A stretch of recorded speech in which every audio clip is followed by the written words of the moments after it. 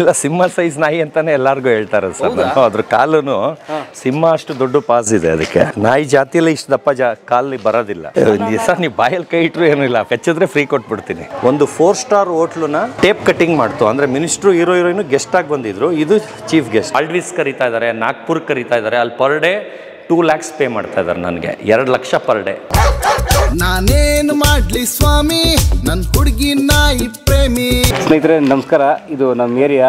ನಮ್ಮ ಮನೆ ಹತ್ರ ಸತೀಶ್ ಸರ್ ಬಂದಿದ್ದಾರೆ. ಸತೀಶ್ ಕಡಬ. ಥ್ಯಾಂಕ್ ಯು ಸರ್, ಕರೆದಿದ್ದಕ್ಕೆ ತುಂಬ ಥ್ಯಾಂಕ್ಸ್ ಸರ್. ಹಾಗೇನಿಲ್ಲ, ಸೊ ನೋಡೋಕೆ ಹೀರೋದರ ಸ್ಮಾರ್ಟ್ ಆಗಿದ್ದಾರೆ. ಸೊ ಒಳಗಡೆ ಇನ್ನೊಬ್ರು ಹೀರೋ ಇದ್ದಾರೆ ಸರ್. ಪ್ಲೀಸ್ ಓಪನ್ ಬನ್ನಿ ಸರ್.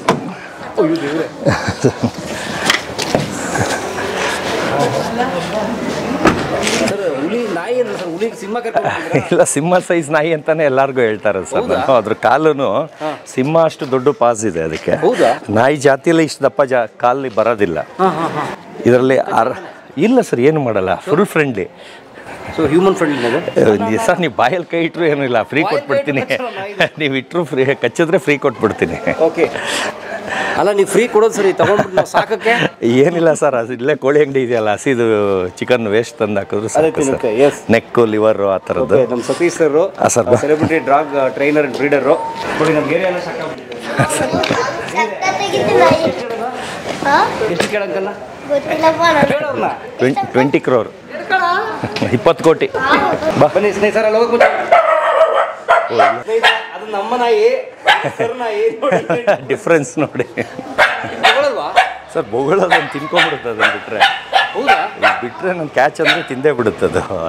ಅದಕ್ಕೆ ನೋಡ್ತಾ ಅಂದ್ರೆ ನಾಯಿಗಳಿಗೆ, ಪ್ರಾಣಿಗಳಿಗೆ ಕಚ್ಚುತ್ತೆ. ಮನುಷ್ಯರಿಗೆ ಏನು ಮಾಡಲ್ಲ, ನಾಯಿಗಳು ಪ್ರಾಣಿಗಳಿಗೆ ಕಚ್ಚುತ್ತೆ. ಓಕೆ, ಬರ ತಗೊಂಡೋಗ ಆಚೆ. ಇದೇನು ಮಾಡಲ್ಲ, ತಿನ್ನಕ್ಕೆ ನೋಡ್ತಾ ಇದೆ. ಒಂದು ಸಿಂಹದ ಥರದ ನಾಯಿ ಸತೀಶ್ ಅವ್ರದ್ದು, ಇನ್ನೊಂದು ನಾಯಿ ಥರದ ನಾಯಿ ನಂದು. ಅಲ್ಲೇ ಇಟ್ಕೊಳಕ್ ಹೇಳಿ, ಹತ್ರ ಬಿಡೋದು ಬೇಡ. ಅಜಗಜ ಅಂತಾರ. ಕಾಲು ದಪ್ಪ ಇಲ್ಲ, ಒಂದು ಕಾಲು ಕಟ್ ಮಾಡಿದ್ರೆ ಆ ವೆಯ್ಟ್. ಅಟ್ಯಾಕ್ ಮಾಡಕ್ ನೋಡ್ತಾ ಇರೋದು.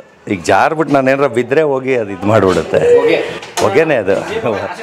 ಒಂದು ಬಾಯಿಗೆ ಹಾಕೋಬಿಡುತ್ತೆ. ಗೇಟ್ ಹಾಕ್ಬಿಡಿ ಎಳಿತಾ ಇದೆ. ಅದು ಕಚ್ಚಕ್ಕೆ ನೋಡ್ತಾ ಇರೋದು. ಅಲ್ಲ ಬರೋ ನೀವು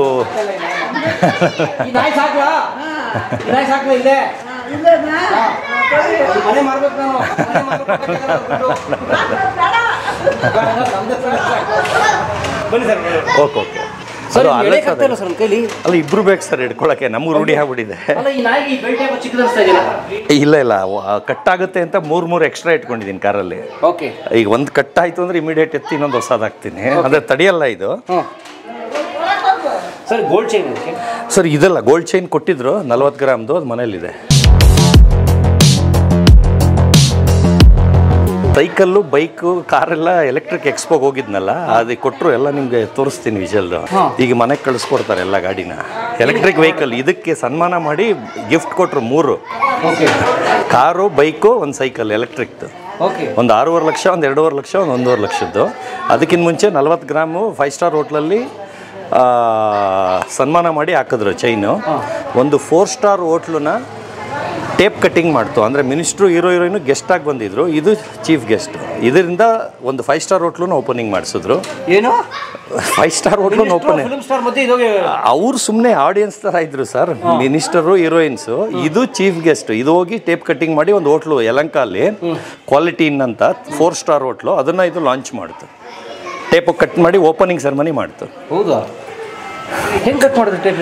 ಅಲ್ಲಲ್ಲ, ಅದನ್ನು ಕಾಲು ಇಟ್ಕೊಂಡು ನಾವು ಹಿಂಗೆ ಕಟ್ ಮಾಡಿಸೋದಷ್ಟೇ. ಅದಕ್ಕೆ ಎಲ್ಲಿ ಅದು ಮಾಡೋಕ್ಕಾಗಲ್ಲ, ಆಗತ್ತೆ. ಕತ್ರಿ ಇಟ್ಕೊಳಕ್ಕಾಗಲ್ಲ. ಓಕೆ, ಇದು ಯಾವ ತಳಿ? ಅಂದರೆ ಯಾವುದು? ಕೊಕೇಶನ್ ಶೆಪರ್ಡ್ ಅಂತ ಸರ್. ಕೊಕೇಶನ್ ಶೆಪರ್ಡ್ ಅಂತ. ಕೊಕೇಶನ್ ಶೆಪರ್ಡ್. ಹಾಂ ಸರ್. ಇದು ಜರ್ಮನ್ ಶೆಪರ್ಡ್ ಜಾತಿಗೆ ಸೇರಿದ್ದೆ. ಆ ಜಾತಿಯಲ್ಲೇ ಬಿಗ್ಗೆಸ್ಟ್ ಜಾತಿ ಇದು. ಅಂದರೆ ತುಂಬ ದೊಡ್ಡದು. ನಾಯಿ ಜಾತಿಲೇ ದೊಡ್ಡದು ಅಂತ ಹೇಳ್ಬೋದು.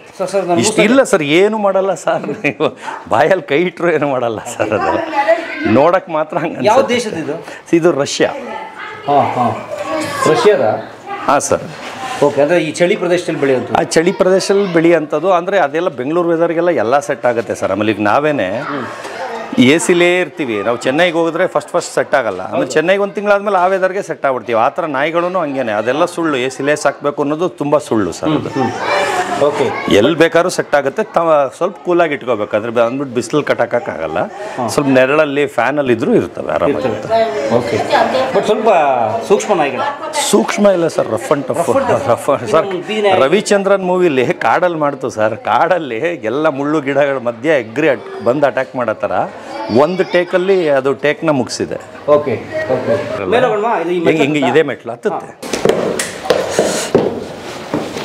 ಓ, ಈಗ ಹೊಸ್ದಾಗಿ ನಾನು ನಿಮ್ಮ ಸರ್ ನನಗೆ ಲೆಕ್ಚರರು. ಯಾವ ಸರ್? ನಿಮ್ದು ಓಪನಿಂಗ್ ಮಾಡಿದ್ರಲ್ಲ, ನಾಗತಳ್ಳಿ ಚಂದ್ರಶೇಖರು, ನನಗೆ ಕನ್ನಡ ಲೆಕ್ಚರರು. ಆಮೇಲೆ ನಮ್ಮನೆ ಮುಂದ್ಗಡೆನೇ ಇದ್ದಿದ್ದವರು. BS college? ಹಾಂ ಸರ್.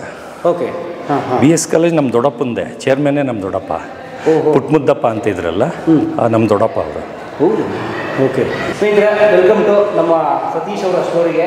ಮತ್ತು ಇದ್ರ ಹೆಸರೇನು ಸರಿ? ಕ್ಯಾಡಬಾಮ್ಸ್ ಹೈಡರ್. ಕ್ಯಾಡಬಾಮ್ಸ್ ಹೈಡರ್ ಸ್ಟೋರಿಗೆ ನಿಮ್ಗೆಲ್ಲರಿಗೂ ಸ್ವಾಗತ. So Satish sir, welcome to ಕರಾಮಾಧ್ಯಮ. Thank you sir. Thank you. ನಮ್ಮ ಮನೆಯವ್ರಿಗೆ ಬಂದ್ರಿ ಸ್ಟುಡಿಯೋ. ಸರಿ, ನಮಗೆ ನೀವು ಮನಸಾರ ಕರಿತೀರಲ್ಲ, ಅದು ಇಷ್ಟ ನಮಗೆ. ಈಗ ಒಬ್ಬೊಬ್ಬರು ಒಂದೊಂದು ಥರ ಆ್ಯಟಿಟ್ಯೂಡಲ್ಲಿ ಇದು ಮಾಡ್ತಾರೆ. ನಮ್ಗೆ ಅದು ಇಷ್ಟ ಆಗಲ್ಲ. ನಾವು ಅವತ್ತಿಂದ ಕಷ್ಟದಿಂದ ಬೆಳೆದು ಬಂದವರು. ನೀವು ಮನಸಾರೆ ಕರೆದ್ರಿ, ಅದಕ್ಕೆ ನಿಮ್ಗೆ ಕಾಯಿಸ್ಬಾರ್ದು ಅಂತ ಅವ್ರು ಊಟ ಅಂತ ಅವ್ರು ಅರ್ಜೆಂಟ್ ಮಾಡ್ತವ್ರೆ. ಅವ್ರಿಗೆ ಊಟ ಕೊಡಿಸದೆ ಬಂದಿದ್ರು ತಪ್ಪಾಗಿರೋದು. ಅವ್ರನ್ನೂ ಊಟ ಕೊಡಿಸಿ ಬಂದೆ. Very nice. ಹೇಳಿ, ಯಾವ ಊರು ತಂದು ಏನು ಸರ್? ನಾನು ನಮ್ಮ ತಂದೆ ಬಂದು ಡಾಕ್ಟರ್ ಕೆ ಶಿವರಾಮ್ ಅಂತ, ಅಸಿಸ್ಟೆಂಟ್ ಡೈರೆಕ್ಟರ್, ಅಂದರೆ ವೆಟರ್ನರಿ ಡಾಕ್ಟರ್ ಆಗಿ ರಿಟೈರ್ಡ್ ಆಗಿದ್ದಾರೆ. ಇವಾಗ ಸಮಾಜ ಸೇವೆ ಎಲ್ಲ ಮಾಡ್ತಾರೆ. ಅಂದರೆ ತುಂಬ KRS ಪಾರ್ಟಿಲಿ ಲಂಚಮುಕ್ತ ಕರ್ನಾಟಕ ಅಂತೆಲ್ಲ ಇದೆಯಲ್ಲ, ಅದರಲ್ಲೆಲ್ಲ ಒಂದು ದೊಡ್ಡ ಪೋಸ್ಟಲ್ಲಿದ್ದಾರೆ.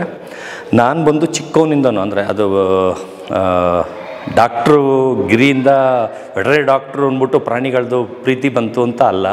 ನಂಗೆ ಚಿಕ್ಕ ಮಗುವಿಂದನೂ ಬೀದಿ ನಾಯಿ ಅಂದರೆ ಹುಚ್ಚು ಸರ್. 6 ವರ್ಷದಿಂದ ನಂಗೆ ಯಾವಾಗ ಬುದ್ಧಿ ಬಂತು, ಅದಕ್ಕಿಂತ ಮುಂಚೆ ನಾನು ಸಾಕೋ ಕೆಪಾಸಿಟಿ ಇರಲಿಲ್ಲ. ಒಂದು 6 ವರ್ಷ ಇದ್ದಾಗ ಅದು ಬೀದಿ ನಾಯಿಗಳಿಗೆ ಊಟ ಹಾಕೋದು, ಅದು ನಮ್ಮನೆ ಒಳಗೆ ಬಂದು ಮರಿ ಹಾಕೋತ್ತಾರ. ಇವಾಗ ಯಾವ್ದಾರು ನಾಯಿ ಕ್ರಾಸಿಂಗ್ ಆಗಿದ್ರೆ, ಕ್ಯಾರಿಂಗ್ ಇದ್ದರೆ ಅದು ಊಟ ಹಾಕಿ ನಮ್ಮನೆ ಕಾಂಪೌಂಡಲ್ಲಿ ಬಂದು ಅದು ಮರಿ ಹಾಕಿ ಅಷ್ಟು ಮರಿನೂ ನಾನು ಸಾಕೋತ್ತಾರ. ಆ ಥರ ತುಂಬ ಹಚ್ಕೊಂಡ್ಬಿಟ್ಟಿದ್ದೆ. ಅಂದರೆ ಅವಾಗ ಅಪ್ಪನೂ ಸಪೋರ್ಟ್ ಮಾಡ್ತಾಯಿದ್ರು, ಊಟ ಹಾಕ್ತಾಯಿದ್ವಿ ಮನೆಯೊಳಗೆಲ್ಲ. ಬರ್ತಾ ಅತಿ ಆಗೋಯ್ತು ಅಂದರೆ ಇರೋಬರ ಬೀದಿಲಿರೋ ನಾಯೆಲ್ಲ ನಮ್ಮ ಮನೆಯೊಳಗೆ ಬಂದು ಮಲ್ಕೊಳ್ಳೋದು. ಆ ಥರ ಆದಾಗ ಅದರಲ್ಲಿ ಒಂದು ಬ್ಲ್ಯಾಕಿ ಅನ್ನೋದು ತುಂಬ ವರ್ಷ ಬದುಕಿತ್ತು. ಅಂದರೆ ತುಂಬ ವರ್ಷ ಅಂದರೆ ಒಂದು ಅದ್ರ ಮಿಕ್ಕಿದ್ದೆಲ್ಲ ರೋಡ್ಗೆ ಹೋಗಿ ಆಕ್ಸಿಡೆಂಟ್ ಆಗಿ ಮರೀಲೆ 4 months 5 months ಇದ್ದಾಗ ಸತ್ತೋಗೋದು. ಇದೊಂದು 1.5 ವರ್ಷ 2.5 ವರ್ಷವರೆಗೂ ಬದುಕಿತ್ತಲ್ಲ. ನನಗೆ ಅದು ಅಟ್ಯಾಚ್ಮೆಂಟ್ ಜಾಸ್ತಿ ಆಗ್ಬಿಟ್ಟಿತ್ತು. ಬ್ಲ್ಯಾಕಿ ಅಂತ ಒಂದು ಬೀದಿ ನಾಯಿ, ತುಂಬ ಅಟ್ಯಾಚ್ಮೆಂಟು. ಯಾವ ಲೆಕ್ಕಕ್ಕೆ ಅಂದರೆ ಅದು ಸತ್ತಾಗ ನಾನು ಒಂದು ರೋಡ್ ಆಕ್ಸಿಡೆಂಟಲ್ಲಿ ಅದು ತೀರೋಗುತ್ತೆ. 1 month ಅಳು ನಿಲ್ಲಿಸಿರಲ್ಲ. ಅಂದರೆ ಅದು ಬಿಟ್ಟು ಬೇರೆ ನಾಯಿಯೂ ಇರುತ್ತೆ, ಅಂದರೆ ಅದ್ರ ಮೇಲೆ ಮಾತ್ರ ಜಾಸ್ತಿ ಅಟ್ಯಾಚ್ಮೆಂಟ್ ಆಗಿಬಿಟ್ಟಿರುತ್ತೆ. ಅದು ತುಂಬ ಅಳ್ತಾ ಇರ್ತೀನಿ. ಯಾವಾಗೇನಂದರೆ ಅಪ್ಪ ಬಂದು ಹೊಸಕೋಟೆಯಲ್ಲಿದ್ದರು.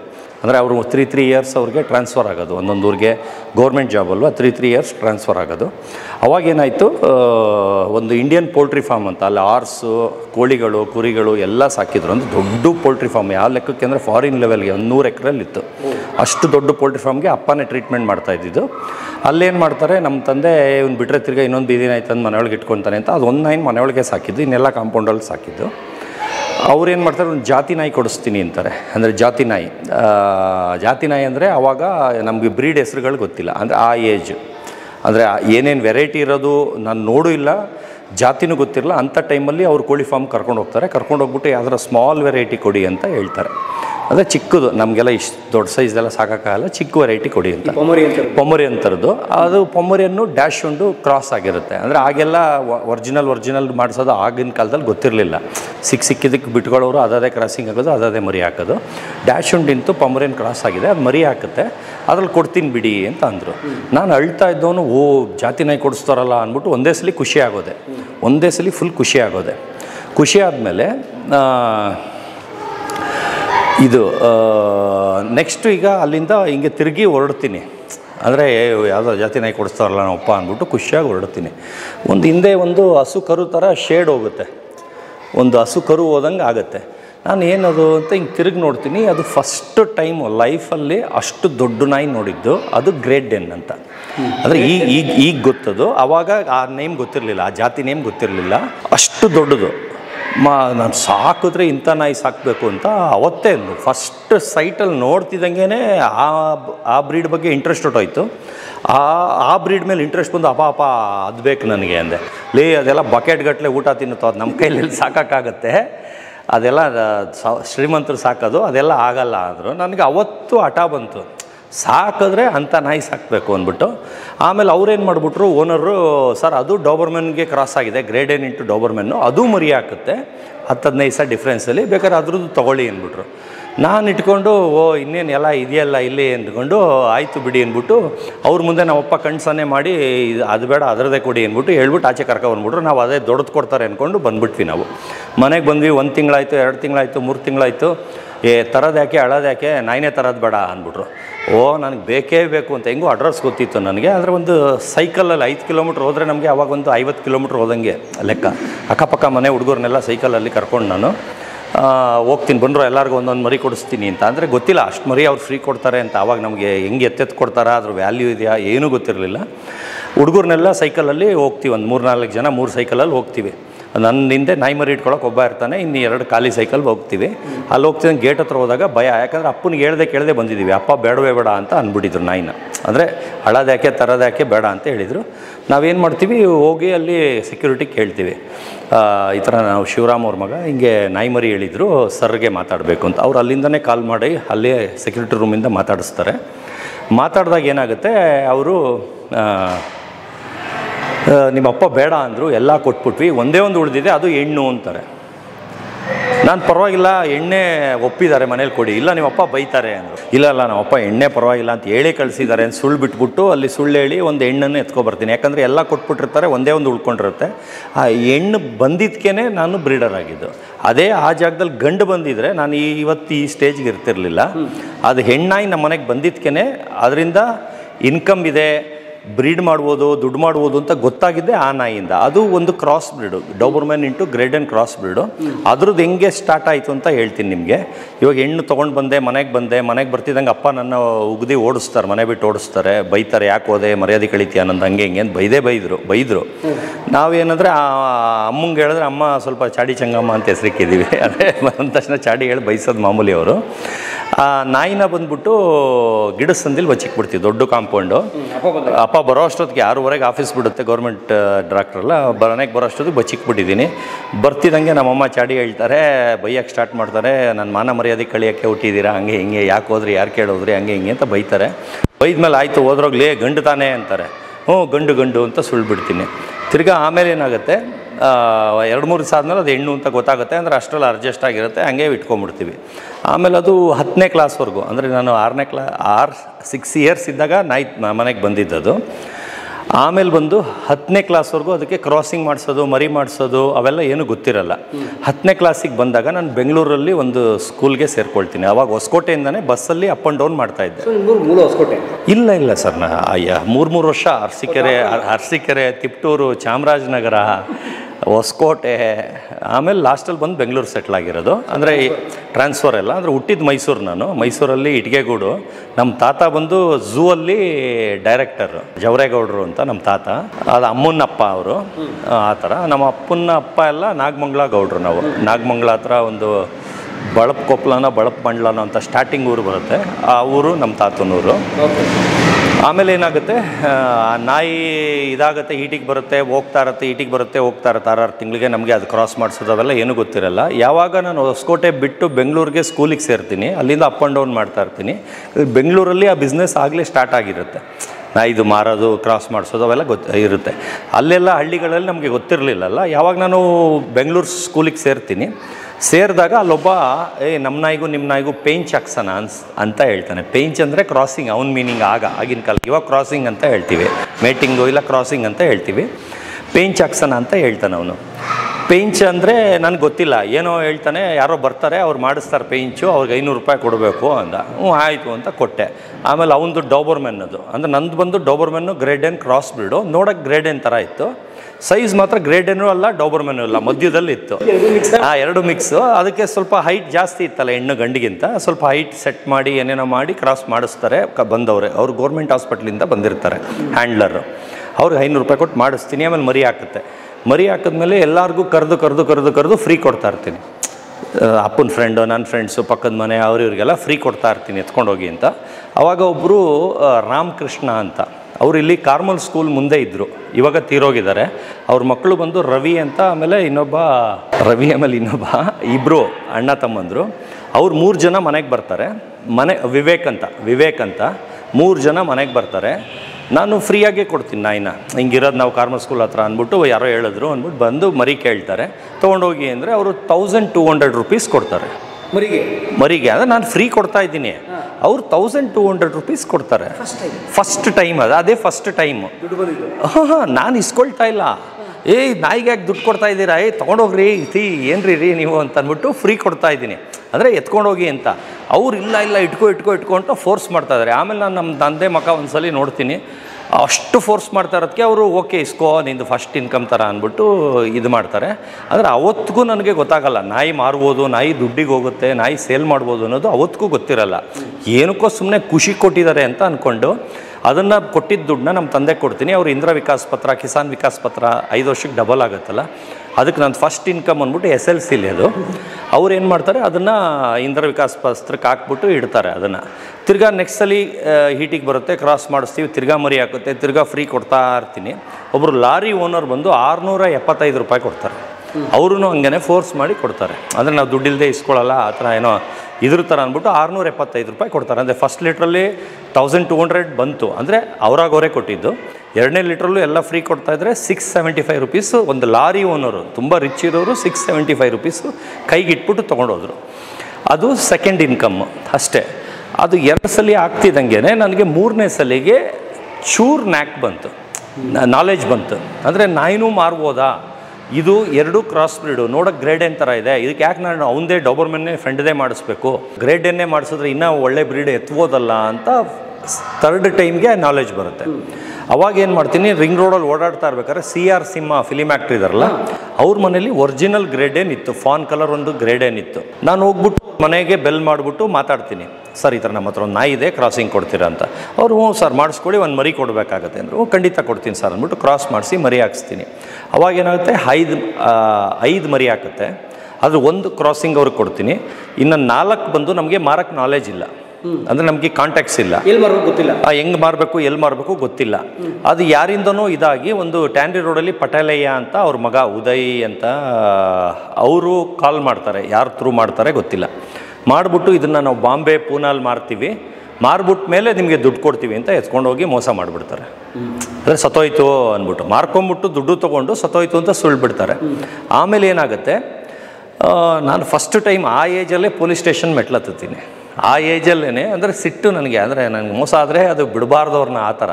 ಆಮೇಲೆ ಅವ್ರ ಏರಿಯಾ ಪೊಲೀಸ್ ಸ್ಟೇಷನ್ಲೇ ಕಂಪ್ಲೇಂಟ್ ಮಾಡ್ತೀನಿ. ಅಲ್ಲಿ ಪೊಲೀಸ್ ಸ್ಟೇಷನ್ ಕರೆಸಿ ಹೊಡೆದು 10,000 ಪ್ಲಸ್ ಒರಿಜಿನಲ್ ಒಂದು ಮರಿ ಇಸ್ಕೊಡ್ತಾರೆ. ಅವ್ರ ಮನೇಲಿ ಒರಿಜಿನಲ್ ಮರಿ ಇರುತ್ತೆ, ನಂದು ಬಂದು ಕ್ರಾಸ್ ಬ್ರೀಡ್ ಇಂಟು ಒರಿಜಿನಲ್ಲು, ಅವ್ರದ್ದು ಒರಿಜಿನಲ್ ಇಂಟು ಒರಿಜಿನಲ್ದು ಒಂದು ಮರಿ ಪ್ಲಸ್ 10,000 ಕ್ಯಾಶ್ ಇಸ್ಕೊಡ್ತಾರೆ. ನಾನು ಮಾತಾಡಿದ್ದವ್ರಿಗೆ ಬರೀ 2,000ಕ್ಕೆ, ಅಂದರೆ 8,000 ಕೊಡಬೇಕಿತ್ತವರು, ಅದಕ್ಕೆ ಡಬಲ್ ಬರುತ್ತೆ ನನಗೆ ಲಾಭ. ಅಂದರೆ 10,000 ಪ್ಲಸ್ ಒಂದು ಮರಿ ಕೊಡಿಸ್ತಾರೆ. ಆ ಒಂದು ಮರಿ ಬಂದಿದ್ದು ಒಂದು ಮರಿನೇ 18,000ಕ್ಕೆ ಮಾರ್ತೀನಿ. 18,000ಕ್ಕೆ ಮಾರ್ತೀನಿ. ಅದು ಲಾಲ್ಬಾಗ್ ಹತ್ರ ಒಂದು ದೊಡ್ಡ ಬಂಗ್ಲಾ ಅವ್ರಿಗೆ 18,000ಕ್ಕೆ ಆಗಿನ ಕಾಲಕ್ಕೆ ಮಾರ್ತೀನಿ. ಇವಾಗ ಅದ್ರದ್ದು 18,000 ಬಂತು, ಇದ್ರದ್ದು 10,000 ಬಂತು. ಹಳೇದು ಒಂದು ಚೂರು ದುಡ್ಡಿತ್ತು. ಅದೇನಾಯಿತು, ಇನ್ನೊಂದು ಸಲಿವರೆಗೂ ಮಾತ್ರ ಅದನ್ನು ಕ್ರಾಸ್ ಮಾಡಿಸ್ತೀನಿ, 4 ಸಲ ಮಾತ್ರ ಅದನ್ನು ಲಿಟ್ರ್ ಮಾಡ್ತೀನಿ. ಅದ್ರ ನೆಕ್ಸ್ಟ್ ಟೈಮ್ ಏನು ಮಾಡ್ತೀನಿ, ಸೀನು ಫಿಶ್ ಆಕ್ವೇರಿಯಂ ಅಂತ ಲಾಲ್ಬಾಗ್ ಹತ್ರ ಅನಿಲ್ ಅಂತ ಅವ್ರ ಮನೇಲಿ ಅದಕ್ಕಿಂತ ಹೈಬ್ರಿಡ್ ಇನ್ನೊಂದಿರುತ್ತೆ, ಅದು 4th ಟೈಮ್ ಅದನ್ನು ಕ್ರಾಸ್ ಮಾಡಿಸ್ತೀನಿ. ಅದ್ರದ್ದು ಮರಿ ಹಾಕತ್ತಲ್ಲ, ಅದನ್ನು ಒಬ್ಬ 2,500 ತೊಗೊಂಡು ಹೋಗ್ತಾನೆ, ಅದ್ರದ್ದು ಕ್ಯಾಶ್ ಬರುತ್ತೆ. ಆವಾಗ ಎಲ್ಲ ಆಯಿತು, ಇದನ್ನು ರಿಟೈರ್ಡ್ ಕೊಟ್ಬಿಡ್ತೀನಿ. ನಾನು ಯಾಕೆ ಈ ಬ್ರೀಡಲ್ಲೇ ಮುಂದುವರಿಬೇಕು, ಇದನ್ನು ಸ್ಟಾಪ್ ಮಾಡೋಣ, ಕ್ರಾಸ್ ಬ್ರೀಡ್ ಯಾಕೆ ಹೆಸರು ಬರಲ್ಲ, ನಾನು ಯಾಕೆ ಇಷ್ಟು ದುಡ್ಡು ಬಂತು, ಇದರಿಂದ ಒಂದು ಒರಿಜಿನಲ್ ಬ್ರೀಡ್ ತೊಗೋಬಾರ್ದು ಅಂತ ಆಗಿನ ಕಾಲಕ್ಕೆ ಒಂದು ಇಂಪೋರ್ಟ್ ಕಮ್ಮನಹಳ್ಳಿಲಿ ಜಾಕೋಬ್ ಅಂತ ಅವ್ರದ್ದು ಬ್ಲೂ ಗ್ರೇಡ್ ಏನೊಂದು ಇಂಪೋರ್ಟ್ ಇರುತ್ತೆ, ಅದ್ರ ಮರಿ ಅವ್ರ ಮನೇಲಿ ಸೇಲ್ಗಿರುತ್ತೆ. ಆಗಿನ ಕಾಲಕ್ಕೆ 28,000, ನನಗೆ 10 ಲಕ್ಷ ಇದ್ದಂಗೆ. ಅಂದರೆ ಅವಾಗ ಸ್ಕೂಲ್, ಅದೇ ಕಾಲೇಜ್ ಒಂದು ಸೆಕೆಂಡ್ PU ಇರ್ತೀನಿ, ಒಂದು 20 ವರ್ಷ. 35 ವರ್ಷ, 35 ಅಲ್ಲ, ನನಗಿವಾಗ 49 ಸರ್. ಅಂದರೆ 10ನೇ ಕ್ಲಾಸಿದ್ದಾಗ 15 ಇಯರ್ಸ್ ಮೈನಸ್ ಮಾಡಿ 30 ಪ್ಲಸ್ 30 ವರ್ಷದಿಂದೇನೆ. 28,000. ಅದು ಬಿಟ್ಬಿಟ್ಟು ನಾನು ಬೇರೆದು ರೀಸೇಲ್ ಎಲ್ಲ ಸ್ಟಾರ್ಟ್ ಮಾಡಿಬಿಟ್ಟಿದ್ದೆ, ಹಂಗಂಗೆ ತರೋದು ಮಾರೋದು ಆ ಥರ ಎಲ್ಲ ಸ್ಟಾರ್ಟ್ ಮಾಡಿದ್ದೆ. ಅಂದರೆ ಒಂದು ದಿನಕ್ಕೆ 10,000 ದುಡಿತಾ ಇದ್ದೆ. ಆಗಿನ ಕಾಲಕ್ಕೆ ದಿನಕ್ಕೆ 10,000 ದುಡಿತಿದ್ದೆ, ದಿನಕ್ಕೆ 10,000 ಖರ್ಚು ಮಾಡ್ತಾಯಿದ್ದೆ ದಿನಕ್ಕೆ. ಅವಾಗ ಕಾಂಪಿಟೇಟರೇ ಇರಲಿಲ್ಲ, ಬೆಂಗಳೂರು ಫುಲ್ 5 ಜನ ಬ್ರೀಡರ್ಸ್ ಇದ್ದಿದ್ದು. ಇವತ್ತು 5 ಲಕ್ಷ ಜನ ಬ್ರೀಡರ್ಸ್ ಇದ್ದಾರೆ. ದಿನಕ್ಕೆ 10,000 ದುಡಿತಿದ್ದೆ, ದಿನಕ್ಕೆ 10,000 ಖರ್ಚು ಮಾಡ್ತಾಯಿದ್ದೆ. ಫ್ರೆಂಡ್ಸ್ಗಳಿಗೆ ಪಕ್ಕದ ರೋಡ್ಗೆ ನಾಳೆ ಅಲ್ಲಿ ಬಂದರು ಅಲ್ಲಿ ಸಿಗೋಣ ಅನ್ನೋಕ್ಕೆ ಅವ್ರಿಗೆ ಕುಡಿಸಿ ತಿನ್ನಿಸಿ ಪಕ್ಕದ ರೋಡಿಗೆ ಬನ್ನಿ ಅಂತ ಹೇಳ್ತಿದ್ದೆ. ನಾನು ಕುಡಿತಾ ಇರಲಿಲ್ಲ, ಅವ್ರಿಗೆ ಕುಡಿಸ್ತಿದ್ದೆ.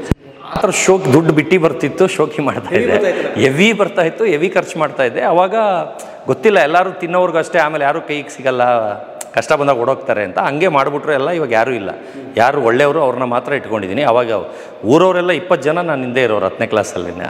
ಅವಾಗಲೇ ದುಡ್ಡಿರೋದು ಅಂತ ಅವಾಗಲೇ ಬರೋಕ್ಕೆ ಸ್ಟಾರ್ಟ್ ಆಗೋದ್ರು. ಅಂದರೆ ಅವಾಗಲೇ ಡೀಲಿಂಗು ಸ್ಟಾರ್ಟ್ ಮಾಡಿಬಿಟ್ಟಿದ್ದೆ, ಅಂದರೆ ರೀಸೇಲ್ ತರೋದು ಮಾರೋದು ಅದೆಲ್ಲ ಸ್ಟಾರ್ಟ್ ಮಾಡಿದ್ದೆ. ಅದು ಆಗ್ತಿದ್ದಂಗೆ ಏನಾಗುತ್ತೆ, 4ನೇ ಸಲ ಆಗ್ತಿದ್ದಂಗೆ ಆ ದುಡ್ಡಲ್ಲಿ ಒಂದು ನಾಯಿ ತೊಗೊಳ್ತೀನಿ, ಅದು ಇಂಪೋರ್ಟ್ದು ಮರಿ ತೊಗೊಳ್ತೀನಿ. ಇವಾಗ ಅದನ್ನು ತಂದರೆ ನಮ್ಮಲ್ಲಿ ಸಾಕಕ್ಕೆ ಬಿಡಲ್ಲ, ನಮ್ಮ ಮನೇಲಿ ತಂದರೆ ಉಗಿತಾರೆ. ಈಗ ಇದೇನಾಗಿದೆ, ಅದನ್ನೇನು ಎಲ್ಲಿ ಊಟ ಹಾಕೋದು, ಎಲ್ಲಿ ಜಾಗ ಇದೆ ಅಂತ ಬೈತಾರೆ. ಅದಕ್ಕೆ ಈಗ ಏನು ಮಾಡೋದು ಅಂದರೆ, ತೊಗೊಳಕ್ಕಿಂತ ಮುಂಚೆನೇ ನನಗೆ ಯಾರು ಫಸ್ಟ್ 1200 ಕೊಟ್ಟರು, ವಿವೇಕು ರವಿ ಅಂತ, ಅವ್ರ ತಂದೆ ರಾಮಕೃಷ್ಣ ಅಂತ, ಅವ್ರಿಗೆ ಅಶೋಕ್ ಗಾರ್ಮೆಂಟ್ಸ್ ಅಂದರೆ EK ಕ್ಯಾಶುವಲ್ಸ್ ಅಂತ ಜಯನಗರಲ್ಲೆಲ್ಲ ಬಟ್ಟೆ ಅಂಗಡಿ ಇತ್ತು, ಅಶೋಕ್ ಗಾರ್ಮೆಂಟ್ಸ್ ಅಂತ, ತುಂಬ ರಿಚ್ ಇದ್ದರು. ಪಾಪ ಕಾರಣಾಂತರದಿಂದ ಏನೋ ಪ್ರಾಬ್ಲಮಲ್ಲಿ ಇದಾದರು. ಫಸ್ಟು ಟೈಮು ಲೈಫಲ್ಲಿ ಟರ್ಮ್ಸ್ ಅಂತ ಸ್ಟಾರ್ಟ್ ಮಾಡಿದ್ದೆ ನಾನು. ಟರ್ಮ್ಸ್ ಅಂದರೆ ನಾಯಿ ಇನ್ವೆಸ್ಟ್ ಮಾಡಿ ನಾನು ತೊಗೊಳ್ತೀನಿ, ನಿಮಗೆ ಸಾಕಕ್ಕೆ ಕೊಡ್ತೀನಿ, ನೀವು ಸಾಕೋದು ನಾನು ದುಡ್ಕೊಳ್ಳೋದು. ಆಮೇಲೆ ಮರಿ ಹಾಕಿದಾಗ 10 ಹಾಕಲಿ 5 ಹಾಕಲಿ, ಒಂದು ಮರಿ ನಿಮಗೆ ಮಿಕ್ಕಿದ್ದು ನನಗೆ, ಅದನ್ನು ಎತ್ಕೊಬಂದು ಮಾರೋದು. ಆ ಥರ ಕಂಡೀಷನಲ್ಲಿ ಫಸ್ಟ್ ಡಾಗ್ನ ಅವ್ರ ಮನೆಗೆ ಕೊಡ್ತೀನಿ, ಅಶೋಕ್ ಗಾರ್ಮೆಂಟ್ಸ್ ಅವ್ರ ಮನೆಗೆ ಕೊಡ್ತೀನಿ. ಅವ್ರ ಮನೆಗೆ ಹೋದರೆ ನಾಯಿಗೆ ಹೆಂಗೆ ನೋಡ್ಕೊತಾ ಇದ್ದಾರೆ ಅಂತ, ಬಾಸುಮತಿ ರೈಸು, ಬನ್ನೂರು ಕುರಿ, ಪಾಪಣ್ಣ ಮಟನ್ ಸ್ಟಾಲ್ದು ಮಟನ್ನು, ಅಂದರೆ ಅಷ್ಟು ರಿಚ್. ಒಂದು 20 ಕಾರ್ ಇರೋದು, ಒಂದು 100 ಜನ ಕೆಲಸದವ್ರು ಇರೋರು. ಬಿರಿಯಾನಿ ಎಲ್ಲ ನಾಯಿಗೆ ಚಿಕನ್ನು ರೈಸ್ ಹೆಂಗೆ ಬೇಯಿಸ್ತಾರೆ ಹಂಗೇ basmati rice, leg piece mutton, ತೊಡೆ ಮಾಂಸ ಹಾಕಿ ಬೇಯಿಸಿರೋರು. ಆ ಬಾಸುಮತಿ ರೈಸ್ ಸ್ಮೆಲ್ಲೇ ಅವ್ರ ಮನೆಗೆ ಹೋದರೆ ಬಿರಿಯಾನಿ ಸ್ಮೆಲ್ ಬರೋದು, ಅಂದರೆ ಗಮ್ ಅಂತ ಬರೋದು, ನಮ್ಮ ಬಾಯಲ್ಲಿ ಜೋಲ್ ಸುರಿಯೋದು. ಈಗಲೂ ನೆನೆಸ್ಕೊಂಡ್ರೆ ಬರುತ್ತೆ ಆ ಥರ. ಅಷ್ಟು ಚೆನ್ನಾಗಿ ಸಾಕ ಮನೆಗೆ ಕೊಟ್ಟೆ. ಅಂತ ಕ್ರೇಜ್ ಇದ್ದಾರೆ, ಅಂಥ ಕ್ರೇಜ್ ಇದ್ದಾರೆ ಸರ್.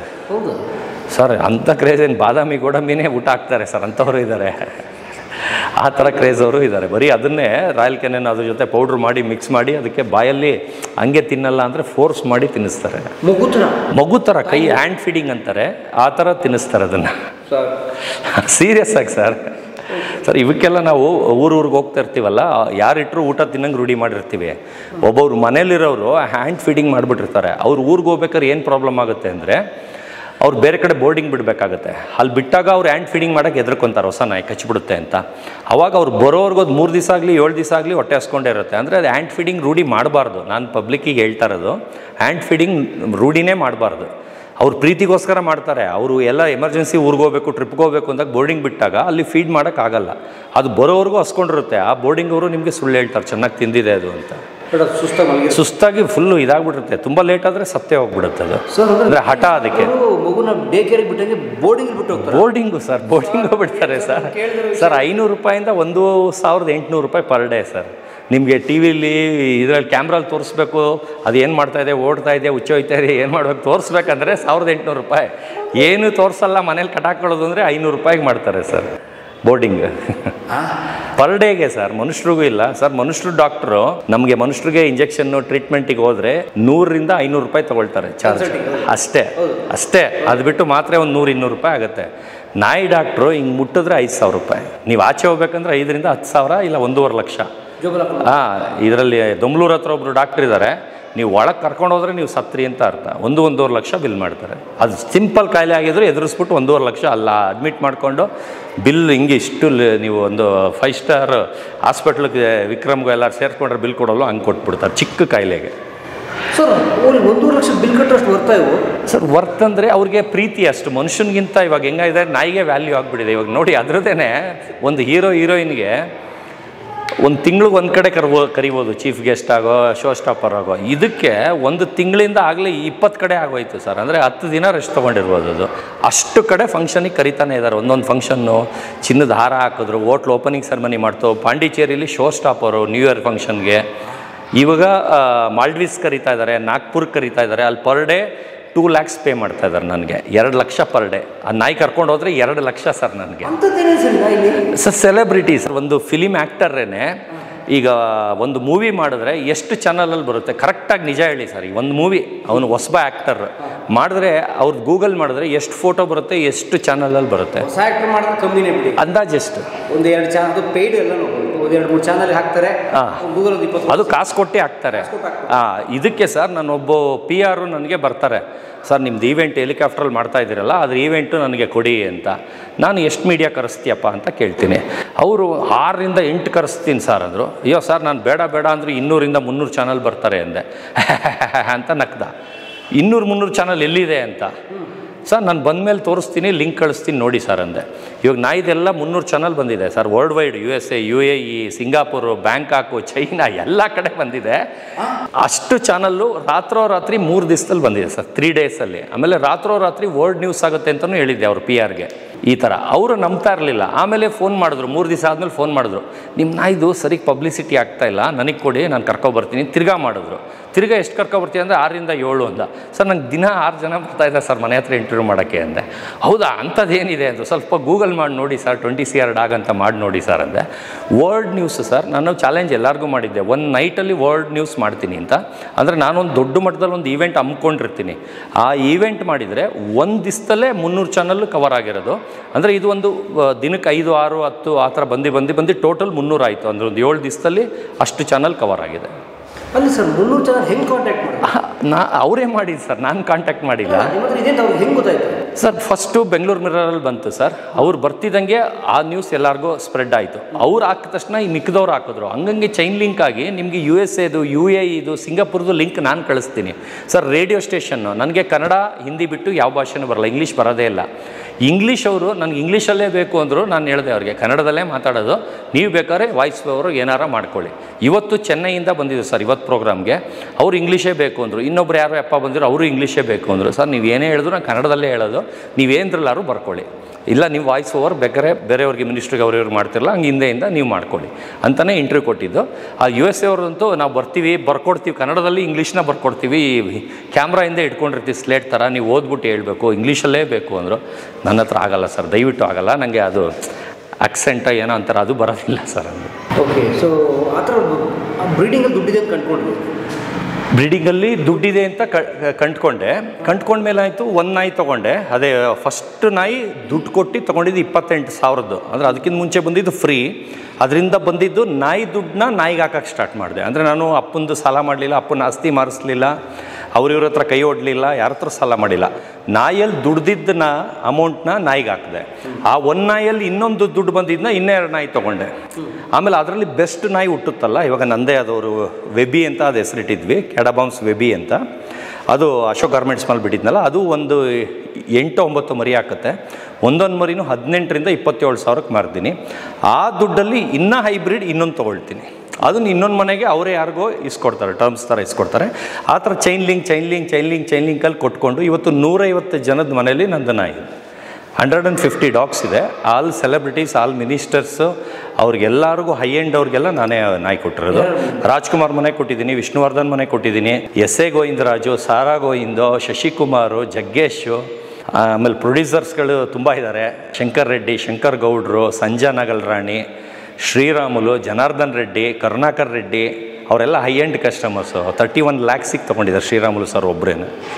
31 lakhs ತೊಗೊಂಡಿದ್ದಾರೆ. ಹಾಂ ಸರ್. ರಾಜ್ಕುಮಾರ್ ಬದುಕಿದ್ದಾಗ ಸರ್ ಡಾಲ್ಮೇಷನ್ನು ಆಮೇಲೆ ಡ್ಯಾಶ್ ಉಂಡು 2 ನಾಯಿ ಕೊಟ್ಟಿದ್ದೀನಿ ಸರ್ ಅವ್ರಿಗೆ. ಅದು ರಾಜ್ಕುಮಾರ್ ಸರ್ ಇದ್ದಾಗ. ವಿಷ್ಣುವರ್ಧನ್ ಮನೆಗೆ ಟಿಬೆಟಿಯನ್ ಮ್ಯಾಸ್ಟಿಫ್ ಕೊಟ್ಟಿದ್ದೀನಿ. S.A. ಗೋವಿಂದರಾಜ್ ಮನೆಗೆ ಜರ್ಮನ್ ಶೆಪರ್ಡು. ಶ್ರೀರಾಮುಲು, ಜನಾರ್ದನ್ ರೆಡ್ಡಿ, ಕರುಣಾಕರ್ ರೆಡ್ಡಿಗೆ English mastiff, rottweiler, Saint Bernard, ಗ್ರೇಡೆನ್ನು, ಹಸ್ಕಿ, ಪಗ್ಗು, ಪಮ್ಮರೇನೇನು, ಲೆಕ್ಕ ಇಲ್ಲದಷ್ಟು ನಾಯಿ ಕೊಟ್ಟಿದ್ದೀನಿ ಅವ್ರಿಗೆ. ಇವಾಗ ಇದ್ರ ಮರಿನೂ ತೊಗೊಳ್ತಾ ಇದ್ದಾರೆ. ಓಕೆ. ಅಂದರೆ ಎಷ್ಟು ವೆರೈಟೀಸ್ ಆಫ್ ನಾಯಿಗಳಿದೆ ಸರ್ ಇಂಡಿಯಾದಲ್ಲಿ?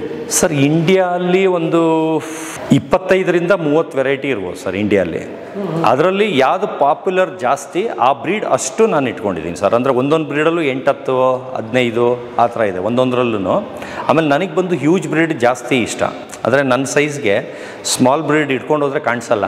ಇವಾಗ ಚಿಕ್ಕ ಬ್ರೀಡ್ ಡ್ಯಾಶ್ ಉಂಡು ಪೊಮರೇನ್ ಇಟ್ಕೊಂಡೋದ್ರೆ ಹೈಟ್ ಜಾಸ್ತಿ ಇದೀನಲ್ಲ ಕಾಣಿಸಲ್ಲ, ಸುಮ್ಮನೆ ಕಾಣಿಸಲ್ಲ. ನಮಗೆ ಇಟ್ಕೊಂಡೋದ್ರೆ ಒಂದು ಸಿಂಹ ಥರ ಇಟ್ಕೊಂಡು ಹೋಗ್ಬೇಕು, ಒಂದು ಗತ್ತಿರಬೇಕು, ರೋಡಲ್ಲಿ ಇಟ್ಕೊಂಡೋದ್ರೆ ಒಂದು ವ್ಯಾಲ್ಯೂ ಇರಬೇಕು.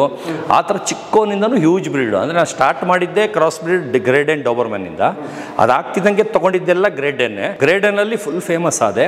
ಅದಾಗ್ತಿದ್ದಂಗೆ ನಿಯೋಪ್ಲೆಟಿನ್ ಮ್ಯಾಸ್ಟಿಫ್ ಅಂತ, ಅದು ವರ್ಲ್ಡ್ಸ್ ನಂಬರ್ 1. ಅಂದರೆ ಅಷ್ಟು ಲೂಸ್ ಸ್ಕಿನ್ನು. ಕ್ಯಾಡಬಾಮ್ಸ್ ಗೋಸ್ಟ್ ಅಂತ ನೀವು ಗೂಗಲ್ ಮಾಡಿದ್ರೆ ಬರುತ್ತೆ. ಕ್ಯಾಡಬಾಮ್ಸ್ ಗೋಸ್ಟ್ ಅಂತ. ವರ್ಲ್ಡಲ್ಲೇ ಅಷ್ಟು ಲೂಸ್ ಸ್ಕಿನ್ ಇಲ್ಲ. ಅದ್ರ ಬೆನ್ನಲ್ಲಿರೋ ಚರ್ಮ ಇಲ್ಲಿಗೆ ಬರುತ್ತೆ, ಅಂದರೆ ಹಿಂಗೆ ಬಗ್ಗಿದ್ರೆ ಬೆನ್ನಲ್ಲಿರೋದು ಇಲ್ಲಿಗೆ ಬಂದು ಮುಚ್ಕೊಬಿಡುತ್ತೆ. ಸತ್ತೋಗಿದೆ ಸರ್. ಅವಾಗ ಹಳೆ ಫಸ್ಟ್ ಸ್ಟಾರ್ಟಿಂಗಿಂದ ಹೇಳ್ತಾ ಇದ್ದೆ, ತುಂಬ ಹಿಂದೆ ವರ್ಷದಿಂದ. ಆದರೆ ಫಸ್ಟ್ ಹೆಸರು ಬಂದಿದ್ದು ನನಗೆ ಹೆಂಗೆ ಅಂತ. ಅಂದರೆ ಫಸ್ಟ್ ಎಲ್ಲ ನಾನು ಶೋಗೆ ಕರ್ಕೊಂಡು ಹೋಗ್ತಿದ್ದೆ. ಆಮೇಲೆ ಒಂದು ಡಾಗ್ ಶೋಗೆ ನಾನು ಕರ್ಕೊಂಡು ಹೋಗ್ಬೇಕಂದ್ರೆ ಬೇರೆಯವರು ಅಂದರೆ ಒಂದು ನಾಯಿನ ಕಾರಲ್ಲಿ ಕರ್ಕೊಬರ್ತಾರೆ, ಇಲ್ಲ ಆಟೋಲ್ಲಿ ಕರ್ಕೊಬರ್ತಾರೆ, ಇಲ್ಲ ಏನಾರ ವೆಹಿಕಲಲ್ಲಿ ಒಂದು ನಾಯಿಗೆ ತಂದು ಶೋ ಮಾಡಿ ಹೋಗ್ತಾರೆ. ನಾನು ಆಗಿನ ಕಾಲದಲ್ಲೇ ಏಚ್ ಆರ್ ಲಾರಿಲಿ 15ರಿಂದ 20 ನಾಯಿ ಶೋ ಕರ್ಕೊಂಡು ಹೋಗ್ತಿದ್ದೆ. ನನ್ನ ಕ್ರೌಡ್ ಪುಲ್ಲರ್ ಅಂತ 30 ವರ್ಷದಿಂದನೇ ಹೇಳೋರು. ಅಂದರೆ ಕ್ರೌಡ್ ಪುಲ್ಲರ್ ಅಂದರೆ ಇವಾಗ ಡಾಗ್ ಶೋ ಗ್ರೌಂಡ್ಗೆ ಒಂದು 200ರಿಂದ 300 ಜನ ಬರ್ತಾರೆ ಅಂತ ಅಂದ್ಕೊಳ್ಳಿ. ಅಲ್ಲಿ ಸತೀಶ್ದು ನಾಯಿ ಬರ್ತಿದೆ ಅಂದರೆ ನೋಡೋಕ್ಕೇ ಒಂದು ಆಗಿನ ಕಾಲಕ್ಕೆ 2000ದಿಂದ 3000 ಜನ ಬರೋರು. 300 ಜನ ಎಲ್ಲಿ, 2000 3000 ಎಲ್ಲಿ, ಅಷ್ಟು ಜನ ನನ್ನ ನಾಯಿಗೆ ಬರೋರು. ಆಮೇಲೆ ನಾನು ಯಾವತ್ತಾರ ಒಂದು ಸಲ 1 ಇಯರ್ ಶೋಗೆ ಹೋಗಲಿಲ್ಲ ಅಂದರೆ, ಸಾರ್ ನೀವಿಲ್ಲ ಅಂದರೆ ಶೋ ನೋಡೋಕ್ಕೆ ಆಗಲ್ಲ ಸಾರ್, ವೇಸ್ಟು, ಸುಮ್ಮನೆ ಹೋಗಿ ಬೇಜಾರಾಗ್ಬಿಡ್ತು, ನೀವು ಬಂದ್ರೇ ಕಲರ್ಫುಲ್ಲು ಅಂತ. ಆಮೇಲೆ ಏನಾಯಿತು, ಬರ್ತಾ ಶೋ ಅವರೇ ನನಗೆ ಫ್ರೀಯಾಗಿ ಎಂಟ್ರಿ ಸ್ಟಾರ್ಟ್ ಮಾಡಿದ್ರು. ಅಂದರೆ ನಾನು ಬಂದರೆ ಅವ್ರಿಗೆ ಕಸ್ಟಮರ್ ಬರ್ತಾರೆ ಅಂತ ಸ್ಟಾಲ್ನ ಇವಾಗ 10x10ಗೆ 10,000, ನನಗೆ 40x80 ಫ್ರೀಯಾಗಿ ಕೊಡೋರು. ಆಮೇಲೆ ಒಂದು ಬ್ಯಾನರ್ ಕಟ್ಟಕ್ಕೆ 5,000. ನಂದು 50 ಬ್ಯಾನರ್ ಕಟ್ಕೊಂಡ್ರು ಕೇಳಲ್ಲ. ಅಂದರೆ ನಾನು ಬಂದರೆ ಜನ ಬರುತ್ತೆ, ಅವ್ರಿಗೆ ಟಿಕೆಟ್ ಸೇಲ್ ಆಗುತ್ತೆ, ನನ್ನಿಂದ ಅವ್ರಿಗೆ ಇನ್ಕಮ್ ಆಗುತ್ತೆ. ಆಗಿನ ಕಾಲಕ್ಕೆ ನನ್ನ ಚೀಫ್ ಗೆಸ್ಟ್ ಥರ ಕರೆಯೋಕ್ಕೆ ಸ್ಟಾರ್ಟ್ ಮಾಡಿಬಿಟ್ರು, ಅಂದರೆ ಡಾಗ್ ಶೋ ನಡೆಸೋರು. ಅದೇನಾಗೋಯ್ತು, ಫುಲ್ ಇದಾಗೋಯ್ತು. ಆಮೇಲೆ ಶೋ ಅಲ್ಲಿ ಒಂದು 3,000 ಪ್ರೈಸ್ ವಿನ್ ಮಾಡಿದ್ದೀನಿ, 300 ನಾಯಿ ಚಾಂಪಿಯನ್ ಮಾಡಿದ್ದೀನಿ.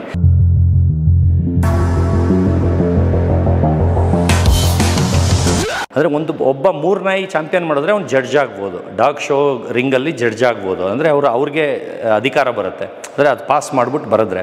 ನಾನು 300 ನಾಯಿ ಚಾಂಪಿಯನ್ ಮಾಡಿದ್ದೀನಿ, 3,000 ಪ್ರೈಸ್ ವಿನ್ ಮಾಡಿದ್ದೀನಿ. ಮನೇಲಿ ಇಡೋಕ್ಕೆ ಜಾಗ ಇಲ್ಲದೆ ಕೆಲಸದವ್ರಿಗೆ ಫ್ರೀಯಾಗಿ ದಾನ ಮಾಡಿದ್ದೀನಿ. ಅಂದರೆ ನಮ್ಮಮ್ಮ ಬೈತಾರೆ ಅಂದ್ಬಿಟ್ಟು ಮೂಟೆಗಳಲ್ಲಿ ಕಾಸ್ಟ್ಲಿದು ಮಾತ್ರ ಇಟ್ಕೊಂಡಿದ್ದೀನಿ. ಚಿಕ್ಕದೆಲ್ಲ ಕೆಲಸದವ್ರಿಗೆ, ನನ್ನ ಜೊತೆ ಫ್ರೆಂಡ್ಸ್ ಬಂದವ್ರಿಗೆ ಅವ್ರಿಗೆಲ್ಲ ದಾನ ಮಾಡಿದ್ದೀನಿ. ಅದು ಬಿಟ್ಟು ಏನಾಯ್ತು, ಇವಾಗ ಒಂದು ಲೆವೆಲ್ಗೆ ಹೆಸರಾಗೋಯ್ತು. ಈಗ ಹೆಸರಾದಮೇಲೆ ನಾನು ತಿರ್ಗಾ ಶೋಗೆ ಹೋಗ್ತಾಯಿದ್ರೆ ವ್ಯಾಲ್ಯೂ ಇರಲ್ಲ.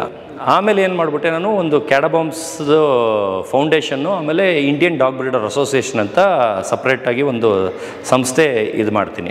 ಅಂದರೆ ಈಗ ಬೀದಿ ನಾಯಿಗಳಿಗೆ ಊಟ ಹಾಕೋದು, ಹಸುಗಳಿಗೆ, ಹದ್ದುಗಳಿಗೆ, ಪಕ್ಷಿಗಳಿಗೆ, ಕಾಗೆಗಳಿಗೆ. ಇವತ್ತು ಮನೆ ಮೇಲೆ ಸರ್ ಬೆಳಿಗ್ಗೆ ಇವೆಲ್ಲ ತಿಂದು ಬಿಟ್ಟಿದ್ದು ಒಂದು 200 ಕಾಗೆ 200 ಹದ್ದು ತಿನ್ನಬೇಕು. ಮನೆ ಮುಂದೆ ಬೀದಿ ನಾಯಿಗಳು ಒಂದು 25-30 ನಾಯಿ ತಿನ್ನಬೇಕು. ಅದೇನಂದರೆ ಬೆಳಿಗ್ಗೆ ಹೊತ್ತು ಹಾಕಿದ್ರೆ ಅಕ್ಕಪಕ್ಕ ಮನೆಯವ್ರು ಬೈತಾರೆ. ಆಮೇಲೆ ಬೆಳಗಿನ ಜಾವ ಹಾಕಿದ್ರೆ ಇಲ್ಲ ರಾತ್ರಿ ಹಾಕ್ಬಿಟ್ರೆ ಯಾರಿಗೂ ಗೊತ್ತಾಗಲ್ಲ, ಅವು ಸೈಲೆಂಟಾಗಿ ತಿನ್ಕೊಂಡು ಹೊಟ್ಟೋಗ್ತವೆ. ಈ ಕಾಗೆ ಹದ್ದು ಬಂದು ಬೆಳಗ್ಗೆ ಅಷ್ಟೊತ್ತಿಗೆ ಬಂದುಬಿಡ್ತವೆ, ಬೆಳಕು ಹಾಕ್ತಿದ್ದಂಗೆ 6 ಗಂಟೆಗೆ ಬಂದು ತಿನ್ಕೊಂಡು ಹೊಟ್ಟೋಗ್ತವೆ. ನಾವೇನಾರು 10 ಗಂಟೆಗೆ ಹಾಕಕ್ಕೆ ಹೋದರೆ ಅವ್ರು ಎದ್ದು ಬಂದುಬಿಟ್ಟು ಮನೆ ಮೇಲೆಲ್ಲ ಹೇಳ್ತಿರುತ್ತೆ, ಕಾಗೆಗಳು ಗಲೀಜು ಮಾಡುತ್ತೆ ಅಂತ ಬೈತಾರೆ. ಅಂದರೆ ಊಟ ಹಾಕ್ಬೇಡಿ ನೀವು, ಹಾಕೋದಕ್ಕೆ ಬಂದು ಗಲೀಜು ಮಾಡ್ತವೆ ಅಂತ. ನಾನು ಅದಕ್ಕೇನು ಮಾಡ್ತೀನಿ, ರಾತ್ರಿ ಇವಕ್ಕೆ ಹಾಕ್ತಾನೆ ಜಾಸ್ತಿ ಹಾಕಿ ಇಟ್ಬಿಡ್ತೀನಿ. ಅಂದರೆ ಉಳಿದಿದ್ದು ತಿನ್ನೋದು ಅಂತ ಅವ್ರು ಅಂದ್ಕೊಳ್ಳೋದು ಪಕ್ಕದ ಮನೆಯವರು. ನಾನು ಪರ್ಪಸ್ಲಿ ಕಾಗೆ ಹದ್ದು ತಿನ್ನಲಿ ಅಂತಲೇ ಹಾಕೋದು.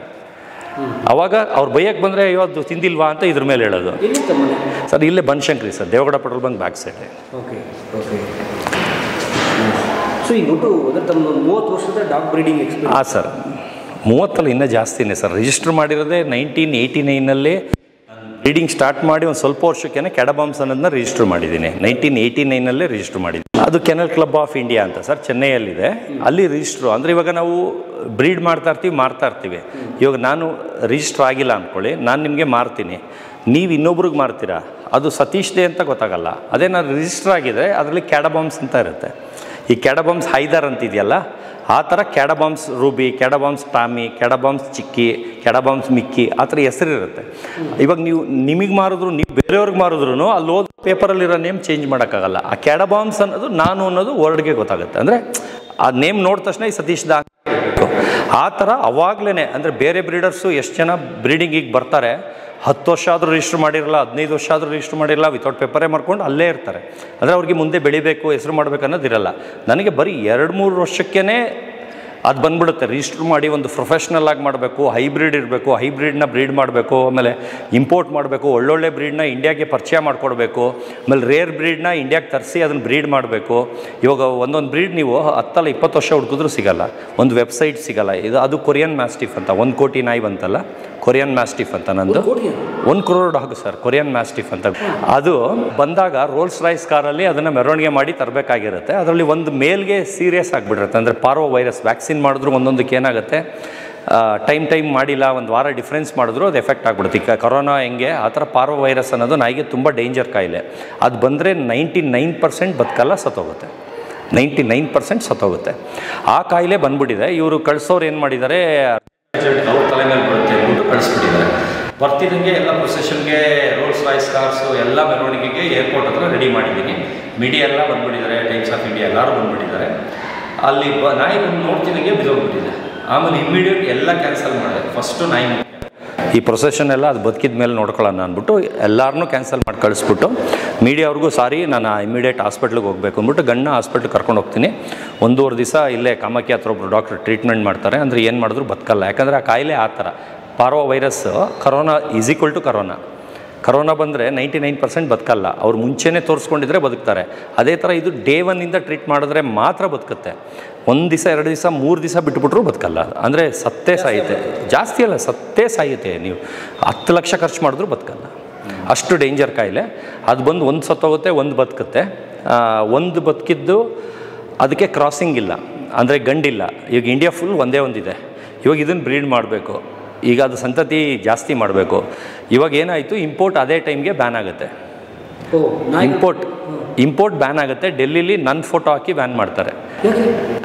ಅಂದರೆ ನಾಯಿಯಲ್ಲಿ ಇನ್ಕಮ್ ಇದೆ, ಇವ್ರಿಗೆ ಟ್ಯಾಕ್ಸ್ ಮಾಡಬೇಕು ಅಂತ. ಅಂದರೆ ವರ್ಲ್ಡ್ ವೈಡು ಪ್ರಾಣಿಗಳಿಗೆ ಟ್ಯಾಕ್ಸೇ ಇಲ್ಲ, ಟ್ಯಾಕ್ಸ್ ಮಾಡೋಕ್ಕೂ ಆಗಲ್ಲ. ಅಲ್ಲ, ಅದು ಇರೋದೇ ಹಂಗೆ. ನೀವು ಕೋಳಿ ಫಿಶ್ಶುಗೆ ಬಿಲ್ ಕೊಡ್ತಾರಾ? ನಿಮಗೆ ಕುರಿ ತೊಗೊಂಡ್ರೆ ಬಿಲ್ ಕೊಡ್ತಾರಾ? ಮಟನ್ ಅಂಗಡಿಯಲ್ಲಿ ಬಿಲ್ ಕೊಡ್ತಾರಾ? ಟ್ಯಾಕ್ಸೇ ಇಲ್ಲ ಸರ್. ನಾಯಿಗೆ ಟ್ಯಾಕ್ಸ್ ಇಲ್ಲ. ಅಂದರೆ ಅವ್ರಿಗೇನಾಯಿತು, ಅಲ್ಲಿ ಇರೋರಿಗೆ ಮೇಯ್ನ್ ಗೌರ್ಮೆಂಟ್ ಅವ್ರಿಗೆ ನಾಯಿಯಲ್ಲಿ ಇವ್ರು ಇಷ್ಟು ಸಂಪಾದನೆ ಮಾಡ್ತಾವ್ರೆ, ಇದನ್ನು ಟ್ಯಾಕ್ಸಬಲ್ ಮಾಡಬೇಕು ಅಂತ ಕಾರಣದಿಂದ ನನ್ನ ಫೋಟೋ ಡೆಲ್ಲಿಲಿ ಹಾಕಿ ಬ್ಯಾನ್ ಮಾಡ್ತಾರೆ. ಅಂದರೆ ಇಂಪೋರ್ಟ್ ಡಾಗ್ ಬ್ಯಾನ್ಡ್ ಅಂತ ನನ್ನ ಫೋಟೋ ಇರುತ್ತಲ್ಲಿ. ಅಂದರೆ ನನ್ನ ಫೋಟೋ ಅಂದರೆ ಆ ಕೊರಿಯನ್ ಮ್ಯಾಸ್ಟಿಫ್ 1 ಕೋಟಿ ನಾಯಿ ಜೊತೆ ಡೆಲ್ಲಿ ನ್ಯೂಸ್ ಪೇಪರಲ್ಲಿ. ಆದ್ರೂ ಮಾಡೋಕ್ಕಾಗಲ್ಲ ಸರ್, ಅವರು ಟ್ಯಾಕ್ಸ್ ಮಾಡೋಕ್ಕಾಗಲ್ಲ. ಯಾಕಂದರೆ ಪ್ರಾಣಿಗಳಿಗೆ ವರ್ಲ್ಡ್ ವೈಡ್ ಟ್ಯಾಕ್ಸ್ ಇಲ್ಲ. ಪ್ರಾಣಿಗಿಲ್ಲ ಸರ್. ಸರ್, ಈ ಕೋಳಿಗೆ ಟ್ಯಾಕ್ಸ್ ಇದೆಯಾ ಸರ್? ಕೋಳಿ ಅಂಗಡಿಯವ್ನು ಟ್ಯಾಕ್ಸ್ ಕಟ್ತಾನ? ಕುರಿ ಅಂಗಡಿಯವ್ನು ಕಟ್ತಾನ? ಇಲ್ಲ ಬಿಲ್ ಕೊಡ್ತಾನ ನಿಮಗೆ? ಇಲ್ಲ ಸರ್. ಹಸುಗೂ ಇಲ್ಲ, ಮೇಕೆಗಿಲ್ಲ, ಪಕ್ಷಿಗೂ ಏನಕ್ಕೂ ಇಲ್ಲ ಸರ್. ನೀವು ಫುಡ್ಡು, ಡಾಗ್ ಫುಡ್ಡು ಅದೆಲ್ಲ ಮಾರಿದ್ರೆ ಅದಕ್ಕಿದೆ ಟ್ಯಾಕ್ಸ್ ಎಲ್ಲ. ಪ್ರಾಣಿಗಳಿಗೆ ಬರೋದೇ ಇಲ್ಲ. ಅವ್ರು ಮಾಡೋಕ್ಕೂ ಆಗಲ್ಲ, ಫ್ಯೂಚರು ಮಾಡೋಕ್ಕಾಗಲ್ಲ. ಸೊ ಆ ಥರ ಅಂದರೆ ತುಂಬ ದುಡಿತಿದ್ರಿ ಅಂತ ಇಂಪೋರ್ಟ್ ಬ್ಯಾನ್ ಮಾಡೋದು. ಇದರಲ್ಲಿ ಇಷ್ಟೊಂದು ಇನ್ಕಮ್ ಇದೆಯಾ, ಇವನು 1 ಕೋಟಿ ಕೊಟ್ಟು ನಾಯಿ ತೊಗೊಂಬಂದವನಲ್ಲ, ಎಷ್ಟು ಲಾಭ ಇರಬೇಕು ಇವನಿಗೆ ಅಂದ್ಬಿಟ್ಟು ಎಲ್ಲರಿಗೂ ತೊಂದರೆ ಮಾಡೋಕ್ಕೆ ಬ್ಯಾನ್ ಮಾಡಿದ್ರು. ಅಂದರೆ ಅದು ಆಗಲ್ಲ, ಅವ್ರು ಮಾಡೋಕ್ಕಾಗಲ್ಲ. ಯಾಕಂದರೆ ಅದು ಹಳೆ ಏನಂತ ರೂಲ್ಸ್ ಆ್ಯಂಡ್ ರೆಗ್ಯುಲೇಷನ್ಸಲ್ಲಿ ಇದೆ ಅದು. ಅದಕ್ಕೆ ಟ್ಯಾಕ್ಸ್ ಮಾಡೋಂಗೇ ಇಲ್ಲ, ಪ್ರಾಣಿಗಳಿಗೆ ಟ್ಯಾಕ್ಸ್ ಮಾಡೋಂಗೇ ಇಲ್ಲ. ಬ್ಯಾನ್ ಆಯಿತು. ಆಮೇಲೆ ನಾನು ಈ ಗಂಡು ತರ್ಸೋಕ್ಕಾಗಲಿಲ್ಲ. ಇವಾಗ ಅದ್ರದ್ದು ಮರಿ ಮಾಡಿಸ್ಬೇಕು, ಏನು ಮಾಡೋದು ಅಂದ್ಬಿಟ್ಟು ಅಲ್ಲಿಂದ ಸೆಮೆನ್ನ ಇಂಪೋರ್ಟ್ ಮಾಡ್ತೀನಿ. ಅದೇ ಜ್ಯೂಸ್ನ ಅಲ್ಲಿಂದ ಇಂಪೋರ್ಟ್ ಮಾಡ್ತೀನಿ. ಸ್ಪರ್ಮ್ಸ್ ತರಿಸಿ ಆರ್ಟಿಫಿಷಿಯಲ್ ಇನ್ಸುಮಿನೇಷನ್ ಡಾಕ್ಟರ್ ಹತ್ರ ಮಾಡಿಸ್ತೀನಿ. ಅದು 4 ಮರಿ ಹಾಕುತ್ತೆ, 2 ಸತ್ತೋಗುತ್ತೆ, 2 ಬದುಕುತ್ತೆ. ಅಂದರೆ ಹುಡ್ತಾನೆ ಒಳಗಿಂದನೇ 2 ಸತ್ತು ಆಚೆ ಬರುತ್ತೆ, 2 ಬದುಕುತ್ತೆ. ಇವತ್ತು ಕೊರಿಯನ್ ಮ್ಯಾಸ್ಟಿಫ್ ಅಂದರೆ ಇಂಡಿಯಾಲಿರೋದು ಅಮ್ಮ 2 ಮಕ್ಕಳು ಅಷ್ಟೇ. 3 ನಾಯಿ ಇರೋದು, ಅದು ನನ್ನ ಹತ್ರ ಮಾತ್ರ.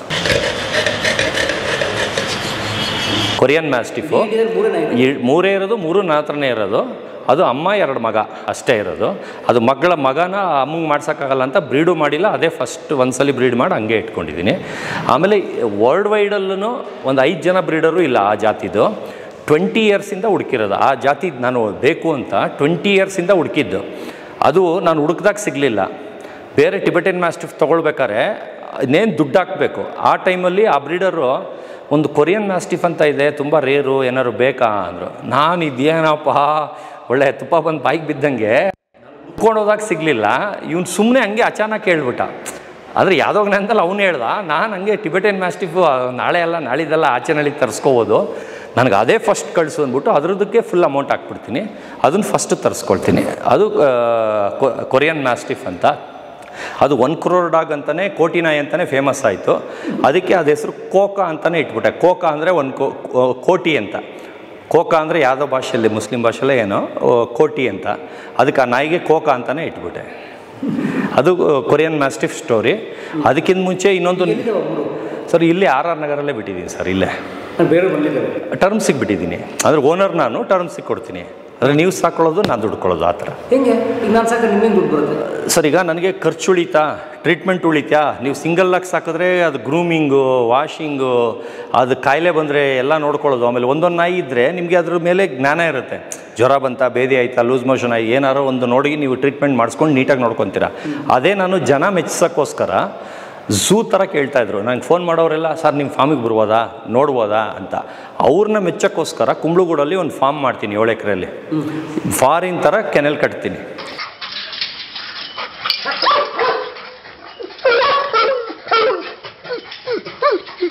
ಫಾರಿನ್ ಥರ ಕಟ್ತೀನಿ. ಹೆಂಗಂದ್ರೆ ಜನ ಬರ್ತಿದ್ದಂಗೆ ವಾವ್ ಅನ್ಬೇಕು ಆ ಥರ. ಆ ಜನಕ್ಕೆ ಹೊಗಳಿಸ್ಕೊಳ್ಳೋಕ್ಕೋಸ್ಕರ 150 ನಾಯಿ ತಂದು ಅಲ್ಲಿ ಹಾಕ್ಕೊಳ್ತೀನಿ. ತಿಂಗಳಿಗೊಂದು ನಾಯಿ ಸತ್ತೋಗ್ತಾಯಿದೆ, ಒಂದು ನಾಯಿ ಮರಿ ಆಗ್ತಾಯಿಲ್ಲ, ಎಲ್ಲ ನಾಯಿ ಅಬೋಷನ್ ಆಗ್ತಾಯಿದೆ. ಕೆಲಸದವ್ರು ಕತ್ಕೊಂಡು ಓಡೋಗ್ತಾ ಇದ್ದಾರೆ, ಕೆಲಸದವ್ರು ಬಿಟ್ಟು ಹೋದರೆ ನಾನು ಎಲ್ಲಿ ಬಾಚಬೇಕು? ಈ ಥರ ಫುಲ್ಲು ಪ್ರಾಬ್ಲಮ್ ಆಗಿ ಫುಲ್ಲು ಮೂಳೆ ಬಿಟ್ಕೊಬಿಡ್ತೀನಿ ನಾನು. ಅಂದರೆ ಟೆನ್ಷನ್ನು, ಕೆಲಸ ಜಾಸ್ತಿ, ಒಂದು ರೂಪಾಯಿ ಲಾಭ ಇಲ್ಲ, ಆ ಥರ ಫುಲ್ಲು ಲಾಸು. ಆದರೆ ಕೆನೆಲ್ ಮಾಡಿದ್ರೆ ಲಾಸು ಸರ್. ಕೆನೆಲ್ ಮಾಡಬಾರ್ದು. ಒಂದು ಮನೇಲಿ ಒಂದು ನಾಯಿ ಇದ್ರೇ ಲಾಭ. ಕೆನೆಲ್ ಅಂದರೆ ನಾಯಿಗೆ ಬಾಕ್ಸ್ ಥರ 10x10 10x10 10x10 ಆ ಥರ ಫುಲ್ ಝೂ ಥರ. ಅದಕ್ಕೆ ಆಮೇಲೆ ಓಡಾಡೋಕ್ಕೆ ಒಂದು 40x80 ಅದಕ್ಕೆ ರನ್ನಿಂಗ್ ಸ್ಪೇಸು, ಆ ಥರ ಒಂಥರ ಪಾತ್ವೇ ಥರ ಅದಕ್ಕೆ ಓಡಾಡೋಕ್ಕೆ, ಎಕ್ಸಸೈಸ್ಗೆ ಆ ಥರ ಎಲ್ಲ ಒಂದು ಝೂ ಥರ ಮಾಡಿದ್ದೆ. ಇವ್ರು ಬರೋರೆಲ್ಲ ಕಸ್ಟಮರ್ ಏನು ಮಾಡೋದು, ಎಲ್ಲ ವಿಂಡೋ ಶಾಪಿಂಗು.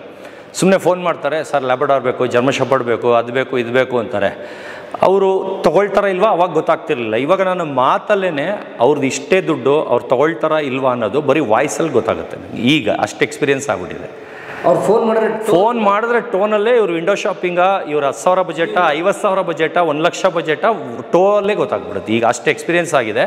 ಅದನ್ನು ಬಿಟ್ಬಿಡಿ ಸರ್. ಇನ್ನೊಂದು ಆಶ್ಚರ್ಯ ಪಡ್ತೀರಾ, ನಾಯಿನ ಟರ್ಮ್ಸಿಗೆ ಬಿಟ್ಟಿರ್ತೀನಿ, ನೀನು ಹೋಗಿ ನೋಡ್ತೀಯಾ ಅಂತ ಎಲ್ಲರೂ ಕೇಳ್ತಾರೆ. ಅಂದರೆ ಮನೆಗೂ ಹೆಂಗೆ ಗೊತ್ತಾಗುತ್ತೆ ಅವ್ರು ಮೋಸ ಮಾಡಿಬಿಟ್ರೆ ಅಂತ. ನಾನು ಕೂತಿದ್ದ ಕಡೆನೇ ಎಲ್ಲೋಗಿ ನಂದಲ್ಲಿರ್ತೀನಿ. ಟಕ್ಕಂತ ಯಾವುದೋ ನಾಯಿ ಜ್ಞಾಪಕ ಬರುತ್ತೆ, ಅದು ಈಟಿಗೆ ಬರಬೇಕಿತ್ತಲ್ವ ಇವತ್ತು ಅಂದ್ಬಿಟ್ಟು ಟಕ್ಕಂತ ಫೋನ್ ಹೊಡಿತೀನಿ. ಸರ್ ಇವತ್ತು ಬೆಳಗ್ಗೆ ಬಂತು ಹೆಂಗೆ ಗೊತ್ತಾಯ್ತು ಸರ್ ಅಂತಾರೆ. ಅಂದರೆ ನಂದು 6th ಸೆನ್ಸ್, ಅಂದರೆ ಅಷ್ಟು ಎಕ್ಸ್ಪೀರಿಯೆನ್ಸ್ ಆಗಿಬಿಟ್ಟಿದೆ. ಅಂದರೆ ನಾನು ಫೋನ್ ನೋಡಿದ್ರೆ ಅವತ್ತೇ ಅದು ಈಟಿಗೆ ಬಂದಿರುತ್ತೆ.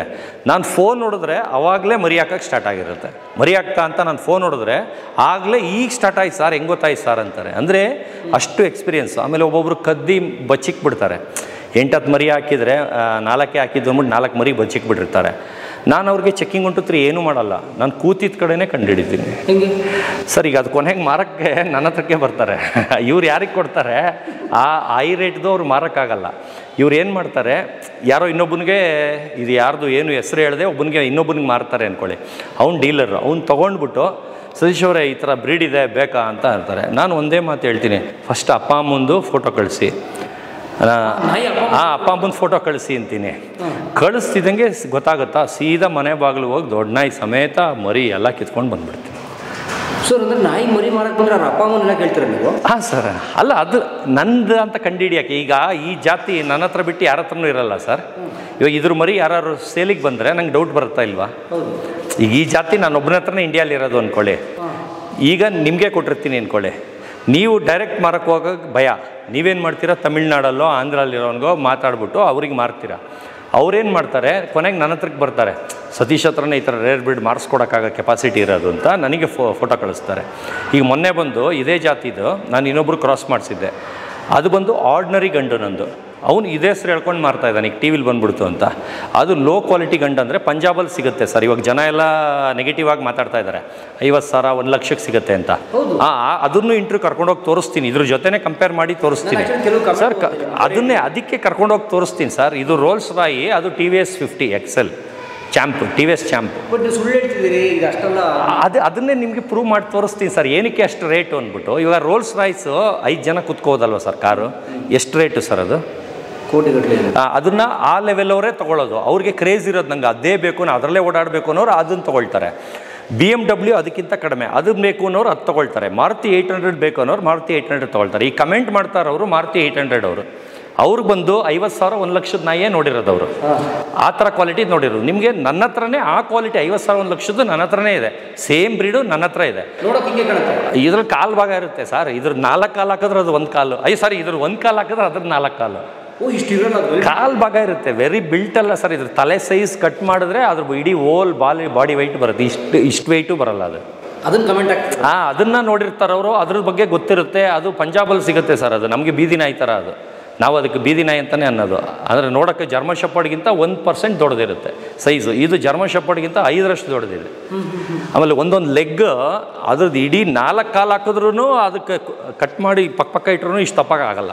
ಅಲ್ಲ, ನನಗೆ ಈ ಪ್ರಶ್ನೆ ಇತ್ತು ಆ್ಯಕ್ಚುಲಿ. ಅಲ್ಲ, ಅದನ್ನೇ ನಾನೇ ಆನ್ಸರ್ ಮಾಡ್ತಾ ಇದ್ದೀನಿ. ಜನ ಮಾತಾಡ್ತಾನೆ ಇದ್ದಾರೆ, ಅವ್ರಿಗೋಸ್ಕರ ನಾನು ಹೇಳ್ತಾ ಇದ್ದೀನಿ. ಇದು ಅದು 1 ಲಕ್ಷದ್ದು ತೋರಿಸ್ತೀನಿ, ಆವಾಗ ಜನಕ್ಕೆ ಗೊತ್ತಾಗುತ್ತೆ ಇದು TVS 15 TVS ಚಾಂಪು, ಇದು ರೋಲ್ಸ್ ರಾಯ್ಸ್ ಅಂತ. ಅಲ್ಲ, ಇನ್ನೊಂದು ಪ್ರಶ್ನೆ ಕೇಳ. ಓಕೆ, ನೀವು 20 ಕೋಟಿ ಹೇಳ್ತೀವಿ. ಹಾಂ ಸರ್. ನಾನು ನೋಡೋದು 20 ಕೋಟಿ ಅಂತ ಹೆಂಗೆ ಪ್ರೈಸ್ ಫಿಕ್ಸ್ ಮಾಡಿದ್ರು ಬೇಗ ಸರ್? ಆಯಿತು ಸರ್. ಇವಾಗ ಒಂದು ರಾಜ ಒಂದು ಐಟಮ್ ಯೂಸ್ ಮಾಡಿರ್ತಾನೆ ಸರ್, ಒಂದು ಬಟ್ಟೆನೋ ಒಂದು ಲೋಟನೋ ಸಿಲ್ವರ್ ಲೋಟನೋ ಏನೋ, ಹಬ್ಬ ಅಂದರೆ ಒಂದು 5,000 ಒರಿಜಿನಲ್ ಕಾಸ್ಟ್ ಇರುತ್ತೆ ಸರ್. ಅದನ್ನು ಆ್ಯಂಟಿಕ್ ಪೀಸ್ ಅಂದ್ಬಿಟ್ಟು ಕೋಟಿಗಟ್ಟಲೆ ಮಾರ್ತಾರೆ. ಆವಾಗ ಆ ಕ್ರೇಜ್ ಇರೋನು ತೊಗೊಳ್ತಾನೆ. ನೀವು 5,000 ಅದಕ್ಕೆ ಯಾಕೆ 1 ಕೋಟಿ ಕೊಡ್ತಿದ್ಯಾ ಅಂತೀರಾ? ಅವನಿಗೇನು ಆ ರಾಜ ಯೂಸ್ ಮಾಡಿದ್ರೆ ನಮ್ಮಲ್ಲಿ ಇದೆಯಲ್ಲ ಅಂತ ಕ್ರೇಜು, ಆ ಫೀಲು. ಆ ಥರ ನನಗೆ ವರ್ಲ್ಡಲ್ಲೇ ನಂಬರ್ 1 ಕೆನೆಲ್, ಅಂದರೆ ವರ್ಲ್ಡಲ್ಲೇ ನಂಬರ್ 1 ಕೆನೆಲ್ ಇರಬೇಕು. ಅಂದರೆ ಸರ್, ಈಗ ಮಾಮೂಲಿಯವರು ಈಗ ಶಿವಾಜಿನಗರ, ರಜಲ್ ಮಾರ್ಕೆಟ್ ಅಲ್ಲೆಲ್ಲ ಬ್ರೀಡರ್ಸ್ ಇದ್ದಾರೆ. ಒಂದು 10x10 10 ನಾಯಿ ಸಾಕೊಂಡು ಬ್ರೀಡ್ ಮಾಡ್ತಾರೆ. ಅವೆಲ್ಲ ಬಂದು ಪೆಟ್ ಕ್ವಾಲಿಟಿ ಅಂತ ಹೇಳ್ತೀವಿ ನಾವು. ಅವೆಲ್ಲ 10-15 ಸಾವಿರಕ್ಕೂ ಸಿಗುತ್ತೆ. ಏನಂದರೆ ಅದು ಕ್ವಾಲಿಟಿ ಹೆಸ್ರು, ಜನಕ್ಕೆ ಬ್ರೀಡ್ ಬಗ್ಗೆ ನಾಲೆಜ್ ಇಲ್ಲದೆ ಇದ್ದವ್ರಿಗೆ ಜರ್ಮನ್ ಶೆಪರ್ಡು, ನಮಗದು ಬೀದಿ ನಾಯಿ. ಅರ್ಥ ಆಗ್ತಿದೆಯಾ ಸರ್? ಹಾಂ, ನಮ್ಮ ರೇಂಜಿಗೆ ಬೀದಿ ನಾಯಿ ಅದು. ಅವ್ರಿಗೆ 15,000 ನೋಡಿರ್ತಾರ, ಅವ್ರಿಗೆ 15,000 ಅಲ್ವಾ, ಇಲ್ಲಿ ಟ್ಯಾಂಡ್ರಿ ರೋಡಲ್ಲಿ ಸಿಗುತ್ತೆ, ಅಲ್ಲಿ ಸಿಗುತ್ತೆ, ಶಿವಾಜಿ ನಗರ ರಜಲ್ ಮಾರ್ಕೆಟಲ್ಲಿ ಸಿಗುತ್ತೆ ಅಂತಾರೆ. ಅವ್ರಿಗೆ ಆ ಕ್ವಾಲಿಟಿ ಅಷ್ಟೇ ಹೋಗಿ ನೋಡಿರ್ತಾರೆ, ಅವ್ರಿಗೆ ಅದೇ ಗೊತ್ತು. ನಮಗೇನಂದರೆ ಅದರಲ್ಲಿ ನಾವು ಕೋರ್ಸ್ ಮಾಡಿಬಿಟ್ಟಿದ್ದೀವಿ. ಯಾರ್ದು ನಂಬರ್ 1, ಅವ್ರು ಎಷ್ಟು ಶೋ ಅಟೆಂಡ್ ಮಾಡಿದ್ದಾರೆ, ಎಷ್ಟು ಹೆಸರು ಮಾಡಿದ್ದಾರೆ, ಎಷ್ಟು ಶೋಲ್ ವಿನ್ ಮಾಡಿದ್ದಾರೆ, ಎಷ್ಟು ಇಂಟರ್ನ್ಯಾಷನಲ್ ಚಾಂಪಿಯನ್ ಮಾಡಿದ್ದಾರೆ, ಎಷ್ಟು ಆ ಊರು ಅಮೆರಿಕನ್ ಚಾಂಪಿಯನ್ ಮಾಡಿದ್ದಾರೆ, ಆ ಥರ ಅವ್ರದ್ದು ಗ್ರೇಡ್ ಹೈ ಆಗುತ್ತೆ. ಇವಾಗ ನಾನೇ ಅವಾಗ 5,000, 10,000, 18,000ಕ್ಕೆ ಮಾರ್ತಿದ್ದೆ. ಇವಾಗ ನಾನು ಸ್ಟಾರ್ಟಿಂಗ್ 5 ಲಕ್ಷಕ್ಕೆ ಮಾರ್ತೀನಿ. ಏನಂದರೆ ನನ್ನ ಗ್ರೇಡ್ ಜಾಸ್ತಿ ಆಯಿತು, ಹೆಸರು ಜಾಸ್ತಿ ಆಯಿತು, ಅದ್ರ ತಕ್ಕನಂಗೆ ಕ್ವಾಲಿಟಿನೂ ಕೊಡ್ತೀನಿ, ಕಾಸು ಕೊಟ್ಟಂಗೆ ಕಜ್ಜಾಯ ಸರ್. ಇವಾಗ ನಾನು ಫಸ್ಟ್ ಫೋನ್ ಬಂದರೆ, ಸರ್ ನಿಮ್ಮ ಬಜೆಟ್ ಏನು ಅಂತೀನಿ. ಫಸ್ಟ್ ಪ್ರಶ್ನೆ ಅಷ್ಟೇ, ನಿಮ್ಮ ಬಜೆಟ್ ಏನು ಅಂತ. ಯಾಕಂದರೆ 5,000, 10,000 ಸುಮ್ಮನೆ ಮಾತಾಡ್ತಾ ಇದ್ರೆ ಟೈಮ್ ವೇಸ್ಟು. ಅದಕ್ಕೆ ನಾನು ಫಸ್ಟೇ ಕೇಳೋದು, ಸರ್ ನಿಮ್ಮ ಬಜೆಟ್ ಏನು ಅಂತ. ಏನಕ್ಕೆ ಸರ್ ಅಂತ. ಇಲ್ಲ ಸರ್, ನನ್ನ ಹತ್ರ ಇರೋ ಸ್ವಲ್ಪ ಹೈಬ್ರಿಡ್ಗಳು ರೇಟ್ ಜಾಸ್ತಿ, ಅದಕ್ಕೆ ನಿಮ್ಮ ಬಜೆಟ್ ಹೇಳಿ. ಇಲ್ಲಲ್ಲ ನೀವೇ ಹೇಳಿ ಅಂತಾರೆ. ಸರ್ ನಾನು 25,000ದಿಂದ 5 ಲಕ್ಷ ಸರ್, ಯಾವ ರೇಂಜ್ ಇರ್ತೀನಿ. ಅಯ್ಯೋ ಇಲ್ಲ, ನಮ್ದು 10,000 ಬಿಡಿ ಅಂತಾರೆ. Okay sir, thank you sir, ಅಷ್ಟೇ ಮುಗೀತು, ಅಷ್ಟೇ ಮುಗೀತು. ಇಲ್ಲ ನಾನು ಸುಮ್ಮನೆ ಮಾತಾಡಿಕೊಂಡು ಅವ್ರನ್ನ ಮನೆ ಕರೆಸ್ಕೊಂಡು ಟೈಮ್ ವೇಸ್ಟ್ ಮಾಡಿ, ಅವ್ರು ವಿಂಡೋ ಶಾಪಿಂಗ್ ಮಾಡಿ, ಬೇರೆ ಕಡೆ ಕೆನೆಲ್ಗೆ ಹೋಗಿ ಅಲ್ಲಿರೋ ಕಾಯಿಲೆ ಎಲ್ಲ ತಂದು ನನ್ನ ನಾಯಿಗೆ ಬರೆಸಿ, ನನ್ನ ನಾಯಿಗಳು ಸತ್ತೋಗಿ ನನಗೆ ಲಾಸ್ ಆಗಿ ಆ ಥರ ತೊಂದರೆ ಆಗುತ್ತೆ. ಅದರಿಂದ ಅಡ್ವಾನ್ಸ್ ಮಾಡಿ ಬನ್ನಿ ಅಂತೀನಿ. ಆವಾಗ ಅವ್ರ ಕೆಪಾಸಿಟಿ ಗೊತ್ತಾಗ್ಬಿಡುತ್ತೆ. ಅಂದಾಗ ಬರಲ್ಲ ಅವರು ವಿಂಡೋ ಶಾಪಿಂಗ್ ಇರ್ತಾರೆ. ಅದು ನಂತರ 10 ಮನೆಗೆ ಹೋಗಿ ಮಕ್ಕಳು ಕರ್ಕೊಂಡು ಹೋಗ್ಬಿಟ್ಟು ನಾಯಿ ಜೊತೆ ಆಟ ಆಡಿಸ್ಬಿಟ್ಟು ಕಾಯಿಲೆ ಬರ್ಸ್ಬಿಟ್ಟು ಬಂದ್ಬಿಡೋದು. ಅವ್ರು ಏನು ಮಾಡ್ತಾರೆ, ಒಂದೇ ದಿವಸ ಶನಿವಾರ ಭಾನುವಾರ ಫ್ರೀ ಇರುತ್ತೆ. ಈ ಸಾಫ್ಟ್ವೇರ್ ಇಂಜಿನಿಯರ್ ಅವ್ರಿಗೆ ಅವ್ರ ಮಕ್ಕಳುಗಳಿಗೆ ನಾಯಿ ಆಟ ಆಡಿಸ್ಬೇಕಾಗಿರುತ್ತೆ. ಸುಮ್ಮನೆ ಕಸ್ಟಮರ್ ಥರ ಆ್ಯಕ್ಟಿಂಗ್ ಮಾಡೋದು, ಬರೋದು, ಎಲ್ಲ ಆಟ ಆಡಿಸೋದು. ನಂತರ 10 ಜನದ ಮನೆಗೆ ಹೋಗಿರ್ತಾರೆ ಒಂದೇ ದಿವಸ. ಅಲ್ಲಿರೋ ಕಾಯಿಲೆ ಇಲ್ಲಿ ಬರ್ಸ್ತಾರೆ. ನಾವು ಬಂದು ಎಲ್ಲ ವ್ಯಾಕ್ಸಿನ್ ನೀಟಾಗಿ ಮೇಂಟೈನ್ ಮಾಡ್ಕೊಂಡು ಇಟ್ಕೊಂಡಿರ್ತೀವಿ. ಈಗ ಬೇರೆ ಕಡೆ ಬಂದು ವ್ಯಾಕ್ಸಿನ್ ಮಾಡಿರಲ್ಲ, ಅಲ್ಲಿ ಇವ್ರು ಹೆಜ್ಜೆ ಇಟ್ಬಿಟ್ಟು ನಮ್ಮ ಮನೆ ಒಳಗೆ ಬಂದು ಹೆಜ್ಜೆ ಇಟ್ಟಿದ್ರೆ ಪಾರ್ವೋ ವೈರಸ್ ಬಂದ್ಬಿಡುತ್ತೆ. ಅಷ್ಟು ಡೇಂಜರ್ ಅದು ಅಲ್ಲಿಂದಿಲ್ಲಿಗೆ. ಆಮೇಲೆ ವ್ಯಾಕ್ಸಿನ್ ನಮ್ಮದು 3 ಕಂಪ್ಲೀಟ್ ಆಗೋವರೆಗೂ ನಾಯಿಗೆ ಇಮ್ಯುನಿಟಿ ಪವರ್ ಇರೋಲ್ಲ. 3 ಕಂಪ್ಲೀಟ್ ಆಗಬೇಕು, ಅಲ್ಲಿವರೆಗೂ ಇಮ್ಯುನಿಟಿ ಪವರ್ ಇರೋಲ್ಲ. ಇವ್ರೇನು ಮಾಡ್ತಾರೆ, ಬಂದು ಬರ್ಸ್ಬಿಡ್ತಾರ. ಯಾವ್ದಾರ ಒಂದಕ್ಕೆ ಇಮ್ಯುನಿಟಿ ಇನ್ನೂ 3 ವ್ಯಾಕ್ಸಿನ್ ಕಂಪ್ಲೀಟ್ ಆಗಿರಲ್ಲ, ಅದು ಒಂದು ನಾಯಿಗೆ ಬಂದರೆ ಆ ವಾತಾವರಣ ಕೆಟ್ಟೋಯ್ತು. ಸೇಮ್ ಕರೋನಾ ಥರ ವಾತಾವರಣ ಫುಲ್ ಕೆಟ್ಟೋಯ್ತು. ನೀವು ಲೈಸಾಲು, ಫೆನಾಯಿಲು, ಪಾಯ್ಸನ್ ಏನಾಕಿ ತೊಳೆದ್ರೂ ಅಲ್ಲಿ ಹೋಗಲ್ಲ. 3 ತಿಂಗಳು ಇರುತ್ತಲ್ಲೇ. ಈಗ ನೆಕ್ಸ್ಟ್ ಯಾವ್ದು ಮರಿ ಹಾಕಿದ್ರು ನಾವು ವ್ಯಾಕ್ಸಿನ್ ಮಾಡೋಕ್ಕಿಂತ ಮುಂಚೆನೇ ಪಾರ್ವ ಬರುತ್ತೆ, ಎಲ್ಲ ಸತ್ತೋಗುತ್ತೆ, ಫುಲ್ ವಾಶ್ಔಟ್. ಇದರಿಂದ ನಮಗೆ ಬಿಸ್ನೆಸ್ ಆಗದೇ ಇದ್ರೂ ಪರವಾಗಿಲ್ಲ, ಕಂಪಲ್ಸರಿ ತೊಗೊಳಂಗಿದ್ರೆ ಮಾತ್ರ ಬನ್ನಿ ಅಂತೀವಿ. ಆಮೇಲೆ ಅಡ್ವಾನ್ಸ್ ಹಾಕಿ ಬನ್ನಿ ಅಂತೀವಿ. ಅವ್ರ ಮಾತಲ್ಲಿ ಆಯಿತು ಹಾಕ್ತೀನಿ ಅಂದಾಗ ನಮಗೆ ಗೊತ್ತಾಗುತ್ತೆ, ಹಾಕ್ಸ್ಕೊಳ್ಳಲ್ಲ. ಹಾಕ್ತೀನಿ ಅಂದರೆ ಅವ್ರು ತೊಗೊತಾರೆ ಅಂತ. ಅವಾಗ ಬನ್ನಿ ಸರ್ ಸುಮ್ಮನೆ ಕೇಳಿದ್ದು ಅಂತ ಅಂದ್ಬಿಟ್ಟು ಕರಿತೀವಿ. ಅಂದರೆ ಅಡ್ವಾನ್ಸ್ ಹಾಕ್ಸ್ಕೊಂಡು ಕರಿಯಲ್ಲ. ಅಡ್ವಾನ್ಸ್ ಹಾಕಿ ಅಂದಾಗ ಅವರು ಒಪ್ಕೊಳ್ತಾರಲ್ಲ, ಅವಾಗ ಅವ್ರು ಜಿನಿಯನ್ ಕಸ್ಟಮರ್ ಅಂತ. ಅಡ್ವಾನ್ಸ್ ಹಾಕಿದಾಗ ಫೋನ್ ಮಾಡ್ತೀನಿ ಅಂದರೆ ಅವರು ಅಷ್ಟೇ ಅಂತ. ಈ ಥರ ನಾಯಿ ಪ್ರೈಸ್ ಸ್ಟಾರ್ಟಿಂಗ್ 25K.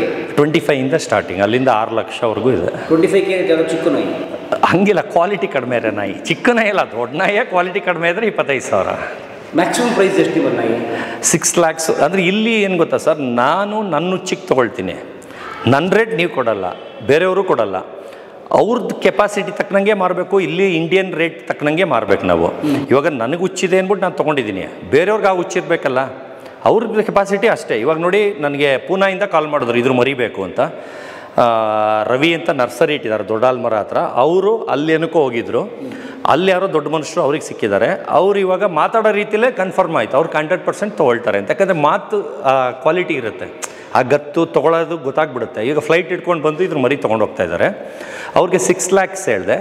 ರವಿ ಅನ್ನೋರು ನನಗೆ ಚೈಲ್ಡ್ಹುಡ್ ಫ್ರೆಂಡು, ಅದರಿಂದ ಅವ್ರಿಗೆ 1 lakh ಕಡಿಮೆ ಮಾಡ್ತೀನಿ, 5 lakhs ಕೊಡ್ತೀನಿ ಬನ್ನಿ ಅಂತ. ಯಾಕಂದರೆ ಪೂನಾಯಿಂದ ಪಾಪ ಫ್ಲೈಟ್ ಇಟ್ಕೊಂಡು ಬಂದು ತೊಗೊಂಡು ಹೋಗ್ಬೇಕು, ಅವ್ರ ಖರ್ಚೇ 1 ಲಕ್ಷ ಹೋಗ್ಬಿಡುತ್ತೆ ಎಲ್ಲ. ಈಗ ನಾಯಿ ತೊಗೊಂಡು ಹೋಗ್ಬೇಕಾದ್ರೆ ತಿರ್ಗಿ 5 ಲಕ್ಷ ಸರ್ ಆರಾಮಾಗಿ ತೊಗೊಳ್ತಾರೆ ಸರ್. ಸರ್ ಜರ್ಮನ್ ಶೆಪರ್ಡ್ ಈಗ 15,000 ಹೇಳಿದ್ನಲ್ಲ ಸರ್, ಬೆಂಗಳೂರಲ್ಲಿ 17.5 ಲಕ್ಷದ ಜರ್ಮನ್ ಶೆಪರ್ಡ್ ಇದೆ ಸರ್. ಜರ್ಮನ್ ಶೆಪರ್ಡ್ ಕಾಮನ್ನು, ಇದರ ರೇರ್ ಬ್ರೀಡು. ರೇರ್ ಅಂದರೆ ರೇರು.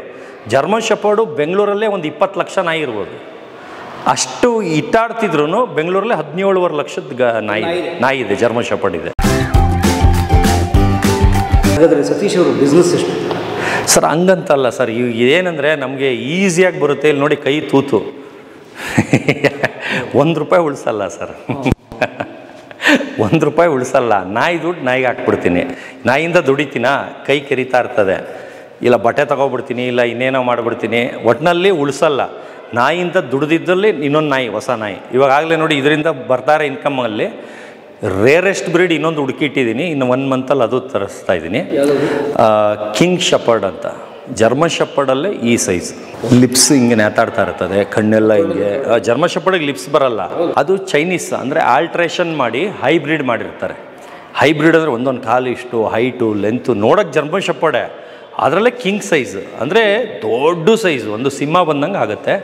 ಅದು ರೇರ್, ಇಂಡಿಯಾಲಿ ಯಾರ ಹತ್ರನೂ ಇಲ್ಲ. ನೆಕ್ಸ್ಟ್ ಅದು ತರಿಸ್ಬೇಕಂತ ಇದ್ದೀನಿ. ಈಗ ನಾಯಿಗಳು ಹಾಂ ಸರ್, ಆದರೆ ಇವು ಸಹಜವಾದ ನಾಯಿಗಳಲ್ಲ, ಇವಕ್ಕೆ ಬೇರೆ ಬೇರೆ ಏನಂತಾರಲ್ಲ ಹಾರ್ಮೋನ್ಸ್ ಚೇಂಜ್ ಮಾಡಿ ಅಥವಾ ದಪ್ಪ ಮಾಡಿದ್ದಾರಲ್ಲ ಸರ್. ಹಂಗಲ್ಲ ಸರ್, ಇವಾಗ ಚೈನಾ ಅವರು ತುಂಬ ತಲೆ ಅಂತಾರೆ. ಇವಾಗ ಒಂದು ಎಲೆಕ್ಟ್ರಿಕ್ ವಿಷಯಲ್ಲೇ ಆಗ್ಬೋದು, ಸಾಫ್ಟ್ವೇರ್ ವಿಷಯಲ್ಲೇ ಆಗ್ಬೋದು, ಎಲ್ಲದರಲ್ಲೂ ಹೆಂಗೆ ಕಾಪಿ ಮಾಡ್ತಾರೆ ಆ ಥರ ಅವ್ರಿಗೆ ಯಾವ ನಾಯಿ ಮಿಕ್ಸ್ ಮಾಡಿದ್ರೆ ಏನು ತಯಾರಾಗುತ್ತೆ ಅಂತ ಗೊತ್ತು. ಅದು ಏನಂದರೆ ತುಂಬ ವರ್ಷದಿಂದ ಹಂಗೆ ತಯಾರು ಮಾಡಿ ಮಾಡಿ ಮಾಡಿ ಮಾಡಿ ದೊಡ್ಡ ಸೈಜ್ ಮಾಡಿಬಿಟ್ಟಿದ್ದಾರೆ ಆ ಜಾತಿನ.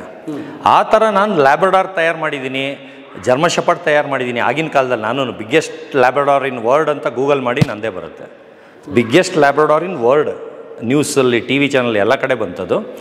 ಮ್ಯಾಸ್ಟಿಫ್ ಥರ ಲ್ಯಾಬ್ರಡಾರ್ ಅಂದರೆ ಅದು ಈಗ ಚೈನಲ್ಲಿ ತಯಾರಿಸ್ತಾ ಇದ್ದಾರೆ. ಇದು ನಂದು 12 ವರ್ಷದ ಹಿಂದೆ, ಚೈನಾ ಅವರು ಈಗ 2-3 ವರ್ಷದಿಂದ ತಯಾರಿಸ್ತಾ ಇದ್ದಾರೆ ಆ ಸೈಜು.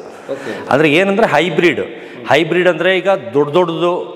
ಈಗ ಬೇರೆಯವ್ರು ಬಂದು ಶೋ ಕ್ವಾಲಿಟಿ ಅಂತಾರೆ. ಶೋ ಕ್ವಾಲಿಟಿ ಇಟ್ಕೊಂಡ್ರೆ ಪೂಜೆ ಮಾಡಬೇಕು. ಅಷ್ಟು ಕಂತ್ರಿ ನಾಯಿ ಥರ ಇರೋ ಸೈಜು ಸರ್. ಈಗ ಅದು ರೋಡಲ್ಲಿ ನೀವು ಇಟ್ಕೊಂಡು ಹೋಗ್ತೀರಾ, ಇದು ಆ ಇಂಪೋರ್ಟು, ಇದ್ರ ಮಗ ಆ ಲೈನು ಈ ಲೈನು ಅಂತಾರೆ. ಯಾರು ಹಿಂಗೆ ನೋಡಿ ಅಂದ್ಕೊಂಡು ಹಿಂಗೆ ಹೋಗ್ತಾರೆ. ಅದೇ ನಾನು ಲ್ಯಾಬ್ರಡಾರ್ ಇಟ್ಕೊಂಡು ಹೋಗ್ತೀನಿ ಅಂದ್ಕೊಳ್ಳಿ, ಎಲ್ಲ ಬಂದು ಮುತ್ಕೊಬಿಡ್ತಾರೆ. ಏನಕ್ಕಂದರೆ ಅಷ್ಟು ದೊಡ್ಡದು ಲೈಫಲ್ಲಿ ನೋಡಿರಲ್ಲ ಅವರು. ಅಂದರೆ ನನಗೆ ಬಿಗ್ಗೆಸ್ಟ್, ಎನಿ ಬ್ರೀಡಲ್ಲಿ ಬಿಗ್ಗೆಸ್ಟು ನನ್ನ ಹತ್ರ ಇರಬೇಕು. ಅದರ ಲ್ಯಾಬ್ರಡಾರ್ ಬಂದು ನಾನು ಓನ್ ತಯಾರಿಸಿರೋದು. ಅಂದರೆ ನನಗೆ ಯಾರಿಗಾರ ಫೋನ್ ಹೊಡೆದು ಕೇಳಬೇಕಂದ್ರೆ, ಸರ್ ಇದು ಫುಲ್ಲು ಕಾಂಪ್ಯಾಕ್ಟು, ಆಮೇಲೆ ಅನಾಟಮಿ ಎಲ್ಲ ಪರ್ಫೆಕ್ಟ್ ಇದೆ sir, full show standard sir ಅಂತಾರೆ. ಸರ್ ಬೇಡ ಸರ್, ನನಗೆ ರಿಜೆಕ್ಟ್ ಕೊಡಿ ಸರ್, ಶೋಗೆ ಹೋದರೆ ಒದ್ದೋಡಿಸ್ಬಿಡ್ಬೇಕು, ಯಾವುದೋ ಮಿಕ್ಸ್ ಬ್ರೀಡ್ ಇದು ಅಂಥದ್ದು ಕೊಡಿ ಸರ್ ಅಂತೀನಿ. ಅಂದರೆ ಇರೋದ್ರಲ್ಲಿ ಒಂದು ದೊಡ್ಡದಾಗಿರುತ್ತೆ. ಇದೆಲ್ಲ ಶೋ ಸ್ಟ್ಯಾಂಡರ್ಡ್ ಇಷ್ಟಿದ್ರೆ ಅದೊಂದು ಇಷ್ಟಿರುತ್ತೆ. ನಾನೇನು ಮಾಡ್ತೀನಿ, ಇಂಥದ್ದು ಹುಡುಕಿ ಎತ್ಕೊಳ್ತೀನಿ, ಹೈಟ್ ಇರೋದು ಎತ್ಕೊಳ್ತೀನಿ, ಪರ್ಸ್ನಾಲಿಟಿ ಇರೋದು ಎತ್ಕೊಳ್ತೀನಿ. ಈಗ ಇನ್ನೊಬ್ರ ಹತ್ರನೂ ಅದೇ ಥರ ಹೈಟ್ ಇರೋದು ಎತ್ಕೊಳ್ತೀನಿ. ಇವೆರಡು ಹೈಟ್ನ ಕ್ರಾಸ್ ಮಾಡಿಸ್ತೀನಿ, ಅದು ಇನ್ನೂ ಹೈಟ್ ಬರ್ತದೆ. ಹಂಗೆ ಮಾಡಿ ಬಿಗ್ಗೆಸ್ಟ್ 80 kg ಜರ್ಮನ್ ಶೆಪರ್ಡ್ ಇತ್ತು. ಕ್ಯಾಡಬಾಮ್ಸ್ ಬೈರಾ ಅಂತ ಗೂಗಲ್ ಮಾಡಿ, ಒಂದು ನಾಯಿ ಮೇಲೆ ಮನುಷ್ಯ ಕೂತ್ಕೊಂಡ್ರೆ 1 ಹೆಜ್ಜೆನೂ ಇಡಲ್ಲ. ಹಸು ಕುದುರೆ ಕೂರಿಸ್ಕೊಂಡ್ರೆ ನಡೆಯುತ್ತೆ, ಎಮ್ಮೆ ಕೂತ್ಕೊಂಡ್ರೆ ನಡೆಯುತ್ತೆ. ಒಂದು ನಾಯಿ ಮೇಲೆ ಹಿಸ್ಟ್ರಿ ಇಲ್ಲ. ಅಂದರೆ ಎಡಿಟಿಂಗಲ್ಲಿ ಸುಮ್ಮನೆ ಫೋಟೋ ಕೂರಿಸಿರ್ಬೋದು. ನನ್ನ ಮಗ ನಾಯಿ ಮೇಲೆ ಕೂತ್ಕೊಂಡು ರಿಯಲ್ಲು ನಿಮ್ಮ ಏರಿಯಲ್ಲೇ, ಇದೇ ಉತ್ತರಹಳ್ಳಿಲಿ ಪೂರ್ಣಪ್ರಜ್ಞಾ ಲೇಔಟಲ್ಲಿ ಅರುಳಾಳ್ ಅಂತ ಜ್ಯೋತಿಷ್ಯ ಹೇಳ್ತಾರಲ್ಲ, ಅವ್ರ ಮನೆಗೆ ಟರ್ಮ್ಸ್ ಬಿಟ್ಟಿದೆ, ಕ್ಯಾಡಬಾಮ್ಸ್ ಬೈರಾ ಅಂತ. ಬೈರಾ ಅರುಳಾಳು, ಹಾಂ ಸರ್, ಅರುಳಾಳ್ ಇಲ್ಲೇ ಇದ್ದಾರಲ್ಲ ಪೂರ್ಣಪ್ರಜ್ಞಾ ಲೇಔಟಲ್ಲಿ. ಅವ್ರ ಮನೆಗೆ ವಿವೇಕ್ ಅಂತ ಅವ್ರ ಮನೆಗೆ ಟರ್ಮ್ಸ್ ಬಿಟ್ಟಿದೆ. ಅವ್ರ ಮನೇಲಿ ರಿಯಲ್ ಜರ್ಮನ್ ಶೆಪರ್ಡ್ ಇತ್ತು, ನಂದು ಅಬ್ನಾರ್ಮಲ್ ಜರ್ಮನ್ ಶೆಪರ್ಡ್ ಇತ್ತು, ಸೂಪರ್ ನ್ಯಾಚುರಲ್ಲು. ಎರಡಕ್ಕೂ ಅಜಗಜ ಅಂತಾರ. ನನ್ನ ಮಗ ಅದ್ರ ಮೇಲೆ ಕುತ್ಕೊಂಡು ವಾಕ್ ಮಾಡ್ತಾ ಇರೋದು. ಅಂದರೆ ಅವ್ನು ಬೀಳ್ತಾನೆ ಅಂತ ಬರೀ ಕೈ ಹಿಡ್ಕೊಂಡಿದ್ದೀವಿ, ಅವ್ನು ವೆಯ್ಟ್ ಏನು ಎತ್ಕೊಂಡಿಲ್ಲ ನಾವು, ಬರೀ ಕೈ ಹಿಂಗೆ ಇಟ್ಕೊಂಡಿದ್ದೀವಿ ಅಷ್ಟೇ. ಅದು ಮೂವ್ ಆಗ್ತಾರ ವಿಡಿಯೋ ಯೂಟ್ಯೂಬಲ್ಲಿ ಹಾಕಿದೆ. ಕುದುರೆ ಥರ ಅಷ್ಟು ದೊಡ್ಡದು 80 kg ಜರ್ಮನ್ ಶೆಪರ್ಡ್, ಅಷ್ಟು ದೊಡ್ಡದು ಬರೋದೇ ಇಲ್ಲ. ಇದು 110 ವಿಡಿಯೋ, ಅದು 80 kg ಜರ್ಮನ್ ಶೆಪರ್ಡ್. ಅಷ್ಟು ದೊಡ್ಡದು. ಫುಲ್ ಟೈಮ್ ಪ್ರೊಫೆಷನ್ ಇದೆ ಸರ್. ನಾನು ಫಿಲಿಮ್ ಆ್ಯಕ್ಟರ್, ಮೂವಿಲೂ ಮಾಡಿದ್ದೀನಿ. ದರ್ಶನ್ ಜೊತೆ ಹೀರೋ ಆಗಿ ಮಾಡಿದ್ದೀನಿ, ಸೆಕೆಂಡ್ ಹೀರೋ ಆಗಿ ಮಾಡಿದ್ದೀನಿ. ಹೆಸರೇ ದರ್ಶನ್ ಅಂತ. ದರ್ಶನ್ ಅವ್ರದ್ದು 4ನೇದೋ 5ನೇ ಪಿಕ್ಚರು, ಅದರಲ್ಲಿ ಸೆಕೆಂಡ್ ಹೀರೋ ಆಗಿ ಮಾಡಿದ್ದೀನಿ. ನವನೀತ್ ಸಿಂಗು, ತುಷಾರ್ ಪಾಂಡೆ ಅಂತ ಇಬ್ಬರು ಹೀರೋಯಿನ್ನು. ಅವ್ರಿಗೊಂದು ಹೀರೋಯಿನ್ನು, ನನಗೊಂದು ಹೀರೋಯಿನ್ನು. ಈ ಫಾರ್ಮಾಲಿಟೀಸ್ ಪ್ರಕಾರ ಹೆಣ್ಣೋಡೋದು, ನಿಶ್ಚಿತಾರ್ಥ ಎಲ್ಲ ತುಂಬಾ ಕಷ್ಟ ಆಗುತ್ತೆ. ಏನೇ ಇದ್ರು ಇವತ್ತೇ ಆಗ್ಬೇಕು. ಅದು ಬಿಟ್ಟು ಬದ್ರಿಲ್ ಮಾಡಿದ್ದೀನಿ, ಮಹಾನಗರಲ್ಲಿ ಮಾಡಿದ್ದೀನಿ, ಆಮೇಲೆ ರಾಮಸ್ವಾಮಿ ಕೃಷ್ಣಸ್ವಾಮಿಲಿ ಮಾಡಿದ್ದೀನಿ, ಆಮೇಲೆ ರತ್ನ ಮಂಜರಿಲಿ ಮಾಡಿದ್ದೀನಿ. 5 ಪಿಕ್ಚರ್ ಮಾಡಿದೆ. ಅಂದರೆ ನನಗೆ ಆ್ಯಕ್ಟಿಂಗು ಡ್ಯಾನ್ಸು ಬರಲ್ಲ. ಆಮೇಲೆ ಸ್ಟೇಜ್ ಫಿಯರ್, ಅಂದರೆ ಕ್ಯಾಮ್ರಾ ಆ್ಯಕ್ಷನ್ ಅಂದ ತಕ್ಷಣ ಕೈಕಾಲೆಲ್ಲ ನಡಗ್ಬಿಡುತ್ತೆ, ಬೆವ್ತು ಬಿಡ್ತೀನಿ. ನನಗೆ ಇದು ಸೌಂಡ್ ಬರ್ತಿಲ್ಲ, ಮಾತಾಡ್ತಾ ಇದ್ದೀನಿ, ಅದೇನಾದ್ರು ಕರ್ರ್ ಅಂತ ಸೌಂಡ್ ಬಂದರೆ ವಾಯ್ಸೇ ಬರಲ್ಲ, ನಂದು ಪುಸ್ ಆಗಿಬಿಡ್ತೀನಿ. ಅದು ಸ್ಟೇಜ್ ಫಿಯರು. ಒಂಥರ ಫಸ್ಟ್ ಮೂವಿಲಂತೂ ನಂದೊಂದು ಕಾಲೆತ್ತಿ ಇಡೋಕ್ಕಾಗಲಿಲ್ಲ.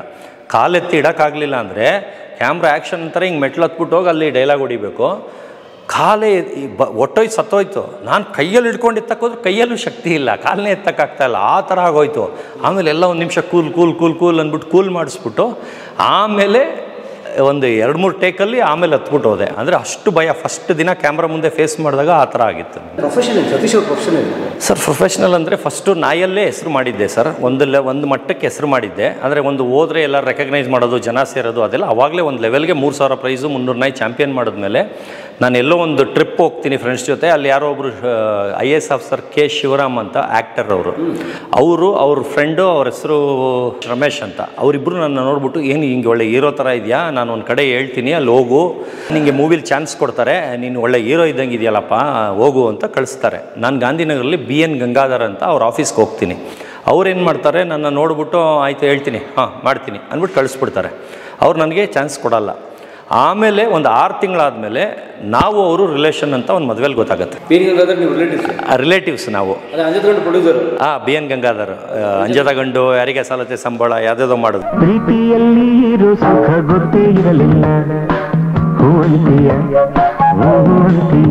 ಅವರು ನಮ್ಮ ರಿಲೇಷನ್ ಅಂತ ಆಮೇಲೆ ಗೊತ್ತಾಗುತ್ತೆ. ಮದುವೆಲಿ ಬಂದಾಗ ಇದಾಗತ್ತೆ. ಅವಾಗ ಏನು ಮಾಡ್ತಾರೆ, 6 ತಿಂಗಳಲ್ಲಿ ಬರೀ ಒಂದು ಫೋನ್ ಕಾಲಲ್ಲೇ, ಸತೀಶ್ ಅಂತ ಬರ್ತಾ ಇದ್ದಾರೆ, ಅವ್ರಿಗೆ ಯಾವ್ದಾರ ಮೇನ್ ರೋಲ್ ಕೊಡು, ಅಲ್ಲಿ ಫಿಕ್ಸು. ಒಂದು ಚೂರು ಮಾತಾಡದೆ 5 ಪಿಕ್ಚರಲ್ಲಿ ಕೊಟ್ಬಿಡ್ತಾರೆ.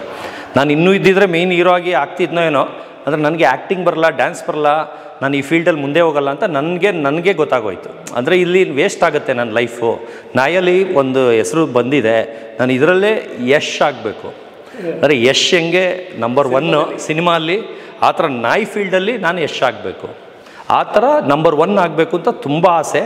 ಅದಕ್ಕೊಂದು ದೊಡ್ಡ ಮಟ್ಟದಲ್ಲಿ ಪ್ರೋಗ್ರಾಮ್ ಮಾಡ್ಕೊತೀನಿ. ಅಂದರೆ ವರ್ಲ್ಡ್ ನ್ಯೂಸು, KGF ಹೆಂಗೆ ಇಷ್ಟು ಕೋಟಿ ಕಲೆಕ್ಷನ್ ಆಯಿತು, ಇಷ್ಟು ಜನ ನೋಡಿದ್ರು, ಇಷ್ಟು ಮಾತಾಡಿದ್ರು, ಆ ಥರ ಮಾತಾಡಬೇಕು.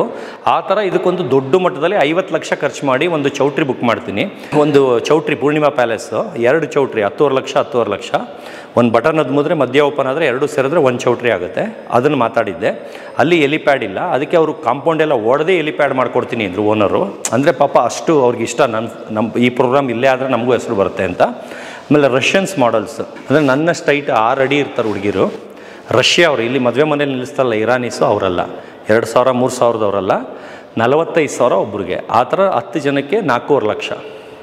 10 ಜನಕ್ಕೆ 4.5 ಲಕ್ಷ. 10 ಜನ ಮಾತಾಡ್ತೀನಿ. ಅದರಲ್ಲಿ 3 ಜನ ಏಲಿಯನ್ಸ್ ವೇಷ, 7 ಜನ ಬಂದು ರಷ್ಯನ್ಸ್ ಕಾರ್ನಿವಾಲ್ ಡ್ರೆಸ್ಸಸ್ಸಲ್ಲಿ. ಅದು ವೆಲ್ಕಮ್ ಮಾಡೋಕ್ಕವರು. ಇವ್ರು 3 ಜನ ಏಲಿಯನ್ಸ್ ಬಂದು ಹೆಲಿಕಾಪ್ಟರ್ ರೆಂಟಿಗೆ ತೊಗೊಂಡಿರ್ತೀನಿ 2 ಅವರ್ಸ್ಗೆ. ಹೆಲಿಕಾಪ್ಟ್ರಲ್ಲಿ ಬೇರೆ ಗ್ರಹದಿಂದ ಏಲಿಯನ್ಸು ಇದನ್ನು ಕರ್ಕೊಬಂದು ಇಂಡಿಯನ್ ಭೂಮಿಗೆ ಪಾದಾರ್ಪಣೆ ಮಾಡೋ ಥರ ಇಂಟ್ರೊಡಕ್ಷನ್ನು. ಅದು ಹೆಂಗಂದರೆ ಸೀದಾ ಬಂದು ಹೆಲಿಕಾಪ್ಟರ್ ಇಳಿದು ಬಿಡಲ್ಲ, ಅದು ಮೇಲಿಂದ ಬರ್ತಾ ಆಟ ಆಡಿಸಿ 5-5 ನಿಮಿಷ ಜನಕ್ಕೆ ಕುತೂಹಲ ಕ್ರಿಯೇಟ್ ಮಾಡಿ ಒಳಗೆ ಬರ್ತಿರೋದು ಹೆಂಗಿರುತ್ತಪ್ಪ ನಾಯಿ, ನೋಡಬೇಕು ಅನ್ನೋ ಥರ ಒಂದು. ಅಂದರೆ KGF ಡೈರೆಕ್ಟ್ರೇ ನನ್ನ ಹೊಗಳ್ಬಿಟ್ರು, ನಿಂದು ಕಾನ್ಸೆಪ್ಟು ಅಮ್ಮ ಅಂತ ಅಂದ್ಬಿಟ್ರು. ಅಂದರೆ ತಲೆ ಅಷ್ಟಿದೆ ನಿನಗೆ ಅಂತ. ಅಲ್ಲಿ ಯಾರೋ ಒಬ್ಬರು ಯಾರನ್ನ ಅದಕ್ಕೆ ಡೈರೆಕ್ಷನ್ಗೆ ಯಾರಿಗಾರು ಒಪ್ಪಿಸ್ಬಿಡಿ ಅಂದರು. ಸತೀಶೇ ಇರ್ಬೇಕಾದ್ರೆ ಇನ್ಯಾಕೆ, ಅವ್ರದ್ದೇ ಎಷ್ಟು ಚೆನ್ನಾಗಿ ವರ್ಣನೆ ಮಾಡ್ತಾಯಿದ್ದಾರೆ, ಅವರೇ ಅಷ್ಟು ನೀಟಾಗಿ ಅದನ್ನು ತೊಗೊಂಬರ್ತಾ ಇದ್ದಾರೆ ಪ್ರೋಗ್ರಾಮ್ನ, ಅವರೇ ಮಾಡಲಿ ಬಿಡಿ ಅಂತ ಅಂದರು. ಅದು ಒಂದು ದೊಡ್ಡ ಮಟ್ಟದಲ್ಲಿ ಪಬ್ಲಿಸಿಟಿನೂ ಆಗಿತ್ತು. ಸ್ಪೇನಿಂದೆಲ್ಲ ಅದ್ರ ಬಗ್ಗೆ ಎಲ್ಲ ಅಡ್ವರ್ಟೈಸ್ಮೆಂಟು, ಅಲ್ಲಿಂದ ಎಲ್ಲ ಮಾತಾಡೋದು, ನನಗೆ ಆಶೀರ್ವಾದ ಮಾಡೋದು, ಅಲ್ಲಿನ ಕನ್ನಡಿಗರು ಎಲ್ಲ ಸ್ಟಾರ್ಟ್ ಆಗೋಗಿತ್ತು. ಅದು ಹೆಂಗೆ ಪ್ರೋಗ್ರಾಮ್ ಇರ್ತಿತ್ತು ಅಂದರೆ, ಹೆಲಿಕಾಪ್ಟ್ರಲ್ಲಿ ಬಂದು ಬರೋ ಟೈಮಲ್ಲಿ ಹೆಲಿಪ್ಯಾಡ್ ಸುತ್ತಲೂ 150 ಸೂಪರ್ ಬೈಕರ್ಸು, ಇಲ್ಲ ಆಡ್ಲಿ ಡೇವಿಡ್ಸನ್ನು, ಬೆನಾಲಿ, ಆ ಥರ ಸೂಪರ್ ಬಾಯ್ಸ್ ಅಂತ ಬೆಂಗಳೂರಲ್ಲಿ ಸ್ಯಾಟರ್ಡೆ ಸಂಡೇ ಆದರೆ ಮೈಸೂರು ರೋಡು ಅಲ್ಲೆಲ್ಲ ಲಾಂಗ್ ಡ್ರೈವ್ ಹೋಗ್ತಾ ಇರ್ತಾರಲ್ಲ, ಆ ಗ್ಯಾಂಗ್ ಅವರು, ಅವರೆಲ್ಲ ಪಾಪ ಫ್ರೆಂಡ್ಸ್, ಅವರೆಲ್ಲ ಫ್ರೀಯಾಗಿ ಟೈಅಪ್ ಆಗ್ತಾಯಿದ್ರು. ಏನಂದರೆ ಹೆಲಿಪ್ಯಾಡ್ ಸುತ್ತಲೂ ಸೌಂಡ್ ಮಾಡ್ಕೊಂಡು boom boom boom boom boom ಅಂತ ಟೆನ್ಷನ್ ಮಾಡ್ತಾ ಇರ್ತಾರೆ ಜನಕ್ಕೆ. ಅಂದರೆ ಒಂದು 5,000 ಜನ ಸೇರ್ತಾರೆ ಅಂತ ನಾವು ಅಂದ್ಕೊಂಡಿದ್ವಿ. ಅದರಲ್ಲಿ 1,500 ಜನ page 3 ಪಾರ್ಟಿಯವರು, 10 minister, 10 heroine, 10 hero, 10 villain, chief guest. ಅದೇ ಅಷ್ಟು ಜನ ನನ್ನ ಫ್ರೆಂಡು, ಅಷ್ಟು ಜನನೂ ಚೀಫ್ ಗೆಸ್ಟ್ ಅಂತಲೇ ಬರೆದಿದ್ದೆ ಇನ್ವಿಟೇಷನ್ನಲ್ಲಿ. ಅಷ್ಟು ಜನಕ್ಕೂ ಒಂದೇ ಸ್ಟೇಜಲ್ಲಿ ನಿಲ್ಲಿಸ್ತಾ ಇದ್ದೆ. ಅವರು ಒಬ್ಬರು ನನ್ನ ಹತ್ರ ₹1 ಇಸ್ಕೊಳ್ದೆ ಬರ್ತಾಯಿದ್ರು ನನ್ನ ಮರ್ಯಾದೆಗೆ. ಈಗ ಬೇರೆಯವ್ರಿಗೆ ಒಂದು ಹೀರೋಯಿನ್ ಕರಿಬೇಕಂದ್ರೆ 1 ಲಕ್ಷ, 2 ಲಕ್ಷ, 5 ಲಕ್ಷ ಕೊಡಬೇಕು. ಆಮೇಲೆ ಮಿನಿಸ್ಟ್ರೂ ಯಾರೋ ಒಬ್ಬರು ಬರ್ತಾರೆ, ಅಷ್ಟು ಜನ ಸೇರಲ್ಲ. ನಾನು ಯಾವ ಪಕ್ಷದವನು ಅಲ್ಲ, ಜನತಾದಳ, ಕಾಂಗ್ರೆಸ್, BJP ಎಲ್ಲ ಇವತ್ತರೆಗೂ ನಾನು ಓಟ್ ಹಾಕಿಲ್ಲ. ಅಂದರೆ ನಂಗೆ ರಾಜಕೀಯ ಬೇಡ ಅಂತ. ಅಂದರೆ ಎಲ್ಲರೂ ಫ್ರೆಂಡ್ಸು, ರಾಜಕೀಯದಲ್ಲಿ ಇರೋರು ಎಲ್ಲ ಪಕ್ಷದವರು ಪರಿಚಯ. ಅವ್ರು ಚೆನ್ನಾಗಿದ್ದರೆ ನಾನು ಚೆನ್ನಾಗಿರ್ತೀನಿ ಅಷ್ಟೇ. ನಾನು ಈ ಪಕ್ಷ, ನಾನು ಇದೇ ಓಟ್ ಹಾಕೋದು, ಅವ್ರು ಮಾತಾಡಿಸ್ಬೇಕು, ಇವ್ರು ಮಾತಾಡಿಸ್ಬೇಕು, ಅವೆಲ್ಲ ಇಲ್ಲವೇ ಇಲ್ಲ. ಎಲ್ಲರನ್ನೂ ಚೀಫ್ ಗೆಸ್ಟಾಗಿ ಕರೆದಿದ್ದೆ. ಇದೇನಾಗುತ್ತೆ, ಹೆಲಿಕಾಪ್ಟ್ರು 5 ನಿಮಿಷ ನಿಲ್ಲಿಸುತ್ತೆ, ಎಲ್ಲ ಬೇಗ ಬೇಗ ಇಳಿಸಿ ಬಡ್ಕೊತಾ ಇರ್ತಾರೆ. ತಿರ್ಗಿ 5 ನಿಮಿಷ ಬಂದು ಇಲ್ಲಿ ಸ್ಟಾಪ್ ಆಗುತ್ತೆ. ಅಂದರೆ ಕುತೂಹಲ ಕ್ರಿಯೇಟ್ ಮಾಡೋಕ್ಕೆ ಲಾಸ್ಟಿಗೆ ಬಂದು ಲ್ಯಾಂಡ್ ಆಗುತ್ತೆ. ಲ್ಯಾಂಡ್ ಆದಾಗ ಏಲಿಯನ್ಸ್ಗಳು ನಾಯಿನ ಕೆಳಗಿಳಿಸಿ ಕರ್ಕೊಬರ್ತಾರೆ. ಕರ್ಕೊಬಂದಮೇಲೆ ರೆಡ್ ಕಾರ್ಪೆಟಲ್ಲಿ ಕಾರ್ನಿವಾಲ್ ಡ್ರೆಸ್ಸಸ್ ಅವರು, ಅಂದರೆ ಫಸ್ಟ್ ಫೋಟೋ ಸೆಷನ್ ಆಗುತ್ತೆ. ಯಾಕಂದ್ರೆ 2 ಅವರ್ಸ್ ಹೆಲಿಕಾಪ್ಟ್ರ್ ವೇಸ್ಟ್ ಆಗಿಬಿಡುತ್ತೆ. ಅಲ್ಲಿ ಮಿನಿಸ್ಟ್ರು, ಯಾರ್ಯಾರು ಸೆಲೆಬ್ರಿಟಿ ಇದ್ದಾರೆ ಬಂದು ಹೆಲಿಕಾಪ್ಟ್ರು, ಏಲಿಯನ್ಸು, ನಾಯಿ ಜೊತೆ ಫೋಟೋ ಸೆಷನ್ ಆಗುತ್ತೆ. ಹೆಲಿಕಾಪ್ಟ್ರು ಹೊಟ್ಟೋದ ಮೇಲೆ ಇವಾಗ ಏನಾಗುತ್ತೆ, 150 ಸೂಪರ್ ಬೈಕ್ ವೇಸ್ಟ್ ಆಗುತ್ತೆ. ಬರೀ ರೌಂಡ್ಗೆ ನಿಂತ್ಕೊಂಡು ಸುಮ್ಮನೆ ಬೂಮ್ ಅನ್ನೋಕ್ಕೆ. ಅದಕ್ಕೊಂದು ಬೆನ್ಸ್ ಕಾರ್ ಕಂಪ್ನಿಯವರು, ಅವರು ಟೈಅಪ್ ಆಗಿದ್ದರು. Top end car, top open ಇರುತ್ತಲ್ಲ, ಅದು 6 ಕಾರ್ ಕೊಡ್ತಾಯಿದ್ರು. ಅದರಲ್ಲಿ ಫ್ರಂಟ್ ಕಾರಲ್ಲಿ ಇದು ಏಲಿಯನ್ಸು, ನಾನು. ಅದ್ರ ಹಿಂದ್ಗಡೆ ಎಲ್ಲ ಕಾರ್ನಿವಾಲ್ ಡ್ರೆಸ್ಸಸ್ಸಲ್ಲಿರೋರು ಟಾಪ್ ಓಪನ್ ಕಾರಲ್ಲಿ. ಅದ್ರ ಹಿಂದ್ಗಡೆ ಸೂಪರ್ ಬೈಕರ್ಸು. ಒಂದು 5 ಕಿಲೋಮೀಟ್ರ್ ರೋಡ್ ಶೋ, ಅದು ಪರ್ಮಿಷನ್ ಮಾತಾಡಿದ್ವಿ. ಹೈವೇಲಿ, ಅದು ಸಿಟಿ ಒಳಗೆ ಓಡಾಡೋಕ್ಕಾಗಲ್ಲ ಅದು. ಅದಕ್ಕೆ ಹೈವೇ ಮೈಸೂರು ಕಡೆ, ಬಿಡದಿ ಕಡೆಗೆ ಹೋಗ್ಬಿಟ್ಟು ಒಂದು 5 ಕಿಲೋಮೀಟ್ರ್ ಹೋಗಿ ವಾಪಸ್ ಬರೋದು. ಆಮೇಲೆ ಹೆಲಿಕಾಪ್ಟರ್ ಬಂದು 5 ಗಂಟೆ ಮೇಲೆ ರೆಂಟಿಗೆ ಕೊಡಲ್ಲ, ಕತ್ಲೆ ಆದಮೇಲೆ ಕೊಡಲ್ಲ. 5 ಗಂಟೆಗೆ ರಿಟರ್ನ್ ಹೊಟ್ಟೋಗುತ್ತೆ. ಇವಾಗ ನಮ್ಮ ಪ್ರೋಗ್ರಾಮ್ ಒಂದು 6:30 ಸ್ಟಾರ್ಟ್ ಮಾಡಿದ್ರೇ ಚೆನ್ನಾಗಿ ಅನಿಸುತ್ತೆ ಕತ್ಲೆ ಆದಮೇಲೆ. ಈಗ 1.5 ಅವರ್ ಗ್ಯಾಪಲ್ಲಿ ಫಿಲ್ ಮಾಡೋಕ್ಕೋಸ್ಕರ ಬೈಕ್ದು ರೋಡ್ ಶೋ ಇಟ್ಕೊಳ್ತೀವಿ ಆಚೆ. ಅದು ತಿರ್ಗಿ 6:30 ಒಳಗೆ ಬರುತ್ತೆ. ಒಳಗೆ ಬರ್ತಿದ್ದಂಗೆ ಸ್ಟೇಜ್ ಹಿಂದೆ ಹೋಗ್ಬಿಟ್ಟು, ಸ್ಟೇಜ್ ಹಿಂದೆಯಿಂದ ಡಾಗ್ನ ಗ್ರಹ ಥರ ಡಿಸೈನ್, ಒಂದು ಗ್ರಹ ಥರ ರೊಟೇಟಿಂಗ್ ಇಲ್ಲ, ಅದು ಎದುರು ಬಿಡುತ್ತೆ, ಗ್ರಹ ಥರ ಮೇಲಿಂದ ಬಿಡೋದು. ಅದರಲ್ಲಿ ಏಲಿಯನ್ಸು ನಾಯಿ ಬರುತ್ತೆ ತಿರ್ಗಾ ಸ್ಟೇಜ್ಗೆ. ಆಮೇಲೆ ಒಳಗಡೆ ಬಂದು ಲೈಟಿಂಗ್ಸ್ ಬಂದು ಬಾಂಬೆಯಿಂದ ಲೈಟ್ ಇಂಜಿನಿಯರಿಂಗು, ಸೌಂಡ್ ಇಂಜಿನಿಯರಿಂಗ್ಸ್ನ ಮಾತಾಡಿದ್ವಿ. ಅವ್ರು ಏನಂದರೆ ಒಳಗೆ ಬಂದರೆ ನಿಮಗೆ ಥೀಮ್ ಹೆಂಗಿರುತ್ತೆ ಅಂದರೆ, ಗೋಡೆ ಎಲ್ಲಿ ನೋಡಿದ್ರು ನೀವು ಸ್ಪೇಸಲ್ಲಿ ಕುತ್ಕೊಂಡಿದ್ದೀರ ಅಂತ. ಚೌಟ್ರಿದು A to Z light off ಮಾಡಿರ್ತೀವಿ, ಬರೀ ಅವ್ರ ಲೈಟ್ ಮಾತ್ರ ವರ್ಕ್ ಆಗ್ತಾ ಇರುತ್ತೆ, ಅವ್ರ ಸೌಂಡ್ ಮಾತ್ರ. ಆ ಸೌಂಡು ಹೆಂಗಿರುತ್ತೆ ಅಂದರೆ, ನೀವು ಗ್ರಹದಲ್ಲಿ ಕುತ್ಕೊಂಡು ನೋಡ್ತಾ ಇದ್ದೀರಾ. ಆದರೆ ನಿಮ್ಗೆ ಏನು ಕಾಣಿಸಿದ್ರು ಗ್ರಹ ಥರ ಕಾಣಿಸ್ತಾ ಇರುತ್ತೆ. ಗೋಡೆ ಮೇಲೂ ಗ್ರಹ ಥರ, ನಕ್ಷತ್ರ ಥರ ಮೇಲೆಲ್ಲ ಆ ಥರ ಥೀಮಲ್ಲಿ ಹೈ ಎಂಡಾಗಿ ಮಾತಾಡಿದ್ದೆ. ಅವ್ರಿಗೆ 18 ಲಕ್ಷ ಮಾತಾಡಿದ್ದೆ. ಅಂದರೆ ಫುಲ್ ಸೆಟ್ಗೆ ಸ್ಟೇಜು ಎಲ್ಲ ಸೇರಿಸಿ, ಚೇರೆಲ್ಲ ಚೌಟ್ರಿ ಅವ್ರದ್ದೇ ಇತ್ತು. ಅದನ್ನು ಹೈ ಎಂಡ್ ಅವ್ರಿಗೆ ಮಾತಾಡಿದ್ದೆ. ಅದರಲ್ಲಿ ಇವಾಗ ಸ್ಟೇಜಿಂದ ಬಂದು ಇಳಿಯುತ್ತೆ. ಇಳಿದ ಮೇಲೆ ಲಾಂಚ್ದು ಕೇಕ್ ಕಟ್ಟಿಂಗ್ ಇರುತ್ತೆ. ಅದು ಕೇಕು ಬಂದು ತುಂಬ ದೊಡ್ಡದು, ಅಂದರೆ ಮನುಷ್ಯರು ಬರ್ಡೇಗೂ ಮಾಡಲ್ಲ ಅಷ್ಟು ದೊಡ್ಡದು. ಒಂದು ಇಷ್ಟೆತ್ರ ದೊಡ್ಡ ಕೇಕು. ಇದಕ್ಕೆ ಎಲ್ಲರೂ ಸೇರಿ ಕಟ್ ಮಾಡ್ತಾರೆ. ಅಂದರೆ ಮಿನಿಸ್ಟರ್ಸು ಎಲ್ಲರನ್ನೂ ಸ್ಟೇಜಿಗೆ ಕರೆದು ಅವ್ರ ಸಮ್ಮುಖದಲ್ಲಿ ದೀಪ ಬೆಳಗೋ ಥರ ಕೇಕ್ ಕಟ್ಟಿಂಗ್ ಮಾಡಿ ಈ ಬ್ರೀಡ್ನ ಇಂಡಿಯಾಗೆ ಫಸ್ಟ್ ಟೈಮ್ ಇಂಟ್ರೊಡಕ್ಷನ್ ಮಾಡ್ತಾಯಿದ್ದೀವಿ. ಇದು ಬಿಗ್ಗೆಸ್ಟ್ ಡಾಗ್ ಇನ್ ವರ್ಲ್ಡು ಅಂದ್ಬಿಟ್ಟು. ಇದು ಆದರೆ ಇವಾಗ ಅದು ಮೋಲ್ಟಿಂಗ್ ಸ್ಟಾರ್ಟ್ ಆಗಿದೆ ಸರ್. ಕೂದಲು ಉದುರ್ತಾ ಇದೆ, ಮೋಲ್ಟಿಂಗ್ ಅಂತಾರೆ. 6 ತಿಂಗಳು ಒಂದ್ಸಲಿ ಕೂದಲು ಉದುರಿ ಹೊಸದು. ಇವಾಗ ಶೆಡ್ಡಿಂಗ್ ಆಗಿರೋದಕ್ಕೆ ಸಣ್ಣ ಕಾಣ್ತಾ ಇದೆ. ನೀವು ಕೂದಲು ಬಂದಾಗ ನೋಡಿದ್ರೆ ಇದು 3ರಷ್ಟು ಇರುತ್ತೆ. ಇನ್ನೂ ಇಷ್ಟಪ್ಪ, ಇನ್ನೂ ಇಲ್ಲ, ಇನ್ನೂ ದೊಡ್ಡದಿದೆ ಅದು. ಕೂದಲು ಬಂದು ಇವಾಗ ಶೆಡ್ಡಿಂಗ್ ಆಗೋಗಿದೆ ಸರ್, ಮುಕ್ಕಾಲು ಉದುರೋಗಿದೆ. ಅದಕ್ಕೆ ಇನ್ನೊಂದು 15 ದಿವಸ ಉದುರುತ್ತೆ ನೋಡಿ. ಅಲ್ಲೆಲ್ಲ ವೈಟ್ ಕಾಣ್ತಾ ಇರೋದು ಉದುರ್ತಾ ಇರೋದು. ಅದು ಮೇಲಿದೆ ನೋಡಿ, ಅದು ಎಳೀರಿ ಹಂಗೆ ಬಂದ್ಬಿಡುತ್ತೆ. ಇಲ್ಲಿ ಈ ಕಡೆ ಇಲ್ಲಿ ಅದೆಲ್ಲ ಎಳೀರಿ ನೋಡಿ, ಅದು ಉದುರ್ತಾ ಇರೋದು. ಅದು ಮೋಲ್ಟಿಂಗ್ ಅಂತಾರೆ. ಎಲ್ಲ ಶೆಡ್ಡಿಂಗ್ ಆಗ್ತಾ ಇದೆ, ಅದರಿಂದ ಕಡಿಮೆ ಆಗೋಗಿದೆ ಕೂದಲು. ಸೈಜ್ ಇಷ್ಟಿದೆ, ನೀವು ಈ ಸೈಜ್ಗೆ ದೊಡ್ಡದು ಅಂತ ಇದ್ದೀರಾ. ಇವಾಗ ಇನ್ನು 2 ತಿಂಗಳು ಬಿಟ್ಟು ಬನ್ನಿ, ಅವತ್ತು ನೋಡಿದ್ದು ಇದೇ ನಾಯಿನ ಅಂತೀರಾ ಸರ್. ಇಷ್ಟಿಷ್ಟುದ್ದ ಕೂದಲು ಬರುತ್ತೆ. ಅಲ್ಲ, ಫುಲ್ ರಿಲ್ಯಾಕ್ಸ್ ಆಗಿ ನಿದ್ದೆ ಮಾಡ್ತಾ ಇದೆ. ಅಂದರೆ ಈ ಕೂದಲು ಕಟ್ಕೊಂಡ್ರೆ ಅಷ್ಟು ದಪ್ಪ ಇಲ್ಲ ಅದು ಸರ್. ಇವಾಗ ಇದಕ್ಕೆ ಸ್ನಾನ ಮಾಡ್ಸೋಕ್ಕೆ ಬಿಟ್ಟಿಲ್ಲ. ಯಾಕಂದರೆ ರವಿಚಂದ್ರನ್ ಮೂವಿಲಿ ಇದು ರಗಡ್ ಲುಕ್, ಕಾಡಲ್ಲಿರೋ ಪ್ರಾಣಿ, ಅಂದರೆ ಗಲೀಜಾಗೇ ಇರಬೇಕು. ಇವಾಗ ನಾನು ಸ್ನಾನ ಮಾಡ್ಸೋಕೆ ಹೋದರೆ ಕಂಟಿನ್ಯೂಟಿ ಮಿಸ್ ಆಗುತ್ತೆ. ಈಗ ರವಿಚಂದ್ರನ್ ಮೂವಿಲಿ ಮಾಡ್ತಾ ಇದೆ, ಗೌರಿಶಂಕರಲ್ಲಿ. ಹೆಲಿಕಾಪ್ಟರ್ ಲಾಂಚ್ ಅದನ್ನು ಹೇಳ್ಬಿಡ್ತೀನಿ ತಾಳಿ. ಲಾಂಚ್ ಪ್ರೋಗ್ರಾಮ್ ಇತ್ತು. ಆ ಪ್ರೋಗ್ರಾಮ್ದು ಟೀಸರ್ ಮಾಡಿಸಿದ್ದೆ ಒಂದು. ಅಂದರೆ ಅದು ಫುಲ್ ಪ್ರೋಗ್ರಾಮ್ ಹೆಂಗಿರುತ್ತೆ ಫಸ್ಟ್ ಹೇಳ್ಬಿಡ್ತೀನಿ, ಅದರದ್ದು ಮುಂದಿಂದು ಹೇಳ್ತೀನಿ ಹಂಗೆ ಕಂಟಿನ್ಯೂಟಿ. ಏನಕ್ಕೆ 20 ಕೋಟಿ ನಾಯಿ ಅಂತ ನೀವು ಕ್ವಶನ್ ಕೇಳಿದ್ರಲ್ಲ, ಅದಕ್ಕೆ ಆನ್ಸರ್ ಮಾಡೋಕ್ಕೆ ಬರ್ತಾಯಿದ್ದೀನಿ. ಏನಾಯಿತು, ಹೆಲಿಕಾಪ್ಟ್ರು ಬಂದು ಇಳಿಯುತ್ತೆ, ಆಮೇಲೆ ರೋಡ್ ಶೋ ಹೋಗುತ್ತೆ, ಸ್ಟೇಜಿಗೆ ಬರ್ತೀವಿ, ಕೇಕ್ ಕಟಿಂಗ್ ಆಗುತ್ತೆ. ಕೇಕ್ ಕಟಿಂಗ್ ಆದಮೇಲೆ ಹೈ ಎಂಡ್ ಡಾಗ್ಸ್ದು fashion show with Russian models. ಇವತ್ತವರೆಗೂ ವರ್ಲ್ಡಲ್ಲಿ 45,000 ಕೊಟ್ಟು ರಷ್ಯನ್ ಮಾಡಲ್ ಕರೆಸಿ ಒಂದು ನಾಯಿ ವಾಕ್ ಮಾಡಿಸಿಲ್ಲ ಸ್ಟೇಜ್ ಮೇಲೆ. ಅದು ನಾಯಿ ಬಂದು ಅಲ್ಲಿ ಬಂದಿರುತ್ತಲ್ಲ, ಅದು ಅಲ್ಲಿ ಬಂದಿರೋ ಜನಗಳು ಫಸ್ಟ್ ಟೈಮ್ ನೋಡ್ತಿರ್ತಾರೆ. ಅಂದ್ರೆ ರೇರ್ ಬ್ರೀಡ್ದು ಡಾಗ್ ಶೋ, ಆಮೇಲೆ ಹೈಯೆಸ್ಟ್ ರೇಟ್ದು ಡಾಗ್ ಶೋ. ಅಂದರೆ ಈಗ ಬೇರೆದು ನೀವು ಎಲ್ಲ ಕಡೆ ನೋಡಿದ್ರೆ ಜರ್ಮನ್ ಶೆಪರ್ಡು, ಲ್ಯಾಬ್ರಡಾರು, ಶಿಡ್ಸು, ಬೀಗಲ್ ಆ ಥರ ವೆರೈಟಿ ಅಲ್ಲ.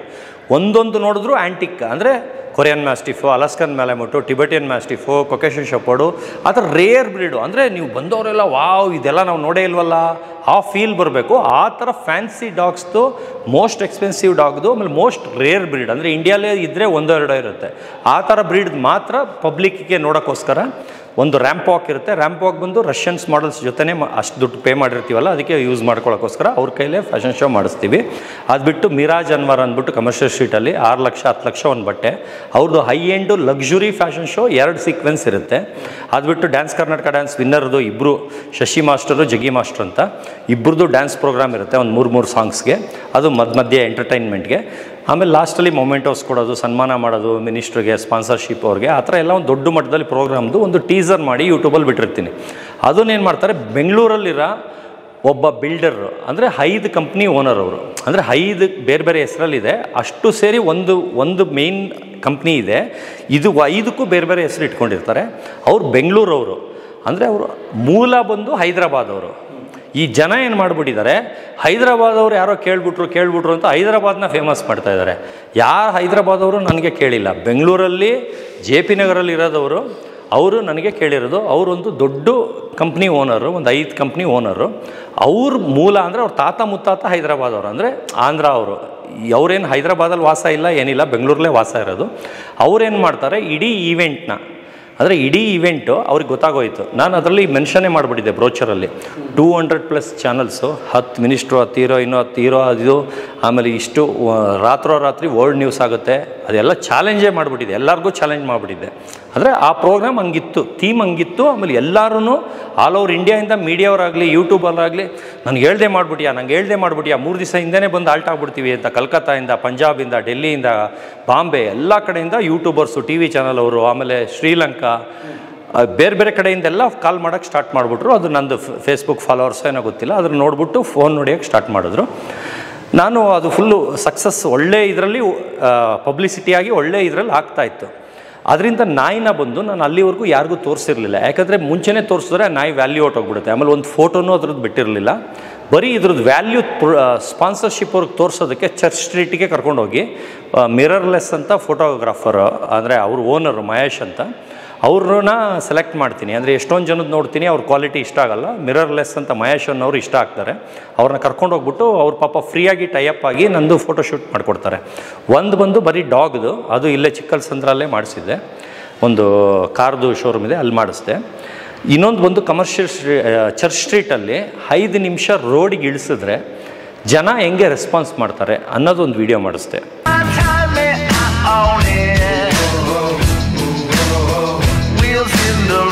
ಅಂದರೆ ಬೇರೆ ನಾಯಿ ಹಿಡ್ಕೊಂಡು ಹೋಗಿದ್ರು, ಇದು ರೋಡಿಗೆ ಹಿಡ್ಕೊಂಡು ಹೋದ್ರು, ಏನು ಡಿಫ್ರೆನ್ಸು ಅಂತ. ಈಗ ಬೇರೆ ನಾಯಿನ ಯಾರು ಹಿಡ್ಕೊಂಡು ಹೋಗ್ತಾಯಿದ್ರೆ ಸುಮ್ಮನೆ ನೋಡ್ಬಿಟ್ಟು ಹಿಂಗೆ ಹೋಗ್ತಾ ಇರ್ತಾರೆ.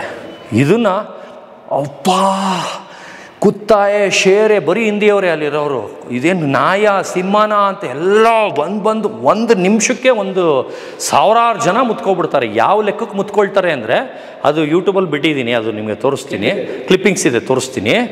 5 ನಿಮಿಷ ಸರ್. ಅಂದರೆ ಇಲ್ಲಿಂದ 1 ಕಿಲೋಮೀಟ್ರ್ ನಡ್ಕೊಂಡೋದ್ವಿ, ಎಂಪೈರ್ ಹೋಟ್ಲ್ವರೆಗೂ ನಡ್ಕೊಂಡೋದ್ವಿ. 1 ಕಿಲೋಮೀಟ್ರ್ ಇಲ್ಲ, ಅಲ್ಲಿಂದಲ್ಲಿಗೆ ಅರ್ಧ ಇರ್ಬೋದು. ಫುಲ್ಲು ಜನ, ಪೊಲೀಸ್ ಎಲ್ಲ ಬಂದ್ಬಿಟ್ರು, ಏನಿದು ರೋಡ್ ಹಿಂಗೆ ಜಾಮ್ ಆಗಿದೆ ಅಂತ. ಆ ಲೆಕ್ಕಕ್ಕೆ ಮುತ್ಕೊಂಡ್ಬಿಟ್ರು ಸರ್. ನಾಯ ಸಿಂಹನ ಅಂತ ಹಿಂದಿಲಿ ಲೇಡೀಸ್ ಆಗಲಿ, ಜೆಂಟ್ಸ್ ಆಗಲಿ, ಒಂದು ಹೂವು ಮಾರೋನಾಗಲಿ, ಗುಲಾಬಿ ಮಾರೋನಾಗಲಿ, ಆಟೋನು, ಯಾರು ತಿರುಗಿ ನೋಡಿದವರೇ ಇಲ್ಲ, ಸಾರ್ ಗುದ್ದುಬಿಡ್ತೀರಾ ಮುಂದೆ ನೋಡ್ಕೊಂಡು ಹೋಗಿ ಅಂತ. ಆದರೆ ಅಷ್ಟು ಅಟ್ರಾಕ್ಷನ್ ಅದು. ಈಗ ಬೇರೆ ಬ್ರೀಡ್ಗೆ ಯಾವುದಕ್ಕೂ ನಾನು 1000 ನಾಯಿ ಸಾಕಿದ್ದೀನಿ ಇವತ್ತವರೆಗೂ, ಎಷ್ಟೋ ಬದುಕಿದ್ದಾವೆ, ಸತ್ತಿದ್ದಾವೆ. ಆದ್ರೆ ಕರ್ಕೊಂಡು ಹೋದಾಗ ಯಾರೂ ಆ ಲೆವೆಲ್ಗೆ ನೋಡ್ತಾ ಇರಲಿಲ್ಲ. ಇದು ಒಂದು ಗ್ರೂಮಿಂಗ್ ಕರ್ಕೊಂಡು ಹೋಗ್ತಾ ಇದ್ರೆ ಕಾರಲ್ಲಿ ಒಂದು ಚೂರು ಕಿಟಕಿ ಇಳಿಸ್ಬಿಟ್ರೆ ಸಾಕು, ಎಲ್ಲ ಅಲ್ಲೇ ಮುಂದೆ ನೋಡ್ಕೊಂಡೋಗಿ ಗುದ್ಬಿಡೋರು. ಮುಂದೆ ನೋಡ್ಕೊಂಡು ಹೋಗಿ ಅಂದ್ಬಿಟ್ಟು ಗ್ಲಾಸ್ ಮುಚ್ಚಿಬಿಡ್ತಿದ್ದೆ. ಆ ಥರ ಕ್ಯೂರಿಯಾಸಿಟಿ. ಅದಕ್ಕೆ ನಾನು ಏನು ಮಾಡಿದೆ, ಅದನ್ನು ತೋರ್ಸೋದು ಬಿಟ್ಬಿಟ್ಟೆ, ಯಾರಿಗೂ ತೋರಿಸ್ಬಾರ್ದು. ಪಬ್ಲಿಕಲ್ಲಿ ಒಂದು ದೊಡ್ಡ ಮಟ್ಟದಲ್ಲಿ ಈವೆಂಟ್ ಮಾಡಿಬಿಟ್ಟು ಮಾಡಬೇಕು ಅಂತ ಅದನ್ನು ಟೀಸರ್ ಮಾಡಿಬಿಟ್ಟು ಬಿಡ್ತೀನಿ ಯೂಟ್ಯೂಬಲ್ಲಿ. ಅವರು 5 ಕಂಪ್ನಿ ಓನರು, ಅವ್ರ ಹೆಸರು ಹೇಳ್ಬಾರ್ದು. ಅವ್ರು ಬಂದು ನೋಡ್ಬಿಟ್ಟು ಆ ನಾಯಿ ನೋಡ್ಬೋದಾ ಅಂತಾರೆ. ಸರ್ ನೀವು ಒಬ್ಬರೇ ಬರೋಂಗಿದ್ರೆ ಮನೆಗೆ ಬನ್ನಿ ತೋರಿಸ್ತೀನಿ ಅಂತೀನಿ. ಬಂದು ನೋಡ್ತಾರೆ, ನೋಡ್ಬಿಟ್ಟು ಫುಲ್ ಇದಾಗ್ಬಿಡ್ತಾರೆ. ಅದು ವಿಡಿಯೋ ಫಸ್ಟೇ ನೋಡಿರ್ತಾರೆ ಅವರು, ಟೀಸರ್ದು. ಇಡೀ ಈವೆಂಟ್ನ ಅಂದರೆ ಆ ಫುಲ್ ಈವೆಂಟು ನಾಯಿ ಅವ್ರ ಹೆಸ್ರಿಗೆ ಮಾಡಿಕೊಡ್ಬೇಕಂತೆ. ಅಂದರೆ ನನ್ನ ಹೆಸರೇ ಬರಬಾರ್ದು, ನನ್ನ ಹೆಸ್ರು ಬರಬಾರ್ದು. ನಾಯಿ ಓನರ್ ಅವರು, ಈವೆಂಟ್ ಮಾಡ್ತಾ ಇರೋದು ಅವರು ಆ ಥರ ಪ್ಲ್ಯಾನ್ ಹಾಕಿರೋದು, ಅವರೇ ಲಾಂಚ್ ಮಾಡ್ತಾ ಇರೋದು, ನಾನು ಕೆಲಸದವನು. ಆ ಥರ ಮಾತಾಡ್ತಾರೆ. 20 CRಗೆ ಆಫರ್ ಮಾಡ್ತಾರೆ. ಆವಾಗ ಇದಕ್ಕೆ 20 ಕೋಟಿ ನಾಯಿ ಅಂತ ಆಗೋದು. ಇದು ಜನ ಕನ್ಫ್ಯೂಸ್ ಮಾಡ್ಕೊಂಡಿದ್ದಾರೆ. ನಾನು 20 ಕೋಟಿ ಕೊಟ್ಟು ತೊಗೊಂಡಿಲ್ಲ, ಅದಕ್ಕೆ 20 ಕೋಟಿ ಅಂತ ಆಗಿದ್ದು. ಇದಕ್ಕೆ ನಿಮಗೆ ಹಿಂಗೆ ಹೇಳಿದ್ರೇ ಅರ್ಥ ಆಗೋದು ಅಂತ ನಾನು ಫುಲ್ ಬಿಡಿಸಿ ಹೇಳಿದ್ದು. ಇವತ್ತು ನಾನು ಹಿಂಗೆ ಕೊಟ್ಟರು 20 crore ಕೊಡ್ತಾರೆ. ಇವತ್ತು ಪಬ್ಲಿಸಿಟಿಯಾಗಿ ನನಗೆ ಹೆಸರು ಬಂದ್ಬಿಡ್ತು, ಇವತ್ತು ಕೊಟ್ಟರು ತೊಗೊಳ್ತಾರೆ ಅವ್ರು. ಅವ್ರು ಏನು ಹೇಳಿದ್ದು, ಪಬ್ಲಿಸಿಟಿ ಆಗಿದ ಮುಂಚೆ ಮಾರ್ಬಿಡ್ಬೇಕು, ನನಗೆ ಅವ್ರ ಹೆಸರಲ್ಲಿ ಆಗಬೇಕು ಅಂತ ಹೇಳಿದ್ರು. ಎಲ್ಲ ಅವ್ರದ್ದು ಆಗ್ತಿತ್ತು. ಅವಾಗ ನಾನು ಒಂದು ಕೆಲಸದವನು, ಅಷ್ಟು ನಂಗೆ 20 ಕೋಟಿ ಬಂದು ಮನೇಲಿ ಮುಚ್ಕೊಂಡು ಮಲಗಿರ್ಬೇಕಿತ್ತು. ಹೆಸರು ಬಂದು ಅವ್ರದ್ದು ವರ್ಲ್ಡ್ ವೈಡ್ ಅವ್ರದ್ದಾಗಿರೋದು. ಆ ಥರ ಪಬ್ಲಿಸಿಟಿಯಾಗ ಹುಚ್ಚು ಅವ್ರಿಗೂ ತುಂಬ ಇದೆ ನಂತರ.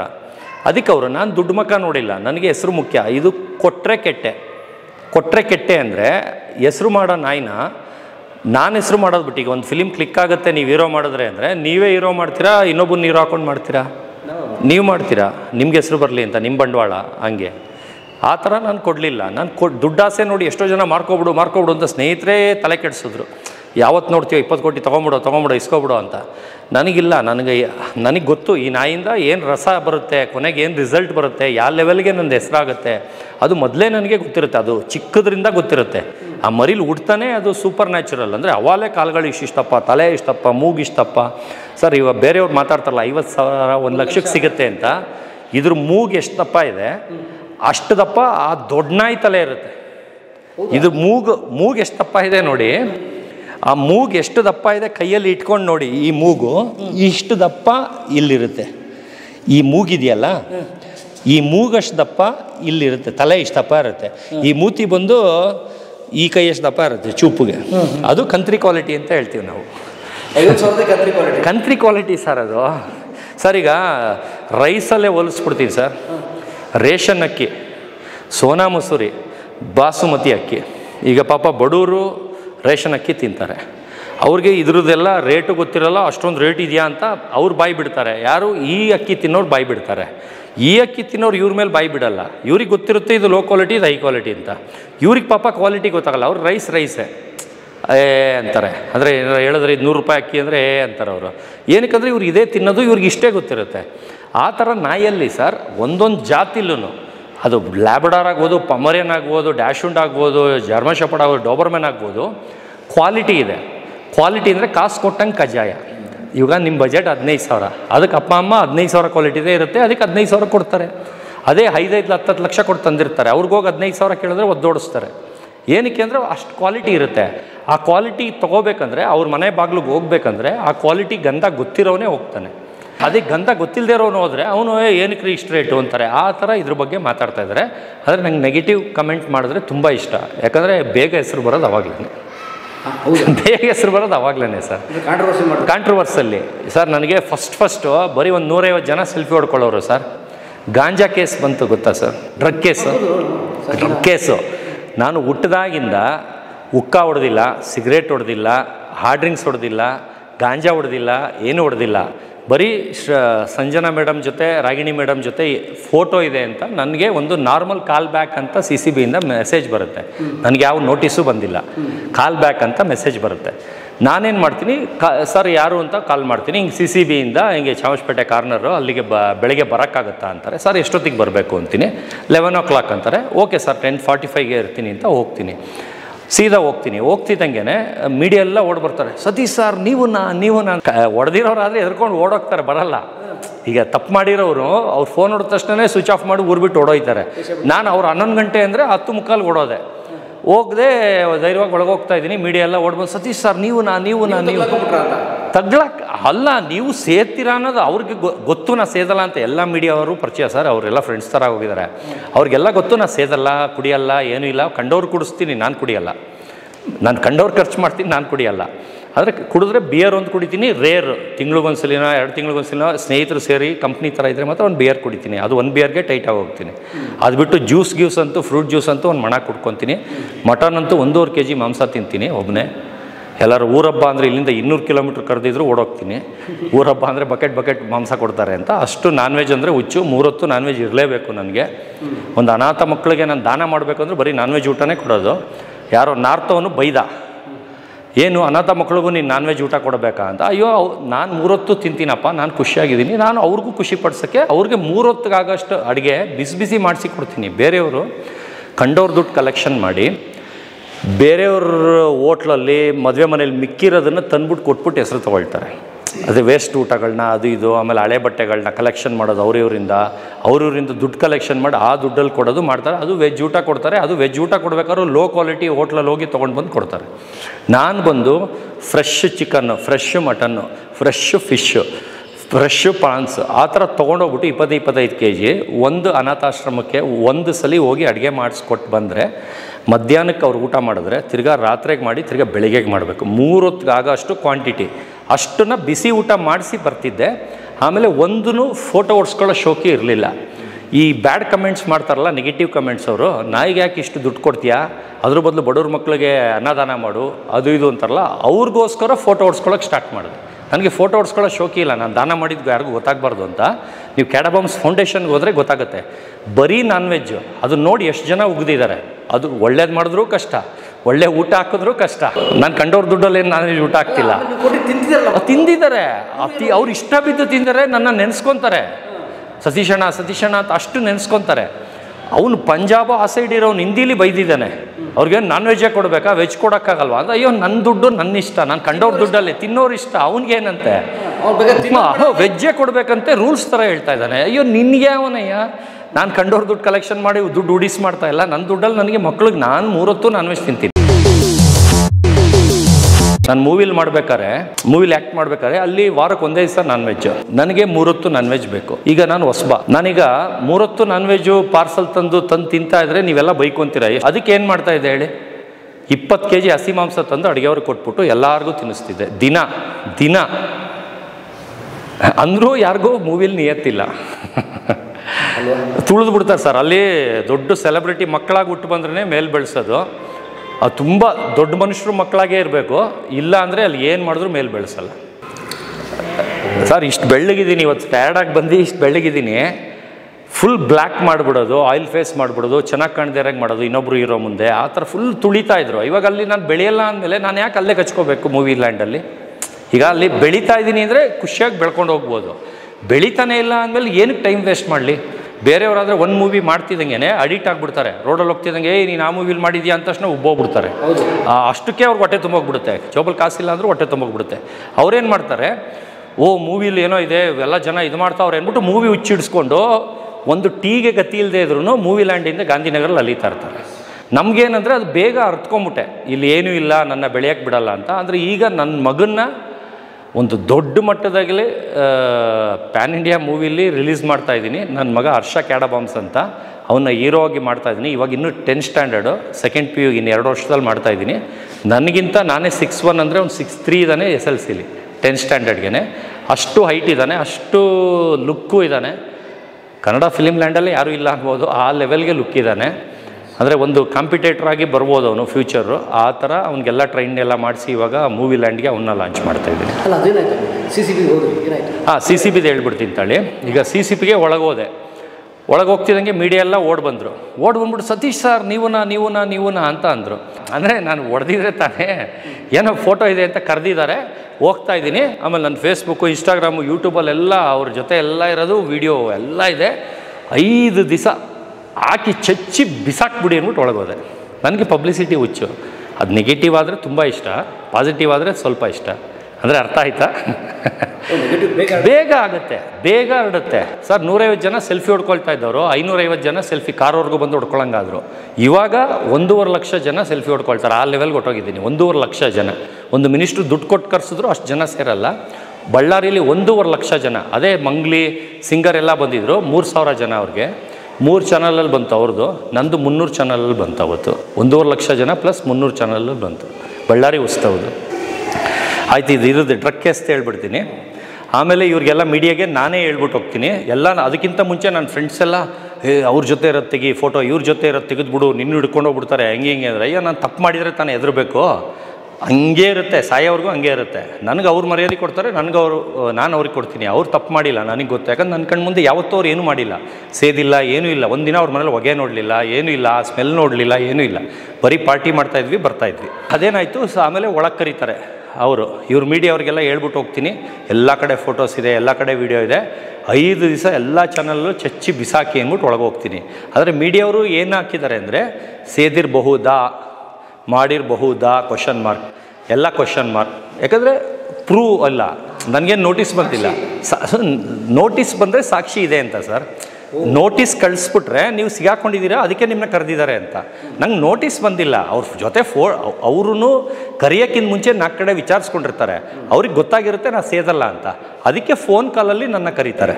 ಬರೀ ಫೋನ್ ಕಾಲಲ್ಲಿ ಬರೋಕ್ಕಾಗತ್ತಾ ಅಂತ ರಿಕ್ವೆಸ್ಟಲ್ಲಿ ಕರೀತಾರೆ. ರಿಕ್ವೆಸ್ಟಲ್ಲಿ ಹೋಗ್ತೀನಿ ನಾನು. ಒಳಗೋದ್ಮೇಲೆ ಫಸ್ಟ್ ಕ್ವಶನ್ ಕೇಳ್ತಾರೆ, ಸಂಜನಾ ರಾಗಿಣಿಯವ್ರ ಜೊತೆ ಏನಕ್ಕೆ ಫೋಟೋ ಇದೆ ಅಂದರು. ಸರ್ ಕ್ಲೋಸ್ ಫ್ರೆಂಡು ಸರ್ ಅದು. ನನಗೆ ಡ್ರಾಮಾ ಆಡೋಕ್ಕೆ ಬರಲ್ಲ ಸರ್, ಯಾರ ಮುಂದೆನೂ ಎದುರಲ್ಲ ನಾನು, ಯಾರೇ ಆಗಿದ್ರೂ ಎದುರಲ್ಲ, ನಿಜ ಅಷ್ಟೇ.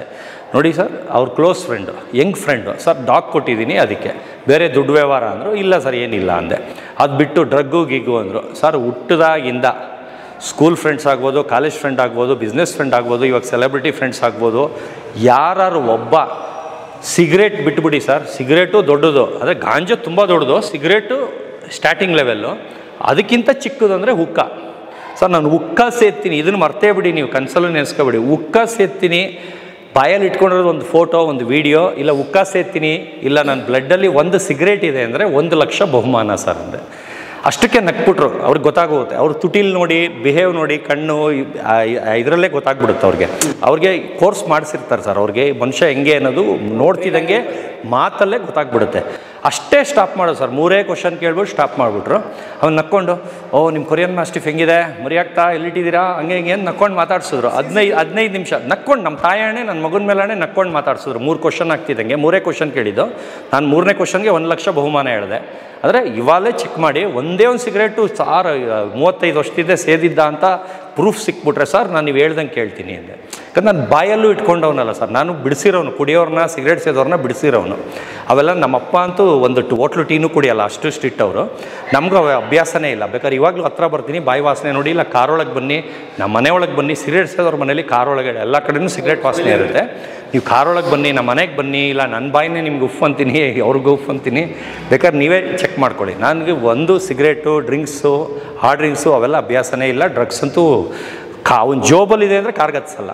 ಈಗ ಅವನು ಸೇರ್ತಾನೆ ಅನ್ನೋನು ಗಾಂಜಾ ಜೋಬಲ್ಲಿ ಇಟ್ಕೊಂಡಿದ್ರೆ, ಅಯ್ಯಪ್ಪ ನೀನು ಹೋಗಪ್ಪ ಮನೆಗೆ ಅಂತ ಅಲ್ಲೇ ಕಾರ್ಗೋತ್ಸಲ್ಲ. ಆ ಥರ ಅಂದರೆ ಅಷ್ಟು ಭಯ ನನಗೆ, ಆ ಥರದ್ದೆಲ್ಲ ತುಂಬ ದೂರ. ಆಮೇಲೆ ಅಲ್ಲಿಂದ ಆಚೆ ಬರ್ತೀನಿ. ಅವ್ರು ನಾಯಿ ಬಗ್ಗೆ ಮಾತಾಡ್ತಾರೆ CCBಯಲ್ಲಿ. ನಾಯಿ ಬಗ್ಗೆ ಆಚೆ ಮಾಡ್ತಿದ್ದಂಗೆ ಎಲ್ಲ ಓಡ್ ಬರ್ತಾರೆ ಮೀಡಿಯಾ. ಇಷ್ಟು ಬೇಗ ಬಿಟ್ಬಿಟ್ರಾ, ಏನು ಬರ್ಸ್ಕೊಳ್ಳಿಲ್ವಾ, ಸೈನ್ ಹಾಕ್ಸ್ಕೊಳ್ಳಿಲ್ವಾ ಅಂತಾರೆ. ಏನು ಇದ್ದರೆ ತಾನೇ ಅವ್ರು ಬರ್ಸ್ಕೊತಾರೆ. ಇದು 15 ನಿಮಿಷಕ್ಕೆ ಬಂದೆ. ಬರ್ತಿದ್ದಂಗೆ ಎಲ್ಲ ಓಡ್ ಬಂದರು. ತಿರ್ಗಾ ಮೀಡಿಯಾ ಮುಂದೆ ಅನೌನ್ಸ್ ಮಾಡ್ತೀನಿ, ನಾನು ಸ್ಕೂಲ್ ಫ್ರೆಂಡ್ಸ್ ಆಗಿರ್ಬೋದು, ಕಾಲೇಜ್ ಫ್ರೆಂಡ್ಸ್ ಆಗಿರ್ಬೋದು, ಯಾರು ನಾನು ಸಿಗರೇಟ್ ಸೇರ್ತೀನಿ, ಹುಕ್ಕ ಸೇರ್ತೀನಿ, ಹಾರ್ಡ್ ಡ್ರಿಂಕ್ಸ್ ಹೊಡಿತೀನಿ, ಗಾಂಜಾ ಹೊಡಿತೀನಿ ಅಂತ ಒಂದು ಪ್ರೂಫ್ ಕೊಟ್ಟರೆ, ಇಲ್ಲ ಬಾಯಲ್ಲಿ ಬಂದು ನನ್ನ ಮುಂದೆ ಹೇಳಿದ್ರೆ 1 ಲಕ್ಷ ಬಹುಮಾನ ಅಂದೆ. ಅಷ್ಟೇ, ಅದೇ ವೈರಲ್ ಆಗೋಯ್ತು. ಅಂದರೆ ಅದನ್ನೇ ಟಿ ವಿಲಿ ತಿರ್ಗಾ ಬಿಟ್ಟರು.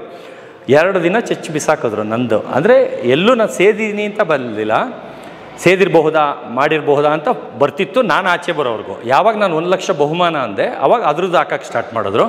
ಮಾರನೇ ದಿವಸವ್ರಿಗೂ ನೋಡಿ ಅವರೇ ಇವ್ನಿಗೆ ಯಾಕೆ ಬಿಟ್ಟು ಪಬ್ಲಿಸಿಟಿ ಮಾಡ್ತಾಯಿದ್ದೀವಿ ಅಂತ 2 ದಿವಸಕ್ಕೆ ಸ್ಟಾಪ್ ಮಾಡಿಬಿಟ್ರು. ಆದರೆ ಅಷ್ಟರೊಳಗೆ ನಾನು ಮನೆಗೆ ಓಡಿ ಬಂದು ನಮ್ಮ ಅಪ್ಪ ಅಮ್ಮನ ಮುಂದೆನೇ ಟಿ ವಿ ಹಾಕ್ಕೊಂಡು ಮೊಬೈಲಲ್ಲಿ ರೆಕಾರ್ಡ್ ಮಾಡಿ ಯೂಟ್ಯೂಬಲ್ಲಿ, ನನ್ನ ಯೂಟ್ಯೂಬ್ ಚಾನಲಲ್ಲಿ ನಾನೇ ಹಾಕ್ಕೊಂಡು ನಾನೇ ಶೇರ್ ಮಾಡಿದೆ. ಅಂದರೆ ನನಗೆ ಪಬ್ಲಿಸಿಟಿ ಬೇಕು, ಬೇಗ ನೆಗೆಟಿವ್ದು ಬೇಗ ಇದಾಗುತ್ತೆ. ಹಂಗೇ 150 ಜನ ಸೆಲ್ಫಿ ಹೊಡ್ಕೊತಾ ಇದ್ದವ್ರು, ಆಗ 550 ಜನ ಸೆಲ್ಫಿಗೆ ಬಂದೆ. ಆದರೆ ಇನ್ನೊಂದು ಚೂರು ಇಂಪ್ರೂವ್ ಆಯ್ತು ಹೆಸರು. ನೆಗೆಟಿವ್ ಪಾಸಿಟಿವ್ ಬೇಗ ಖುಷಿ ಸರ್ ನನಗೆ. ಯಾರೀಗ ನಾನೀಗ ಕಮೆಂಟ್ ಮಾಡ್ತಾರಲ್ಲ ಸರ್, ಯಾರು ಕೆಟ್ಟದಾಗ ಮಾತಾಡ್ತಾರೆ ಅವ್ರಿಗೆ ಲವ್ ಸಿಂಬಲ್ಲು ಥ್ಯಾಂಕ್ ಯು ಅಂತ ಹಾಕ್ತೀನಿ. ಅವ್ನು 4 ಜನಕ್ಕೆ ಹೇಳ್ತಾನೆ ಅಂತ, ಅವನಿಂದನೇ ನಂಗೆ ಒಳ್ಳೇದಾಗೋದು. ಅವನು ಬೈಕೊಂಡೇ 100 ಜನಕ್ಕೆ ಹೇಳ್ತಾನೆ, ಅವ್ರಿಂದ 100ರಿಂದ 1000 ಜನಕ್ಕೆ ಹೋಗುತ್ತೆ, 1000 ಜನದಿಂದ 10,000 ಜನಕ್ಕೆ ಹೋಗುತ್ತೆ. ಅದೇ ಒಳ್ಳೆಯವನಾದರೆ ಅವ್ನು ಮಾತ್ರ ತಿಳ್ಕೊಂಡು ಸುಮ್ಮನೆ ಇರ್ತಾನೆ. ಅವ್ರು ಕೆಟ್ಟವ್ರಾಗಿ ಬೈದವರೇ ಪಬ್ಲಿಕ್ ಮಾಡೋದು, ಆ ನನ್ನ ಮಗ ಹಂಗೆ, ಆ ನನ್ನ ಮಗ ಹಿಂಗೆ ಅಂತ. ನನಗೆ ನೆಗೆಟಿವ್ ಬಂದರೆ ತುಂಬ ಇಷ್ಟ. ನಾನು ಅವ್ರಿಗೆ ಥ್ಯಾಂಕ್ ಯು. ಬೇಕಾದ್ರೆ ಎಲ್ಲ ಕಡೆ ನೋಡಿ, ಯಾರು ನನ್ನ ಬಗ್ಗೆ ಬೈದಿರ್ತಾರೆ ಅವ್ರಿಗೆ ಥ್ಯಾಂಕ್ ಯು, ಆಮೇಲೆ ಆರ್ಟ್ ಸಿಂಬಲ್ ಹಾಕಿರ್ತೀನಿ. ಅವ್ರನ್ನ ಬೈಯಲ್ಲ. ಇನ್ನೊಬ್ಬ ಎದುರ್ಕೊಂಬಿಟ್ಟು ಅಯ್ಯೋ ಇಲ್ಲ ಸರ್ ನಾನು ತಮಾಷೆಗೆ ಹಾಕಿ ಸರ್ ಹಂಗೆ ನಾನೇನಾರ ಬೈದ್ನೇನಪ್ಪ ನಿನಗೆ ಅಂತ ಅವ್ನು ಎದುರ್ಕೊಂಡು ಉಲ್ಟಾ ಮಾತಾಡ್ದ, ಏನಿಲ್ಲಪ್ಪ ನಾನು ಹೊಗಳ್ತಾರದು ನಿನ್ನ, ನಂಗೆ ನೆಗೆಟಿವ್ ಬಂದರೆ ತುಂಬ ಇಷ್ಟ ಅಂತ. ಬನ್ನಿ ಇವ್ರ ಬಗ್ಗೆ ಮಾತಾಡೋಣ. ಹಾಂ ಸರ್. ನೀರು ಕುಡಿಯೋಕೆ ಬರ್ತಾ ಇದೆ? ಹಾಂ, ನೀರು ಬರುತ್ತೆ. ಊಟ ಆಗಿದೆ. ಊಟ ಸರ್ ಬೆಳಿಗ್ಗೆ 1.5 kg ತಿಂದಿದೆ, ಇನ್ನು ರಾತ್ರಿಗೆ 1.5 kg ಚಿಕನ್, ಹಸಿ ಚಿಕನ್. 1.5 kg? ಅದು 3 kg ಸರ್. ನಿಮ್ಮ ಕಣ್ಮುಂದೆ ಯಾಕೆ ತೋರಿಸ್ತೀನಿ ಹೆಂಗೆ ತಿನ್ನುತ್ತೆ ಅಂತ. ಗಬ ಗಬ ಗಬ ಅಂತ ತಿನ್ಬಿಡುತ್ತೆ. ಹೈಟ್ ಎಷ್ಟಿದೆ ಇದು ಸರ್? ಹೈಟ್ ಇರುತ್ತೆ ಒಂದು 36 ಇಂಚಸ್ ಇದೆಯಾ, 35-36 ಇಂಚಸ್. 3 ಅಡಿ. ಹಾಂ. ನೀರು ಬೇಕಾಗಿದೆ ಬಟ್ ಇಲ್ಲ ಅದು ಸರ್ ಈಗ ಉದ್ರೋಗಿದೆ ಸರ್ ಕೂದಲು ಇಲ್ಲೆಲ್ಲ ಸರ್, ಇಷ್ಟುದ್ದ ಇಷ್ಟೆತ್ರ ಬರುತ್ತೆ ಕೂದಲು. ಇದು ತಟ್ಟೆ ಆಗೋಗಿದೆ ಈಗ, ತಲೆ ಸುತ್ತಲೂ ಕೂದಲು, ಅದಕ್ಕೆ ಇಷ್ಟಿಷ್ಟುದ್ದ ಕೂದಲು. ಈಗ ಮೋಲ್ಟಿಂಗ್ ಶೆಡ್ಡಿಂಗ್, ಇವಾಗ ನೀವು ಮುಟ್ಟ ತಕ್ಷಣ ಕೂದಲು ಬರೋದು ಶೆಡ್ಡಿಂಗ್. ಆಮೇಲೆ ನೀವು ಎಳೆದ್ರೂ ಕೂದಲು ಬರಲ್ಲ 2 ತಿಂಗಳಾದ್ಮೇಲೆ, ಅವಾಗ ಉದ್ದುದ್ದ ಆಗಿರುತ್ತೆ ಕೂದಲು, ಕರಡಿ ಥರ ಇರುತ್ತೆ. ಇವಾಗ ಫುಲ್ ತಲೆ ಕುಡಿದ್ಬಿಡ್ಲಿ, ಅದು ಯೋಚನೆ ಮಾಡಿ ಮಾಡಿ ಆಮೇಲೆ ಕುಡಿತದೆ ಸ್ವಲ್ಪ ಹೊತ್ತು ಹಂಗೆ. ಇಂಡಿಯಾಸಲ್ಲಿ ಸರ್ ವರ್ಲ್ಡ್ಸ್ ಬಿಗ್ಗೆಸ್ಟು ಸರ್. ನಾನು ತರಿಸಿದ ಕೆನೆಲಲ್ಲೂ ಇಷ್ಟು ದೊಡ್ಡದಿಲ್ಲ ಸರ್. ಇವತ್ತು ನಮ್ಮ ಮನೇಲಿ ಅಂದರೆ ವರ್ಲ್ಡ್ಸ್ ಬಿಗ್ಗೆಸ್ಟ್ ಸರ್, ಅತಿ ದೊಡ್ಡ ನಾಯಿ ವರ್ಲ್ಡ್ಗೆ. ನೀವು ಇಂಡಿಯಾ ಲೆವೆಲ್ ಅಲ್ಲ, ವರ್ಲ್ಡ್ ಲೆವೆಲ್ಗೆ ಸರ್. Sir 1.5 year. ಎಷ್ಟು ವರ್ಷ ಬದುಕುತ್ತೆ ಸರ್? ಇದು ಒಂದು 12ರಿಂದ 15 ವರ್ಷ. ಅಂದರೆ ಅದು ಈಗ ಮನುಷ್ಯರಲ್ಲೂ ಹೆಂಗೆ ಅಲ್ವಾ, ಸೆಂಟ್ರಲ್ಲಿ ಅದು ಕಾಯಿಲೆ ಬಂದು ಸತ್ತೋಗ್ಬಿಡ್ಬೋದು, ಒಂದು ಲಿವರ್ ಡ್ಯಾಮೇಜ್ ಆಗೋ, ಕ್ಯಾನ್ಸರ್ ಬಂದೋ, ಕಿಡ್ನಿ ಫೇಲ್ಯೂರ್ ಆಗೋ, ಇಲ್ಲ ಇನ್ನೇನೋ ಕಾಯಿಲೆ ಬರ್ಬೋದು, ಆ ಥರ ಆಗಿ ಸಾಯ್ಬೋದು. ಅಂದರೆ ಆ ಥರ ಸತ್ತರೆ ಅದಕ್ಕೆ ವ್ಯಾರಂಟಿ ಇಲ್ಲ. ಅದು 1 ವರ್ಷಕ್ಕೆ ಸಾಯ್ಬೋದು, 2 ವರ್ಷಕ್ಕೆ ಸಾಯ್ಬೋದು, 3 ವರ್ಷಕ್ಕೆ ಸಾಯ್ಬೋದು. ಅಂದರೆ ಏನು ಕಾಯಿಲೆ ಬರೆದು ಅವ್ರು ವ್ಯಾಕ್ಸಿನ್ ಮಾಡಿ ಎಲ್ಲ ಇಟ್ಕೊಂಡು ಅದು ಜೆನೆಟಿಕಲಿ ಏನು ಪ್ರಾಬ್ಲಮ್ ಇಲ್ಲ ಅಂದರೆ, ಹಿಪ್ಪು ಪ್ರಾಬ್ಲಮ್ ಇಲ್ಲ, ಬೇರೆ ಐಸು ಎಲ್ಲ ಏನೂ ಇಲ್ಲ ಅಂದರೆ 12ರಿಂದ 15-16 ವರ್ಷವರೆಗೂ ಬದುಕುತ್ತೆ ಸರ್. ಈ ಜಾತಿಗೆ ಲೈಫ್ ಜಾಸ್ತಿ, ಯಾಕಂದರೆ ಜರ್ಮನ್ ಶೆಪರ್ಡ್ ಜಾತಿಗೆ ಸೇರಿದ್ದಿದ್ದು. ಕೊಕೇಶನ್ ಶೆಪರ್ಡ್ ಎಲ್ಲ ಶೆಪರ್ಡ್ ಜಾತಿಗೆ. ಇವೆಲ್ಲ ಏನಂದರೆ ವರ್ಕಿಂಗ್ ಡಾಗ್ಸ್ ಅಂದರೆ ಈ ಕುರಿ ಕಾಯೋದಕ್ಕೆ, ಆಮೇಲೆ ಕುರಿಯಿಂದ ತೋಳ ಕರಡಿನ ಬಚಾವ್ ಮಾಡೋಕ್ಕೆ, ಬೇಟೆಯಾಡಿ ಅವನ್ನ ಸಾಯಿಸುತ್ತವೆ, ತೋಳನ ಸಾಯಿಸುತ್ತೆ, ಕರಡಿನ ಸಾಯಿಸುತ್ತೆ, ಆ ಥರದಕ್ಕೆ ಸಾಕೋದು. ಯಾಕಂದರೆ ಆ ಕುರಿ ಕಾಯಬೇಕಾದ್ರೆ ಇದು ಸುತ್ತಲೂ ಓಡ್ತಾನೆ ಇರಬೇಕಾಗತ್ತೆ. ಅದರ ಎಕ್ಸಸೈಸ್ ಅಷ್ಟು ಪವರ್ಫುಲ್ಲು. ಆಮೇಲೆ ಅದನ್ನು ಕುರಿಗಳು ಬೇರೆ ಪ್ರಾಣಿ ಬಂದು ತಿಂದೇರಂಗೆ ಪ್ರೊಟೆಕ್ಟ್ ಮಾಡುತ್ತೆ. ಆಮೇಲೆ ಬಂದ್ರೂ ಅವನ್ನ ಕಚ್ಚಿ ಸಾಯಿಸುತ್ತೆ. ಇದು ಅಷ್ಟು ಸ್ಟ್ರಾಂಗು. ಬೈಟಿಂಗ್ ಪವರ್ ಇದ್ರದ್ದು ತುಂಬ ಜಾಸ್ತಿ. ಅಂದರೆ ಒಂದ್ಸಲಿ ಕಚ್ಚಿದ್ರೆ ಅವು ತಡೆಯಲ್ಲ, ಅವಕ್ಕೆ ಶಕ್ತಿ ಕಡಿಮೆ. ತೋಳ ಅವೆಲ್ಲ ನಾವು ಹೇಳ್ತೀವಲ್ಲ, ನೋಡೋಕ್ಕೆ ಟಿ ವಿಲಿ ಇದರಲ್ಲಿ ದೊಡ್ಡದು ಕಾಣಿಸುತ್ತೆ, ಲೈವ್ ಆಗಿ ಇದರಲ್ಲಿ ಕಾಲು ಭಾಗ ಇರುತ್ತೆ ಸೈಜ್, ಇದರಲ್ಲಿ ಕಾಲು ಭಾಗ ಇರುತ್ತೆ. ಇವು ಒಂದ್ಸಲಿ ಹೋಗಿ ಅದುಮ್ಕೊಂಬಿಟ್ರೆ ಒಂದು ಸಿಂಹ ಹೋಗಿ ಅದುಮ್ಕೊಂಡಂಗೆ, ಅಷ್ಟು ಪವರ್ಫುಲ್ ಆಗಿರುತ್ತೆ. ಆಕೆ 2 ಸಲ ಹಿಂಗೆ ಕೊಡ್ಬಿದ್ರೆ ಅದು ಸತ್ತೇ ಹೋಗ್ಬಿಡುತ್ತೆ. ಅಷ್ಟು ಪ್ರಾಣಿಗಳಿಗೆ ಕಂಡ್ರೆ ಸಿಟ್ಟು. ಅಂದರೆ ಇದಕ್ಕೆ ಏನಂದರೆ, ನಮ್ಮದು ಜಾಗ, ನನ್ನ ಮನೆ, ನನ್ನ ಸೊತ್ತು, ನನ್ನ ಓನರ್ದು ಇದು ಐಟಮ್ಮು, ಆ ಥರ ಅದಕ್ಕೆ ಫಿಕ್ಸ್ ಆಗಿಬಿಟ್ರೆ ಅದನ್ನು ಯಾರು ಬಂದರೂ ಒಳಗೆ ಒಂದು ಹೆಜ್ಜೆ ಇಡೋಕ್ಕೂ ಬಿಡಲ್ಲ. ಅಷ್ಟು ನಮ್ಮನೆ. ಇವಾಗ ನಿಮಗೆ ಇಲ್ಲಿ ಇಷ್ಟು ಕರ್ಕೊಬಂದಿದ್ದೀನಿ, ಹೊಸ ಜಾಗ, ನೀವು ಮುಟ್ತಾ ಇದ್ದೀರಾ, ಮಾತಾಡಿಸ್ತಾ ಇದ್ದೀರಾ, ಎಲ್ಲ ಮಾಡ್ತಾಯಿದ್ದೀರಾ, ನಿಮ್ಗೆ ಏನೂ ಮಾಡ್ತಾಯಿಲ್ಲ, ಚಕ್ಕು ಬರ್ತಾಯಿಲ್ಲ, ಫ್ರೀ ಬಿಟ್ಬಿಟ್ಟಿದ್ದೀನಿ, ಹಂಗೂ ನಿಮ್ಮನ್ನ ಏನೂ ಮಾಡ್ತಾಯಿಲ್ಲ. ಅದು ಅದೇ ನಮ್ಮನೆ ಒಳಗೆ, ಕಾಂಪೌಂಡ್ ಒಳಗೆ ಎಲ್ಲ ನಮ್ಮನೆ ಮಾಡಿ ಮೇಲೆ ನೀವು ಬಂದರೆ, ಸಿಂಹ ಅಲ್ಲ, ಕಾಂಪೌಂಡೇ ಮುರಿದಾಕಿ ನಿಮ್ಮನ್ನ ತಿನ್ನೋ ಥರ ಮಾಡುತ್ತೆ. ಅದು ನಮ್ಮ ಗೇಟ್ ಒಳಗೆ, ನನ್ನ ಟೆರಿಟರಿಯಲ್ಲಿ ಇದ್ದರೆ ಆ ಥರ. ಇದೇ ನಾಯಿ ಇವಾಗ ಹಿಂಗಿದೆಯಲ್ಲ, ಇವಾಗ ನೀವೇ ಇಲ್ಲಿ ಸಾಫ್ಟು, ಪಬ್ಲಿಕಲ್ಲಿ ಸಾಫ್ಟು, ನನ್ನ ಮನೆ ಕಾಂಪೌಂಡ್ ಒಳಗೆ ಇವರೇ ಆಗಲಿ ನೀವೇ ಆಗಲಿ ಬಂದರೆ ಗೇಟ್ನ ಕಿತ್ತಿ ಹಂಗೆ ಹಾಕಿ ನಿಮ್ಮನ್ನ ಸಾಯಿಸಂಗೆ ಆಡುತ್ತೆ. ಆದರೆ ನಿಮಗೆ ಎಲ್ಲ ಬಾಯಿಗೆ ಬಂದುಬಿಡುತ್ತೆ. ಆ ಲೆವೆಲ್ಗೆ ಸಿಂಹ ಥರ ಆಡುತ್ತೆ ಮನೆಯೊಳಗಿದ್ರೆ. ಮತ್ತು ಇವು ಅದೇ ಗೇಟ್ ತೆಗೆದು ಒಂದು ಸ್ಟೆಪ್ ಆಚೆ ಬಂದು ನಿಮ್ಮ ಕೈ ಕೊಟ್ಟರು ಸುಮ್ಮನೆ ಇರುತ್ತೆ. ಅದೇ ತುಂಬ ಸೂಕ್ಷ್ಮ, ಭಾಳ ರಗಡ್, ತುಂಬ ರಗಡು. ಅಯ್ಯೋ ಹಿಂದೆ ಮನೆಯವರು ಕಟಾಕ್ಬಿಡಿ, ಯಾವತ್ತು ಪಕ್ಕದ ಮನೆಗೆ ಎಗರ್ಬಿಡುತ್ತೆ ಅಂತ ಎದೆ ಹೊಡ್ಕೊತಾರೆ ಅವರು. ಯಾವತ್ತೂ ಅದು ಜಂಪ್ ಹೊಡೆದು ಬಂದು ನಮ್ಮನ್ನ ಕಚ್ಚಿಬಿಡುತ್ತೆ ಅಂತ. ಅಂದರೆ ಅಷ್ಟು ಅವ್ರು ಬಟ್ಟೆ ಒಣಗಾಕಕ್ಕೆ ಬಂದರೆ ಹಂಗೆ ಒಳ್ಳೆ ಸಿಂಹ ಥರ ಎಗ್ರಿ ಅದನ್ನ ತುಳಿಯೋ ಥರ ಮಾಡುತ್ತೆ. ಈಗ ಇದು ಎಷ್ಟಿದೆ ಇಂಡಿಯಾದಲ್ಲಿ ಈ ಥರ? ಸರ್, ಇಂಡಿಯಾಲಿ ಕ್ವಾಲಿಟಿ ಇರೋದು 3 ಅದು ನನ್ನ ಮನೆಯಲ್ಲಿ. ಕ್ವಾಲಿಟಿ ಇರೋದಂದರೆ ಈ ಸೈಜ್ ಇರೋದು. ಅದು ಬಿಟ್ಟು ಪಂಜಾಬ್ ಸೈಡೆಲ್ಲ ಇದೆ. ಅದೇನಂದರೆ ಇದರಲ್ಲಿ 40% 45% ಇರುತ್ತೆ. ಅಂದರೆ ಹೆಸರಿಗೆ ಕೊಕೇಶನ್ ಶೆಪರ್ಡ್. ಅದನ್ನು ನಾನು ರೇಷನ್ ಅಕ್ಕಿಗೆ ಹೋಲಿಸ್ತೀನಿ, ಇದನ್ನು ಬಾಸುಮತಿ ಅಕ್ಕಿಗೆ ಹೋಲಿಸ್ತೀನಿ. ಅಂದರೆ ಅರ್ಥ ಮಾಡ್ಕೊಳ್ಳಿ. ಅಂದರೆ ಅದು TVS 50 TVS ಎಲ್ಲ ಮಾರುತಿ 800ಗೆ ಹೋಲಿಸ್ತೀನಿ. ಇಲ್ಲ ಕಾರಲ್ಲಿ ಹೋಲಿಸ್ಬೇಕಂದ್ರೆ ಇದನ್ನು ರೋಲ್ಸ್ ರಾಯ್ಸ್ಗೆ ಹೋಲಿಸ್ತೀನಿ. ಅಂದರೆ ಅದು ಕ್ವಾಲಿಟಿ ಕಾಸು ಕೊಟ್ಟಂಗೆ ಕಜಾಯ. ಜನಕ್ಕೆ ಏನಕ್ಕೆ ಅರ್ಥ ಆಗ್ತಾ ಇಲ್ಲ ಅಂದರೆ, ಅವ್ರಿಗೆ ಅದೇ ಕೇಳಿರ್ತಾರೆ, ಗೂಗಲ್ ಮಾಡ್ತಾರೆ. ಗೂಗಲ್ ಮಾಡಿದಾಗ ಅವ್ನು ಆ್ಯಡ್ ಹಾಕಿರ್ತಾನೆ 50,000 1 ಲಕ್ಷ ಅಂತ. ಅವ್ನ ಕ್ವಾಲಿಟಿದು ಅವ್ನು ಹಾಕಿರ್ತಾನೆ, ನನ್ನ ಕ್ವಾಲಿಟಿದು ನಾನು ಹಾಕ್ತೀನಿ. ಇವಾಗ ರೋಲ್ಸ್ ರಾಯ್ಸ್ನ ನೀವು 13 ಲಕ್ಷಕ್ಕೆ 15 ಲಕ್ಷಕ್ಕೆ ಕೊಡು ಅಂದರೆ ಕೊಡ್ತಾರೆ ಅವರು?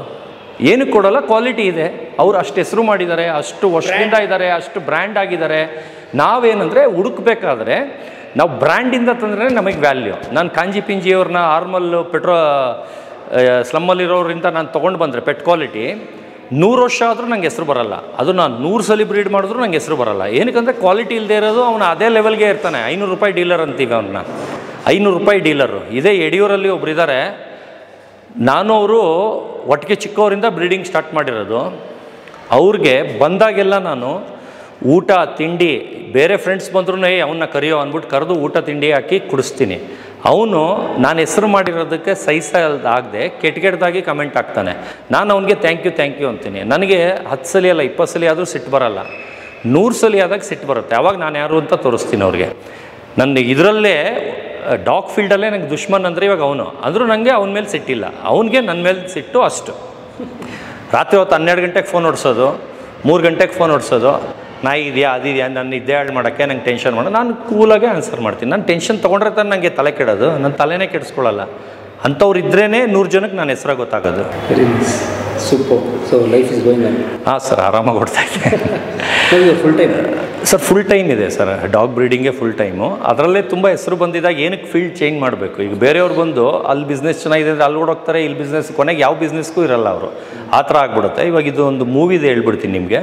ರವಿಚಂದ್ರನ್ ಸರ್ ಮೂವಿಗೆ ಸುನೀಲ್ ಅಂತ, ಆಮೇಲೆ SN ರಾಜ್ಕುಮಾರ್ ಅಂತ ಪ್ರೊಡ್ಯೂಸರ್ ಕಾಲ್ ಮಾಡ್ತಾರೆ. ಸರ್ ಇದು ನಿಮ್ಮ ನಾಯಿ ಹಿಂಗೆ ನಮ್ಮ ಮೂವಿಲಿ ಆ್ಯಕ್ಟ್ ಮಾಡ್ಬೋದಾ ಮೇಯ್ನ್ ಲೀಡಿಂಗಲ್ಲಿ ಅಂತ. ನಾನು ಖುಷಿಯಾಗಿ ಒಪ್ಕೊಳ್ತೀನಿ. ನಾನೇನು ಅವ್ರಿಗೆ ಅಮೌಂಟೇ ಕೇಳೋದಿಲ್ಲ, ಮಾತು ಆಡಲ್ಲ, ಕೇಳೋದಿಲ್ಲ. ಅವರಾಗೋರೆ 10 lakhs ಕೊಡ್ತೀನಿ ಅಂತಾರೆ. ಅಯ್ಯಪ್ಪ ಇದೇನಪ್ಪ ಇವ್ರು ನಾನೇ ಕೇಳ್ದೇನೆ ಇವ್ರು 10 ಲಕ್ಷ ಕೊಡ್ತಾ ಇದ್ದರೆ ಏನು ಅಂಥ ಪಾತ್ರ ಇದ್ರದ್ದಿರುತ್ತೆ ಅಂತ ನೋಡಿದ್ರೆ ಅದರಲ್ಲಿ 4 ಕ್ಯಾರೆಕ್ಟರ್ ಇರ್ತಾರೆ. ರವಿಚಂದ್ರನ್ ಸರ್ರು, ಅಪೂರ್ವ ಮೇಡಮ್ಮು, ಒಂದು ಮಗು, ಒಂದು ನಾಯಿ. ಓಲ್ ಫಿಲಿಮಲ್ಲಿ 4 ಕ್ಯಾರೆಕ್ಟ್ರು, ಇನ್ಯಾರೂ ಇರೋದಿಲ್ಲ. 4 ಜನದ ಮೇಲೆ ಇಡೀ ಮೂವಿ ನಡೆಯುತ್ತೆ. ಅದು ಅವಾರ್ಡ್ ಮೂವಿಗೇನೋ ಮಾಡ್ತಾಯಿದ್ದಾರೆ. ಚೆನ್ನೈ ಅವರು ಅನೀಸ್ ಅಂತನೋ ಏನೋ ಡೈರೆಕ್ಟರು. ಅದು ತುಂಬ ಚೆನ್ನಾಗಿ ಬರ್ತಾಯಿದೆ. ಈಗ ಮೊನ್ನೆ ದಾಂಡೇಲಿಗೆ ಅದು ಶೂಟಿಂಗ್ ಫಿಕ್ಸ್ ಆಗಿ ಕರೆಸ್ಕೊತಾರೆ.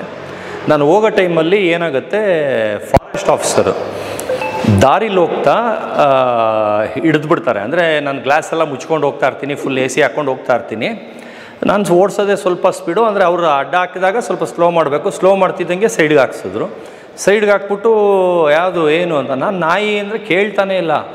TV ಬಂದಿದ್ದು ಅದು ಇದು ಎಲ್ಲ ತೋರಿಸ್ತಾ ಇದ್ದೀನಿ, ಕೇಳ್ತಾ ಇಲ್ಲ. ಯಾವುದೋ ಕಾಡು ಮುರುಗ ಕತ್ಕೊಂಡು ಹೋಗ್ತಿದ್ಯಾ, ತೋಳನ ಕತ್ಕೊಂಡು ಹೋಗ್ತಾ ಇದೆಯಾ, ತೋಳ ಅನ್ಕೊಂಬಿಟ್ರು ಅವರು. ಯಾವುದೋ ದೊಡ್ಡ ತೋಳ, ಹೈಬ್ರಿಡ್ ತೋಳ ಇದು ಅಂತ, ಕರಡಿನೋ ಯಾವುದೋ ಅಂದ್ಬಿಟ್ಟು ಹಿಡ್ಕೊಂಬಿಟ್ರು. ನಾನು ಅಲ್ಲಿಂದ ಪ್ರೊಡ್ಯೂಸರ್ಗೆ ಫೋನ್ ಮಾಡಿದೆ. ಬಂದರು ಎಲ್ಲ. ಬಂದ್ಬಿಟ್ಟು ಎಲ್ಲ ರಿಕ್ವೆಸ್ಟ್ ಮಾಡ್ಕೊಂಡ್ಮೇಲೆ 2 hours ಟೈಮ್ ವೇಸ್ಟ್ ಆಯಿತು.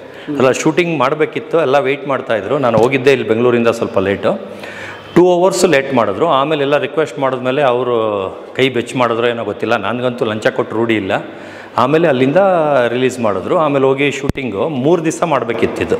ಅಂದರೆ 30, 31, 1ನೇ ತಾರೀಕು 3 ದಿನ ಡೇಟ್ ಕೊಟ್ಟಿದ್ರು. 30ನೇ ತಾರೀಕೆ ಎಲ್ಲ ಮುಗಿಸ್ಬಿಡ್ತು ಒಂದೊಂದು ಟೇಕಲ್ಲಿ. ಅದೇನು ಫುಲ್ ಟ್ರೈನ್ಡ್ ಆಗಲ್ಲ. ಇವಾಗ ಚಾರ್ಲಿ ಮೂವಿಲಿರೋದು ಫುಲ್ ಟ್ರೈನ್ಡ್ ಆಗೋದು. ಅಂದರೆ ಹೇಳಿದ ತಕ್ಷಣ ಮಾಡುತ್ತೆ, ಹಿಂಗೆ ಎಕ್ಸ್ಪ್ರೆಷನ್ ಮಾಡಿದ್ರು ಮಾಡುತ್ತೆ, ಆ ಥರ.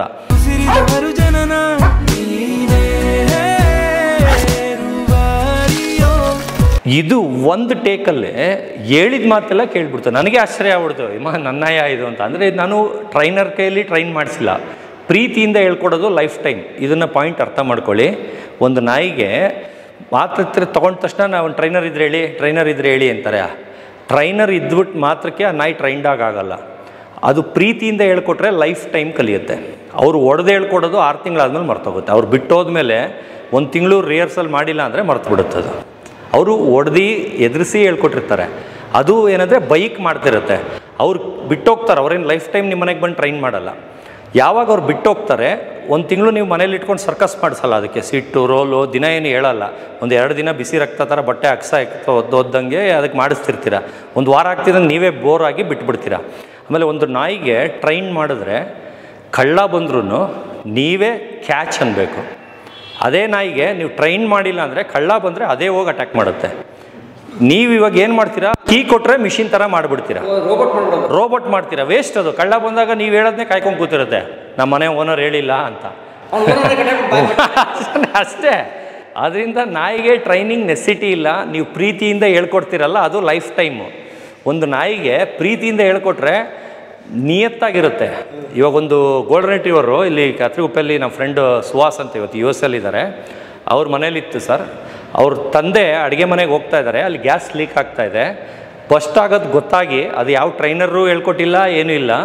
ಆ ಸ್ಮೆಲ್ಗೇ ಅವ್ರನ್ನ ಕೈ ಹಿಡ್ಕೊಂಡು ಎಳ್ಕೊಬಂದು ಹಾಲಿಗೆ ಎಳ್ಕೊಬಂದಿದೆ, ಅಲ್ಲಿ ಬ್ಲಾಸ್ಟ್ ಆಗಿದೆ. ಅಂದರೆ ಅದು ಒರಿಜಿನಲ್ ಪ್ರೀತಿ. ಅದಕ್ಕೆ 6 ಸೆನ್ಸ್ ಸ್ಮೆಲ್ಲಲ್ಲಿ ಇಲ್ಲಿ ಇದಾಗುತ್ತೆ ಅಂತ ಗೊತ್ತಾಗಿ ಯಾವ ಟ್ರೈನರು ಅದಕ್ಕೆ ಹೇಳ್ಕೊಟ್ಟಿಲ್ಲ. ಅದೆಲ್ಲ ಟ್ರೈನರ್ ಹೇಳ್ಕೊಡೋಕ್ಕೂ ಆಗಲ್ಲ. ಅಂಥದ್ದೆಲ್ಲ ಹುಟ್ಟಿದ ಗುಣ, ನಾಯಿಗೆ ಹುಟ್ಟು ಗುಣ.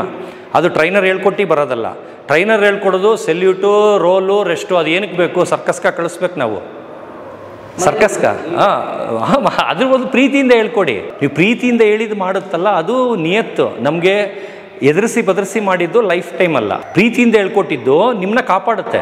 ನಿಮ್ಗೆ ಏನೋ ಒಂದು ತೊಂದರೆ ಆಗ್ತಾ ಇದೆ, ನಿಮ್ಗೆ ಯಾರೋ ಹೊಡಿಯೋಕ್ಕೆ ಬಂದರು, ಅವಾಗ ಅದಾಗದೇ ಅಟ್ಯಾಕ್ ಮಾಡುತ್ತೆ. ಅದೇ ಬೇರೆ ಟೈಮಲ್ಲಿ ನೀವು ಟ್ರೈನ್ ಮಾಡಿದರೆ ಅವ್ನು ಹೊಡಿಯೋಕ್ಕೆ ಬಂದ್ರೂ ಇದು ನೋಡ್ತಿರುತ್ತೆ, ನೀವು ಹೇಳಿ ಅಂತ ಹಿಂಗೆ ನೋಡ್ತಾ ಇರುತ್ತೆ.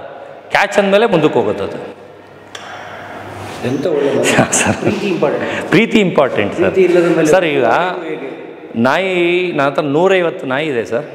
ಒಂದು ಸ್ಯಾಂಪಲ್ ಹೇಳ್ತೀನಿ. ನಾನು ಮರಿ ಇದ್ದಾಗ ತಂದಿರ್ತೀನಿ, 1 ದಿನ 2 ದಿನ ಊಟ ಹಾಕಿರ್ತೀನಿ. ನಾನು ನಿಮಗೆ ಟರ್ಮ್ಸಿಗೆ ಕೊಡ್ತೀನಿ ಅಂತ ಅಂದ್ಕೊಳ್ಳಿ. ನೀವು ಅದನ್ನು 2 ವರ್ಷ 3 ವರ್ಷ 5 ವರ್ಷ 10 ವರ್ಷ ಸಾಕಿರ್ತೀರ. ನೀವು ಊಟ ಹಾಕಿರ್ತೀರ, ನೀವು ಎಲ್ವಾಚಿರ್ತೀರ, ನೀವು ಟ್ರೀಟ್ಮೆಂಟ್ ಮಾಡಿಸಿರ್ತೀರ, ನೀವು ಪ್ರೀತಿ ತೋರಿಸಿರ್ತೀರ. ನಾನು ನಮ್ಮನೇಲಿ ಬರೀ 2 ದಿನ ಆಟ ಆಡಿಸಿರ್ತೀನಿ. ನಾನು 1 ವರ್ಷ ಬಿಟ್ಟು ಬರ್ತೀನಿ. ಅಂದರೆ ಸಾಕ್ಷಿ ಸಮೇತ ನಿಮಗೆ ಕೊಟ್ಬಿಟ್ಟು ತೋರಿಸ್ತೀನಿ. ನಿಮ್ಮನೇಲಿ ನಾಯಿ ಇರುತ್ತೆ, ನಾನು ನಿಮ್ಮ ಮನೆಗೆ ಬರ್ತೀನಿ 1 ವರ್ಷ ಬಿಟ್ಟು. ನೀವು ಆ ಮೂಲೆ ನಿಂತ್ಕೊಳ್ಳಿ, ನಾನು ಈ ಮೂಲೆ ನಿಂತ್ಕೊಳ್ತೀನಿ, ಮಧ್ಯ ನಾಯಿ ಬಿಡಿ. ನನ್ನ ಹತ್ರಕ್ಕೆ ಬರುತ್ತೆ, ನಿಮ್ಮ ಹತ್ರ ಬರಲ್ಲ. ನಾನು 2 ದಿವಸಕ್ಕೂ ನಾನು ಮುದ್ದು ಮಾಡಿರಲ್ಲ, ತಲೆ ಸೋರಿರಲ್ಲ, ಹಿಂಗೆ ಒದ್ದಾಡಿರಲ್ಲ, ಏನೂ ಇಲ್ಲ. ಅದಕ್ಕೆ ನಾಯಿ ಬುದ್ಧಿ ಅಂತಾರೆ. ಅದಕ್ಕೆ ಯಾರು ನಿಯತ್ ಒಳಗಿಂದ ನಿಮ್ಮದು ಡ್ರಾಮಾ ನಂದು ಒರಿಜಿನಲ್ ಅಂತ ಅದು ಗೊತ್ತಾಗುತ್ತೆ. ಅಂದರೆ ಅರ್ಥ ಆಗ್ತಿದೆಯಾ ನಿಮಗೆ? ಡೂಪ್ಲಿಕೇಟ್ ಪ್ರೀತಿ ತೋರಿಸೋರು ಬೇರೆ, ಒಳಗಿಂದ. ಈಗ ಬೀದಿ ನಾಯಿಗಳು ಅಷ್ಟೇ. ನಾನು ಹೋದ್ರೆ ಎಷ್ಟು ನಾಯಿಗಳು ಓಡ್ಬರುತ್ತೆ. ನಾನು ರಾತ್ರಿ ಊಟ ಹಾಕೋದು ನಾನು ಅನ್ನೋದು ಗೊತ್ತಿಲ್ಲ, ಬಕೆಟ್ ಇಟ್ಬಿಟ್ಟು ಬಂದುಬಿಡ್ತೀನಿ ಆಚೆ. ಬಕೆಟ್ ಫುಲ್ಲು ಚಿಕನ್ ಇಟ್ಬಿಟ್ಟು ಬಂದುಬಿಡ್ತೀನಿ. ಅಕ್ಕಪಕ್ಕವ್ರು ನಾನು ನೋಡಿದ್ರೆ ಬೈತಾರೆ ಅಂತ. ನಾನು ಬೀದಿಲಿ ಹೋಗ್ತಾರೆ, ನನ್ನ ಕಾರಿಂದ ಓಡ್ಬರ್ತಾವೆಲ್ಲ. ಅಂದರೆ ಅವಕ್ಕೆ ಗೊತ್ತಾಗುತ್ತೆ, ಬಿಹೇವಲ್ ಗೊತ್ತಾಗುತ್ತೆ. ಭಾಳ ನಿಯತ್ ಪ್ರಾಣಿಗಳು ಸರ್, ತುಂಬ ನಿಯತ್ತು ಸರ್. ಸರ್ ಇವಾಗ ನಾನೊಂದು ಸ್ಯಾಂಪಲ್ ಹೇಳ್ತೀನಿ ಸರ್. ಯಾರ್ಯಾರೋ ಎಷ್ಟೊಂದು ಕಷ್ಟ ಬಿದ್ದು ಹೆಸರು ಮಾಡಿರ್ತಾರೆ ಸರ್, ಅವ್ರಿಗೂ ಆ ಥರ ಸನ್ಮಾನ ಮಾಡಿಲ್ಲ ಸರ್. ಇದಕ್ಕೆ ವಾರಕ್ಕೆ ಒಂದೊಂದು ಕಡೆ ಕರೆದು ಇವಾಗ 2 kg ಚಿನ್ನ ಹಾಕ್ತಾ ಇದ್ದಾರೆ ಸರ್. ಬ್ಯಾಟ್ರಾಯನ್ಪುರ ಅಲ್ಲಿ ನಮ್ಮ ತಾಯಣ್ಣ 2 kg ಚಿನ್ನ ಹಾಕ್ತಾ ಇದ್ದಾರೆ. ನಾನು ಬೇಡ ಅಂದರೂ ಕೇಳ್ತಲ್ಲ, 2 kg ಚಿನ್ನ ಅದಕ್ಕೆ ಹಾಕ್ತಾ ಇದ್ದಾರೆ. ಅಷ್ಟು ದೊಡ್ಡದು ಚೈನ್ ಮಾಡಿಸಿದ್ದಾರೆ. 28ನೇ ತಾರೀಕು ಅದಕ್ಕೂ ನಿಮ್ಗೆ ಇನ್ವೈಟ್ ಮಾಡ್ತೀನಿ ಸರ್. ಒಂದು ನಾಯಿಗೆ ನಿಯತ್ತಿದೆ, ನಾಯಿಗೆ ಬೆಲೆ ಇದೆ ಅಂತ ತೋರಿಸ್ತಾ ಇದ್ದೀನಿ. ಅದು ಜನಕ್ಕೆ ಸಿಟ್ಟು ಸರ್. ಈಗ ಹೋದ್ರೋಗ್ಲಿ ಸರ್, ಅವ್ರಿಗೆ ಅದು ತೊಗೊಳೋ ಕೆಪಾಸಿಟಿ ಇರಲ್ಲ ಸರ್. ಅವ್ರು ತೊಗೊಳೋದು 15,000. ನನಗೆ ಹುಚ್ಚಿದೆ ಅಂದ್ಕೊಳ್ಳಿ, ನಾನು ಹುಚ್ಚ ಅಂದ್ಕೊಳ್ಳಿ, ನನ್ನ ದುಡ್ಡು ಜಾಸ್ತಿ ಇದೆ ಅಂದ್ಕೊಳ್ಳಿ, ನಾನು ತೊಗೊಂಡೆ. ಅದಕ್ಕೆ ಅವ್ರಿಗೇನು ತೊಂದರೆ ಆಗ್ತಾಯಿದೆ, ನನ್ನಿಂದ ಅವ್ರಿಗೇನು ತೊಂದರೆ ಆಗ್ತಾಯಿದೆ? ಅರ್ಥ ಆಗ್ತಿದೆಯಾ ನಿಮಗೆ? ₹10 ವಸ್ತು ನೀವು 1 ಕೋಟಿ. ನನ್ನ ಇಷ್ಟ ಆಗ್ಬಿಟ್ಟಿದೆ, ಇಷ್ಟ ಬಿದ್ದುಬಿಟ್ಟಿದ್ದೀನಿ. ಅವ್ರು ಕೊಡ್ತಾ ಇಲ್ಲ, ನಾನು ಬಿಡ್ತಾ ಇಲ್ಲ, ನಾನು ರೈಸ್ ಮಾಡ್ತಾ ಇದ್ದೀನಿ. ಅವ್ನು ಅಷ್ಟು ರೇಟ್ ಬಂದಾಗ ಆಯ್ತು ತೊಗೊಳ್ಳಿ ಅಂತ. ಅಲ್ಲಿವರೆಗೂ ಅವ್ನಿಗೆ ಕೊಡೋಕ್ಕೂ ಮನಸ್ಸಿರಲಿಲ್ಲ. ದುಡ್ಡು ಮಕ ನೋಡ್ಕೊಂಡು ಕೊಟ್ಟರು, ತೊಗೊಂಡೆ. ಅವ್ರಿಗೇನು ಪ್ರಾಬ್ಲಮ್? ನನಗೆ ಬ್ಯಾಡ್ ಕಮೆಂಟ್ ಮಾಡೋರ್ಗೆ ಏನು ಪ್ರಾಬ್ಲಮ್ ಸರ್? ನಾಯಿಗೆ MRP ಅಂತ ಎಲ್ಲರೂ ಇದ್ದರೆ ನಾನೇ ನಿಮಗೆ ಕ್ವಶನ್ ಕೇಳ್ತೀನಿ. ನಿಮ್ಮ ಚಾನಲಲ್ಲಿ ಎಲ್ಲರೂ ಒಂದು ನಾಯಿ ಬ್ರೀಡ್ನ ಇಷ್ಟಕ್ಕೆ ಮಾರಬೇಕು ಅನ್ನೋದು ಎಲ್ಲರ ಬಿಲ್ ಇಲ್ಲ ಲೀಗಲ್ಲಿ ಡಾಕ್ಯುಮೆಂಟ್ ಇದ್ದರೆ ನನಗೆ ಒಂಚೂರು ಕೊಡಿ ಸರ್. ಇಸ್ಕೊಡಿ ಅವ್ರ ಹತ್ರ, ಬ್ಯಾಡ್ ಕಮೆಂಟ್ ಮಾಡೋರ ಹತ್ರ ಇಸ್ಕೊಡಿ ನನಗೆ. 50,000ಕ್ಕೆ ಮಾರಬೇಕು. ಇಷ್ಟಕ್ಕೆ ಮಾರಬೇಕು ಆಯಿತು. ಹೋದ್ರಲ್ಲಿ ನಾನು ಈ ಕ್ವಾಲಿಟಿನೇ ಅವ್ರಿಗೆ 6 ಲಕ್ಷ ಕೊಡ್ತೀನಿ, ಇಸ್ಕೊಡೋಕೆ ಹೇಳಿ ಸರ್. ಅವ್ರು 50,000 ಅಂದ್ರಲ್ವಾ, ನಾನು 6 ಲಕ್ಷ ಕೊಡ್ತೀನಿ ಈ ಕ್ವಾಲಿಟಿದು ಒಂದು ನಾಯಿ ಇಸ್ಕೊಡೋಕೆ ಹೇಳಿ ಸರ್. ಚಾನ್ಸ್ ಇಲ್ಲ ಸರ್. ಅದ್ರ ಮರಿ ಇವಾಗಿದೆ 6 ಲಕ್ಷಕ್ಕೆ ಮಾರ್ತಾಯಿದ್ದೀನಿ. ಇಂಡಿಯಾಲಿ ಅಷ್ಟಕ್ಕೆ ಹೋಗೋದು. ಯಾಕಂದರೆ ನಾನು 1 ಕೋಟಿ 2 ಕೋಟಿ 10 ಕೋಟಿ ಅದು ತಗೊಳ್ಳಲ್ಲ. ಯಾಕಂದರೆ ಅವ್ರಿಗೆ ಶೋಕಿ ಇಲ್ಲ. 6 ಲಕ್ಷಕ್ಕೆ ಒಂದು ಮರಿ ಮಾರ್ತಾಯಿದ್ದೀನಿ. ಒಂದೊಂದು ಮರಿ ಸಿಂಹದ ಮರಿ ಅಷ್ಟು ದೊಡ್ಡದಿದೆ. 2 ತಿಂಗಳು ಮರಿ ಇಷ್ಟುದ್ದ, ಇಷ್ಟು ದಪ್ಪ ಇದೆ. ಒಂದೊಂದು ಕಾಲು ಇಷ್ಟು ದಪ್ಪ ಇದೆ, ಸಿಂಹ ಥರ ಇದೆ. ಇವತ್ತರೆಗೂ ಬಿಟ್ಟಿಲ್ಲ ಟಿ ವಿಲಿ. ನೀವು ನಮ್ಮನೇಲಿ ಇಲ್ಲೇ ಬನಶಂಕರಿ ಮನೇಲಿದೆ. ಇನ್ನೊಂದು 2 ದಿನಕ್ಕೆ ಅದು ಶ್ರೀರಾಮುಲು ಸರಕ್ಕೆ ಕೊಟ್ಬಿಡ್ತಾ ಇದ್ದೀನಿ. ಎತ್ತಕ್ಕೆ 5 ನಿಮಿಷ ಇಟ್ಕೊಳಕ್ಕಲ್ಲ ಸರ್, ಕೈ ನೋವು ಬಂದ್ಬಿಡುತ್ತೆ. 2 ತಿಂಗಳು ಮರಿ 60 ದಿವಸದ್ದು ಕೈಯಲ್ಲಿ ಎತ್ಕೊಂಡ್ರೆ ಕೈ ನೋವು ಬಂದ್ಬಿಡುತ್ತೆ. ಇಷ್ಟುದ್ದ ಹಿಂಗೆ ಇಟ್ಕೋಬೇಕು ಅಲ್ಲಿಂದ ಇಲ್ಲಿವರೆಗೂ ಸರ್. ಅಲ್ವಾ? ನಾವೇ ಅದ್ರ ಮುಂದೆ ಏನಿಲ್ಲ. ಅಲ್ಲ ಸರ್, ಇದನ್ನು 3 ಹಾಕ್ಬೇಕು, ಅಷ್ಟು ದೊಡ್ಡದಿದೆ ಇದು. ಕೈ ಮುಟ್ಟಿ ಸರ್. ಸಿಂಹದ ಕಾಲು ಸರ್, ಕೈಗೆ ಇಟ್ಕೊಳ್ಳಿ, ಇದು ನಿಂಗೆ ಇಟ್ಕೊಳ್ಳಿ. ಕಾಲು ಪಾಸ್ ಎಲ್ಲ ನೋಡಿ ಮಾಡಿದ್ರೆ ಒಂದು ಲೇಟ್ ಹೊಡೆದ್ರೆ ಅಷ್ಟೇ. ಉಗುರೊಂದಿಲ್ಲ ಬಂದುಬಿಟ್ರೆ ಅಲ್ಲ, ಉಗುರು ಅದು ಎಕ್ಸಸೈಸ್ ಮಾಡುತ್ತಲ್ಲ ಸರ್, ಅದಕ್ಕೆ ಹೋಗ್ಬಿಡುತ್ತೆ. ಏನು ಎಕ್ಸಸೈಸ್ ಮಾಡುತ್ತೆ ಸರ್? ಫ್ರೀ ಬಿಟ್ಬಿಡ್ತೀವಲ್ಲ ಸರ್, 24 hours ಫ್ರೀ ಬಿಟ್ಟಿರ್ತೀವಲ್ಲ, ಓಡಾಡ್ತಾ ಇದ್ರೆ ಸವಿಯುತ್ತೆ. ಜಾಗ ಮಾಡಿ ಒಂದು ದೊಡ್ಡ ರೂಮ್ ಇದೆ ಸರ್, AC ರೂಮು. ಆಮೇಲೆ ಮಾಡಿ ಫುಲ್ಲು ಫ್ರೀ ಬಿಟ್ಬಿಡ್ತೀವಿ. ಓಡಾಡ್ಕೊಂಡು ಟೆರೆಸಲ್ಲಿ ಫುಲ್ ಓಡಾಡ್ಕೊಂಡಿರುತ್ತೆ. ಒಂದು AC ರೂಮ್ ಇದೆ. ಬೇಕು ಅಂದಾಗ ಚಳಿ ಆದಾಗ ಅಲ್ಲೂ ಹೋಗುತ್ತೆ, ಶೆಕೆ ಆದಾಗ ಈ ಕಡೆ ಬರ್ತಾರೆ. ನಾಯಿಗೆ AC ರೂಮ್? ಹಾಂ ಸರ್. ಅದು ಮಾಡ್ಕೊಳ್ಳೋಕ್ಕೆ ಬೆಡ್ ಐತೆ ಅದಕ್ಕೆ ಅಪಾರ್ಟ್ಮೆಂಟೇ ಮಾಡಿದ್ದೀನಿ. ಅದ್ರ 2 ಕಡೆ ಮನೆ ಇದೆಯಲ್ಲ, ಅಲ್ಲೂ ಇಟ್ಕೊಂಡಿರ್ತೀನಿ, ಇಲ್ಲೂ ಇಟ್ಕೊಂಡಿರ್ತೀನಿ, 2 ಕಡೆನೂ ಇಟ್ಕೊಂಡಿರ್ತೀನಿ. ಕೆಂಗೇರಿಲಿ ಒಂದು ಅಪಾರ್ಟ್ಮೆಂಟೇ ತೊಗೊಂಡಿದ್ದೀನಿ ಇದಕ್ಕೆ. ಬರೀ ಇದಕ್ಕೆ 2 ಕೆಲಸದವ್ರು ಬಿಟ್ಬಿಟ್ಟು ಆ ಮನೇಲಿ ಬಿಟ್ಟಿದ್ದೀನಿ. ಇದು ಒಂದಕ್ಕೆ, ಯಾಕಂದ್ರೆ ಬೇರೆ ನಾಯಿ ಜೊತೆ ಇದಕ್ಕೆ ಫ್ರೀಡಮ್ ಇರಲ್ಲ ಅಂತ. ಬಟ್ ಈ ನಾಯಿ ಕೂದಲು ಬಿದ್ದರೆ ಏನೋ ಸೈಡ್ ಎಫೆಕ್ಟ್? ಇಲ್ಲ ಇಲ್ಲ ಇಲ್ಲ, ಸುಳ್ಳು. ಬೆಕ್ಕಿಂದ ಬರುತ್ತೆ ಸರ್, ನಾಯಿಯಿಂದ ಬರಲ್ಲ. ಇವಾಗ ಡಾಕ್ಟ್ರ್ ಹತ್ರ ನೀವು ಹೋಗ್ತೀರಾ, ನಿಮ್ಮ ಮಗುಗೆ ಹುಷಾರಿರಲ್ಲ, ಸ್ನೀಸಿಂಗ್ ಪ್ರಾಬ್ಲಮ್ ಇರುತ್ತೆ, ನಿಮ್ಮ ಮನೇಲಿ ನಾಯಿ ಇದೆಯಾ ಅಂತ ಕೇಳ್ತಾರೆ. ನೀವು ನಾಯಿ ಸಾಕಿರಲ್ಲ ಅಂದ್ಕೊಳ್ಳಿ, ನಾಯಿ ಇದೆ ಅನ್ನಿ, ಓ ನಾಯಿಯಿಂದ ಆಗಿದೆ ಅಂತ ಅದ್ರ ಮೇಲೆ ಹಾಕ್ತಾರೆ, ಮೂಕ ಪ್ರಾಣಿ ಮೇಲೆ. ನೀವು ಸುಳ್ಳು ಹೇಳಿ ನಾಯಿ ಇರಲ್ಲ ನಿಮ್ಮಲ್ಲಿ, ನಾಯಿ ಇದೆ ಅನ್ನಿ, ನಾಯಿ ಮೇಲೆ ಹಾಕ್ತಾರೆ. ಆ ಥರ ಡಾಕ್ಟ್ರು, ಅದನ್ನ ಜನ ನಂಬ್ತಾರೆ. ಆಮೇಲೆ ಫಾರಿನಲ್ಲಿ ಅದ್ರ ಮೇಲೆ ಮಲಗ್ತಾರೆ, ಅದನ್ನೇ ನೆಕ್ತಾರೆ, ಅದ್ರ ಕೂದಲು ಬಿದ್ದಿರೋದನ್ನೇ ತಿಂತಾರೆ, ಯಾರಿಗೂ ಏನೂ ಆಗಲ್ಲ. ಅದೇ ಬೆಕ್ಕಿಂದ ಪ್ರಾಬ್ಲಮ್ ಆಗುತ್ತೆ. ಬೆಕ್ಕದು ಕೂದಲು ಇರುತ್ತಲ್ಲ, ಅದು ಇನ್ಫೆಕ್ಷನ್ ಆಗುತ್ತೆ, ಬೆಕ್ಕದು, ಕ್ಯಾಟ್ದು. ನಾಯಿದು ಮಾತ್ರ ಇವತ್ತವರೆಗೂ ಎಲ್ಲೂ ಇನ್ಫೆಕ್ಷನ್ ಆಗಿಲ್ಲ. ನಮಗಂತೂ ಇವತ್ತವರೆಗೂ ಒಂದು ಅಲರ್ಜಿನೂ ಆಗಿಲ್ಲ. ಆಮೇಲೆ ನಾಯಿ ಕಚ್ಚಿದ್ರು ನಾನು ರೇಬಿಸ್ ವ್ಯಾಕ್ಸಿನ್ನೂ ತಗೊಂಡಿಲ್ಲ. ಆಮೇಲೆ ಇನ್ನೊಂದು ನ್ಯೂಸು ಸರ್, ನಾಯಿ ಕಚ್ಚಿಬಿಟ್ರೆ ರೇಬಿಸ್ ಬರುತ್ತೆ ಅಂತಾರೆ, ಅದು ಸುಳ್ಳು. ಸುಳ್ಳು ಸರ್. ಏನು ಸರ್ ಇನ್ನಂತೀರ? ಸರ್ ನಾಯಿ ಕಚ್ಚಿದ್ರೆ ಇಂಜೆಕ್ಷನ್ ಕಂಡುಹಿಡಿದಿದ್ದಾರೆ ಸರ್. ಅದು ಯಾರಿಗೆ ಅಂದರೆ ರೇಬಿಸ್ ಬಂದಿರೋ ನಾಯಿ, ಅದಕ್ಕೆ ಹುಚ್ಚಿಡ್ದಿದೆ, ಆ ನಾಯಿ ಕಚ್ಚಿದ್ರೆ ರೇಬಿಸ್ ಬರೋದು. ಬೀದಿಲಿರೋ ನಾಯಿಗೆ ವ್ಯಾಕ್ಸಿನ್ ಆಗಿರಲ್ಲ, ಬೀದಿಲಿರೋ ನಾಯಿಗೆ ವ್ಯಾಕ್ಸಿನೇ ಆಗಿರಲ್ಲ. ಆ ನಾಯಿ ನಿಮಗೆ 10 ಕಡೆ ಕಚ್ಚಿದ್ರು ನೀವು ಬರೀ ಡೆಟಾಲ್ ಹಾಕಿ ಒರೆಸ್ಬಿಟ್ಟು ಪೌಡ್ರು, ನಿಯೋಸ್ಪ್ರಿನ್ ಪೌಡ್ರ್ ಹಾಕಿ ಮುಗಿದೋಯ್ತು. ಡಾಕ್ಟ್ರ್ ಹತ್ರ ಹೋಗಿ ಚುಚ್ಚಿಸ್ಕೊಳ್ಳೋದು ಅದು ನೆಸಿಟಿ ಇಲ್ಲ. ಯಾಕಂದರೆ ಆ ನಾಯಿಗೆ ಹುಚ್ಚಿಡ್ದಿಲ್ಲ, ಅದಕ್ಕೆ ವ್ಯಾಕ್ಸಿನ್ ಆಗಿಲ್ಲ, ರೇಬಿಸ್ ವ್ಯಾಕ್ಸಿನ್ ಆಗಿಲ್ಲ ಅಂದರೂ ಅದಕ್ಕೆ ಹುಚ್ಚಿಡ್ದಿಲ್ಲ. ಆ ನಾಯಿ ಕಚ್ಚಿದ್ರೆ ನಿಮ್ಗೆ ಹುಚ್ಚಿಡಿಯಲ್ಲ. ಆ ನಾಯಿಗೆ ಹುಚ್ಚಿಡ್ದು ನಿಮಗೆ ಕಚ್ಚಿದ್ರೆ ಮಾತ್ರ ಹುಚ್ಚಿಡಿಯೋದು. ಅದು ಅರ್ಥ ಮಾಡ್ಕೊಳ್ಳಿ. ಜನ ಬಂದು ಸುಮ್ಮನೆ ಒಂದು ಅಲ್ಲಿ ಬಿದ್ದರೆ ಸಾಕು, ಒಂದು ಉಗುರು ಬಿದ್ದರೆ ಸಾಕು, ಡಾಕ್ಟರ್ ಹತ್ರ ಓಡೋಗ್ಬಿಡ್ತಾರೆ. ಅದು ಏನು ನೆಸಿಟಿ ಇಲ್ಲ. ಆ ಥರ ಸ್ಕ್ರ್ಯಾಚಸ್ ನನಗೆ 1000 ಮೇಲೆ ಇದೆ ನನ್ನ ಬಾಡಿಲಿ. ನಾಯಿ ಪರ್ಚಿರೋದು, ಕಚ್ಚಿರೋದು, ಅದೇ ಕಚ್ಚಿಸ್ಕೊಂಡಿಲ್ಲ, ನಾಯಿ ಜೊತೆನೇ ಫೈಟ್ ಆಡಿದ್ದೀನಿ, ತಪ್ಸ್ಕೊಂಬಂದಿದ್ದೀನಿ, ಗೂಡೊಳಗೆ ಸಿಗಾಕೊಂಡು ತಪ್ಸ್ಕೊಬಂದಿದ್ದೀನಿ. ನ್ಯಾಕ್ ನನಗೆ ಎಲ್ಲಿ ಹಿಡ್ಕೊಂಡ್ರೆ ಅದು ಕಚ್ಚಕ್ಕಾಗಲ್ಲ ಅಂತ, ಅದು ಕಚ್ಚಕ್ಕೆ ಬರ್ತಿದ್ದಂಗೆ ಕಿವಿ ಹಿಡ್ಕೊಂಬಿಟ್ಟೆ. ಕಿವಿ ಹಿಡ್ಕೊಂಡು ಹಂಗೆ ಗೇಟ್ ತೆಗಿ ಅಂದ್ಬಿಟ್ಟು ಹಂಗೆ ಹಿಂದಕ್ಕೆ ಎಸ್ಬಿಟ್ಟು ಗೇಟಿಂದ ಆಚೆ ಬಂದು ಲಾಕ್ ಮಾಡ್ಕೊಂಡೆ. ಅಂದರೆ ಇದ್ದಕ್ಕಿದ್ದಂಗೆ ರ್ಯಾಶ್ ಆಗಿಬಿಡ್ತದೆ. ಔಷಧಿ ಹೊಡಿಯೋಕೆ ಹೋದೆ, ಅದಕ್ಕೆ ಹುಳ ಬಿದ್ದುಬಿಟ್ಟಿತ್ತು, ಮ್ಯಾಗೆಟ್ಸು. ಸ್ಪ್ರೇ ಮಾಡೋಕೆ ಹೋದ್ನ ಕಚ್ಚಕ್ಕೆ ಬಂದ್ಬಿಡ್ತು. ಅದು ಕಚ್ಚದೇ ಇರೋ ನಾಯಿ ಕಚ್ಚಕ್ಕೆ ಬಂದ್ಬಿಡ್ತು. ಹಂಗೆ ತಪ್ಪಿಸ್ಕೊಂಡು ಕಿವಿ ಹಿಡ್ಕೊಂಡು ಅದನ್ನು ಎಸ್ಬಿಟ್ಟು ಹೊಡ್ ಬಂದಿದ್ದೀನಿ. ಬರೀ ಇವತ್ತವರೆಗೂ ನಾನು ನಾಯಿ ಕೈ ಕಚ್ಚಿಸ್ಕೊಂಡೇ ಇಲ್ಲ. ಹುಚ್ಚ ನಾಯಿನೂ ಹಿಡ್ಕೊಂಡಿದ್ದೀನಿ, ಕಚ್ಚ ನಾಯಿನೂ ಹಿಡ್ಕೊಂಡಿದ್ದೀನಿ, ಅದನ್ನು ಪಳಗಿಸಿದ್ದೀನಿ. ಆದರೆ ಇವತ್ತವರೆಗೂ ಒಂದು ನಾಯಿ ಕೈಲಿ ಕಚ್ಚಿಸ್ಕೊಂಡಿಲ್ಲ. ಇದೆಲ್ಲ ಬಂದು ಆಟ ಆಡೋಕ್ಕೆ, ಹಿಂಗೆ ಆಟ ಆಡಿಸ್ತಾ ಇರ್ಬೇಕಾದ್ರೆ ತಮಾಷೆ ಹಿಂಗೆ ಮಾಡುತ್ತೆ, ಅವಾಗ ನಾವು ಬೈಕ್ ಹಿಂಗೆ ಎಳೆದು ಬಿಡ್ತೀವಿ, ಇಲ್ಲ ಮೈ ಮೇಲೆ ಇರುತ್ತೆ, ಅವಾಗ ಊರು ಸ್ಕ್ರಾಚ್ ಆಗಿಬಿಡುತ್ತೆ, ಆ ಥರ ಕಾಯಿಗಳು. ಅಂದರೆ ಇವತ್ತವರೆಗೂ ನಾನು ಒಂದಕ್ಕೂ ಡಾಕ್ಟ್ರ್ ಹತ್ರ ಹೋಗಿ ವ್ಯಾಕ್ಸಿನ್ನು, ಟ್ರೀಟ್ಮೆಂಟು ಏನೂ ತೊಗೊಂಡಿಲ್ಲ. ನಾಯಿ ಕಚ್ಚಿದ್ರೆ ಇಂಜೆಕ್ಷನ್ ತೊಗೊಳ್ತಾರಲ್ಲ, ಅವೆಲ್ಲ ಏನೂ ತೊಗೊಂಡಿಲ್ಲ. ಸ್ನೇಹಿತರೆ, ಸತೀಶ್ ಕಡಬಂಶ ಸರ್ಗೆ ಧನ್ಯವಾದ. Thank you sir.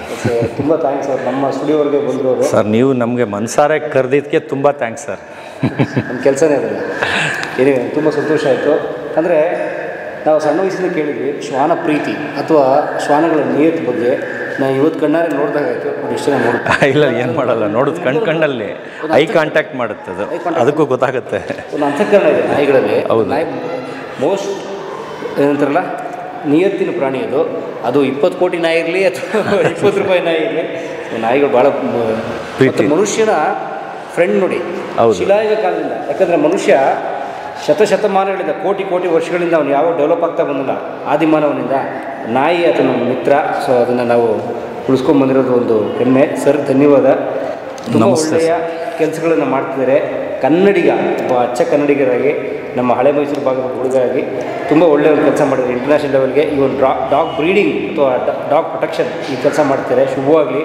ನಾನು ಕೂಡ ಶ್ವಾನ ಪ್ರಿಯರೇ. ನಮಗೆ ಪುಟ್ಟ ನಾಯಿ ಇದೆ. ಸೊ ಬಹುಶಃ ಇದ್ರ ಕಾಲಿಗೆ ಸಮ ಆಗುತ್ತದೆ. ಏನಿವೆ ನಾಯಿ okay, thank you sir. Thank you sir. So ಹೀಗೆ ಅವ್ರು ಇನ್ನೊಂದಷ್ಟು ನಾಯಿಗಳ ಬಗ್ಗೆ ವಿಚಾರ ನಾವು ಇನ್ನೊಂದು ಸೀಸನ್ ಮಾಡೋಣ, ಸೀಸನ್ 2 ಮಾಡೋಣ. ಸೊ ಇದೊಂದು ಸುದೀರ್ಘವಾದ ಸಂದರ್ಶನ. ನನಗೆ ಅನೇಕ ಡೌಟ್ಸ್ ಇತ್ತು. ತುಂಬ ಯೂಟ್ಯೂಬ್ ಚಾನಲ್ಸಲ್ಲಿ ಇವ್ರು ನೋಡಿ ನಾನು ಕಮೆಂಟ್ ಓದಿದ್ದು, ತುಂಬ ನೆಗೆಟಿವ್ ಕಮೆಂಟ್ಸ್ ಇರೋದು. ಹೆಂಗಾಗುತ್ತೆ 20 ಕೋಟಿ ರೂಪಾಯಿ, ಹೆಂಗಿದಕ್ಕೆ MRP ಏನಿದೆ, ಯಾರು ಹೇಳಿದ್ರು 20 ಕೋಟಿಗೆ ಮಾರಕ್ಕೆ ಅಂತೆಲ್ಲ ಕೇಳಿದ್ರು. ಕ್ಲಿಯರ್ ಆಯಿತು. ಬಹುಶಃ ನಿಮಗೂ ಆಗಿರುತ್ತೆ. ಏನಿವೆ, ಪ್ರೀತಿಗೆ ಬೆಲೆ ಕಟ್ಟಕ್ಕಾಗಲ್ಲ. ಅಷ್ಟೇ ಸರ್. ನಮಸ್ತೆ ಸರ್. Thank you. ಇದುವೇ ಬೌ ಡ್ರಾಮಾ, ಒಳ್ಳಗೆ ಫಿಯರ್. ಕಲಾ ಮಾಧ್ಯಮದ ಎಲ್ಲಾ ಎಪಿಸೋಡುಗಳು ನಿಮಗೆ ಸಿಗಬೇಕು ಅಂತಂದ್ರೆ ಕಲಾ ಮಾಧ್ಯಮ ಯೂಟ್ಯೂಬ್ ಚಾನೆಲ್ನ ಸಬ್ಸ್ಕ್ರೈಬ್ ಮಾಡಿ, ಬೆಲ್ ಐಕಾನ್ನ ಕ್ಲಿಕ್ ಮಾಡಿ, ತಪ್ಪದೇ ಮಾಡಿ. ಈ ವಿಡಿಯೋ ನೋಡಿದ್ದಕ್ಕೆ ನಿಮಗೆ ತುಂಬ ಧನ್ಯವಾದಗಳು. ಪುಸ್ತಕಗಳನ್ನು ಓದು ಮನಸ್ಸನ್ನು ಅರಳಿಸುತ್ತೆ, ಬುದ್ಧಿಯನ್ನು ಚುರುಕು ಮಾಡುತ್ತೆ, ಕಾಣದ ಹೊಸಲೋಕವನ್ನು ಪರಿಚಯಿಸುತ್ತೆ. ಹಾಗಾಗಿ ಓದುವ ಸಂಸ್ಕೃತಿ ಹೆಚ್ಚಾಗ್ಲಿ. ಧನ್ಯವಾದ.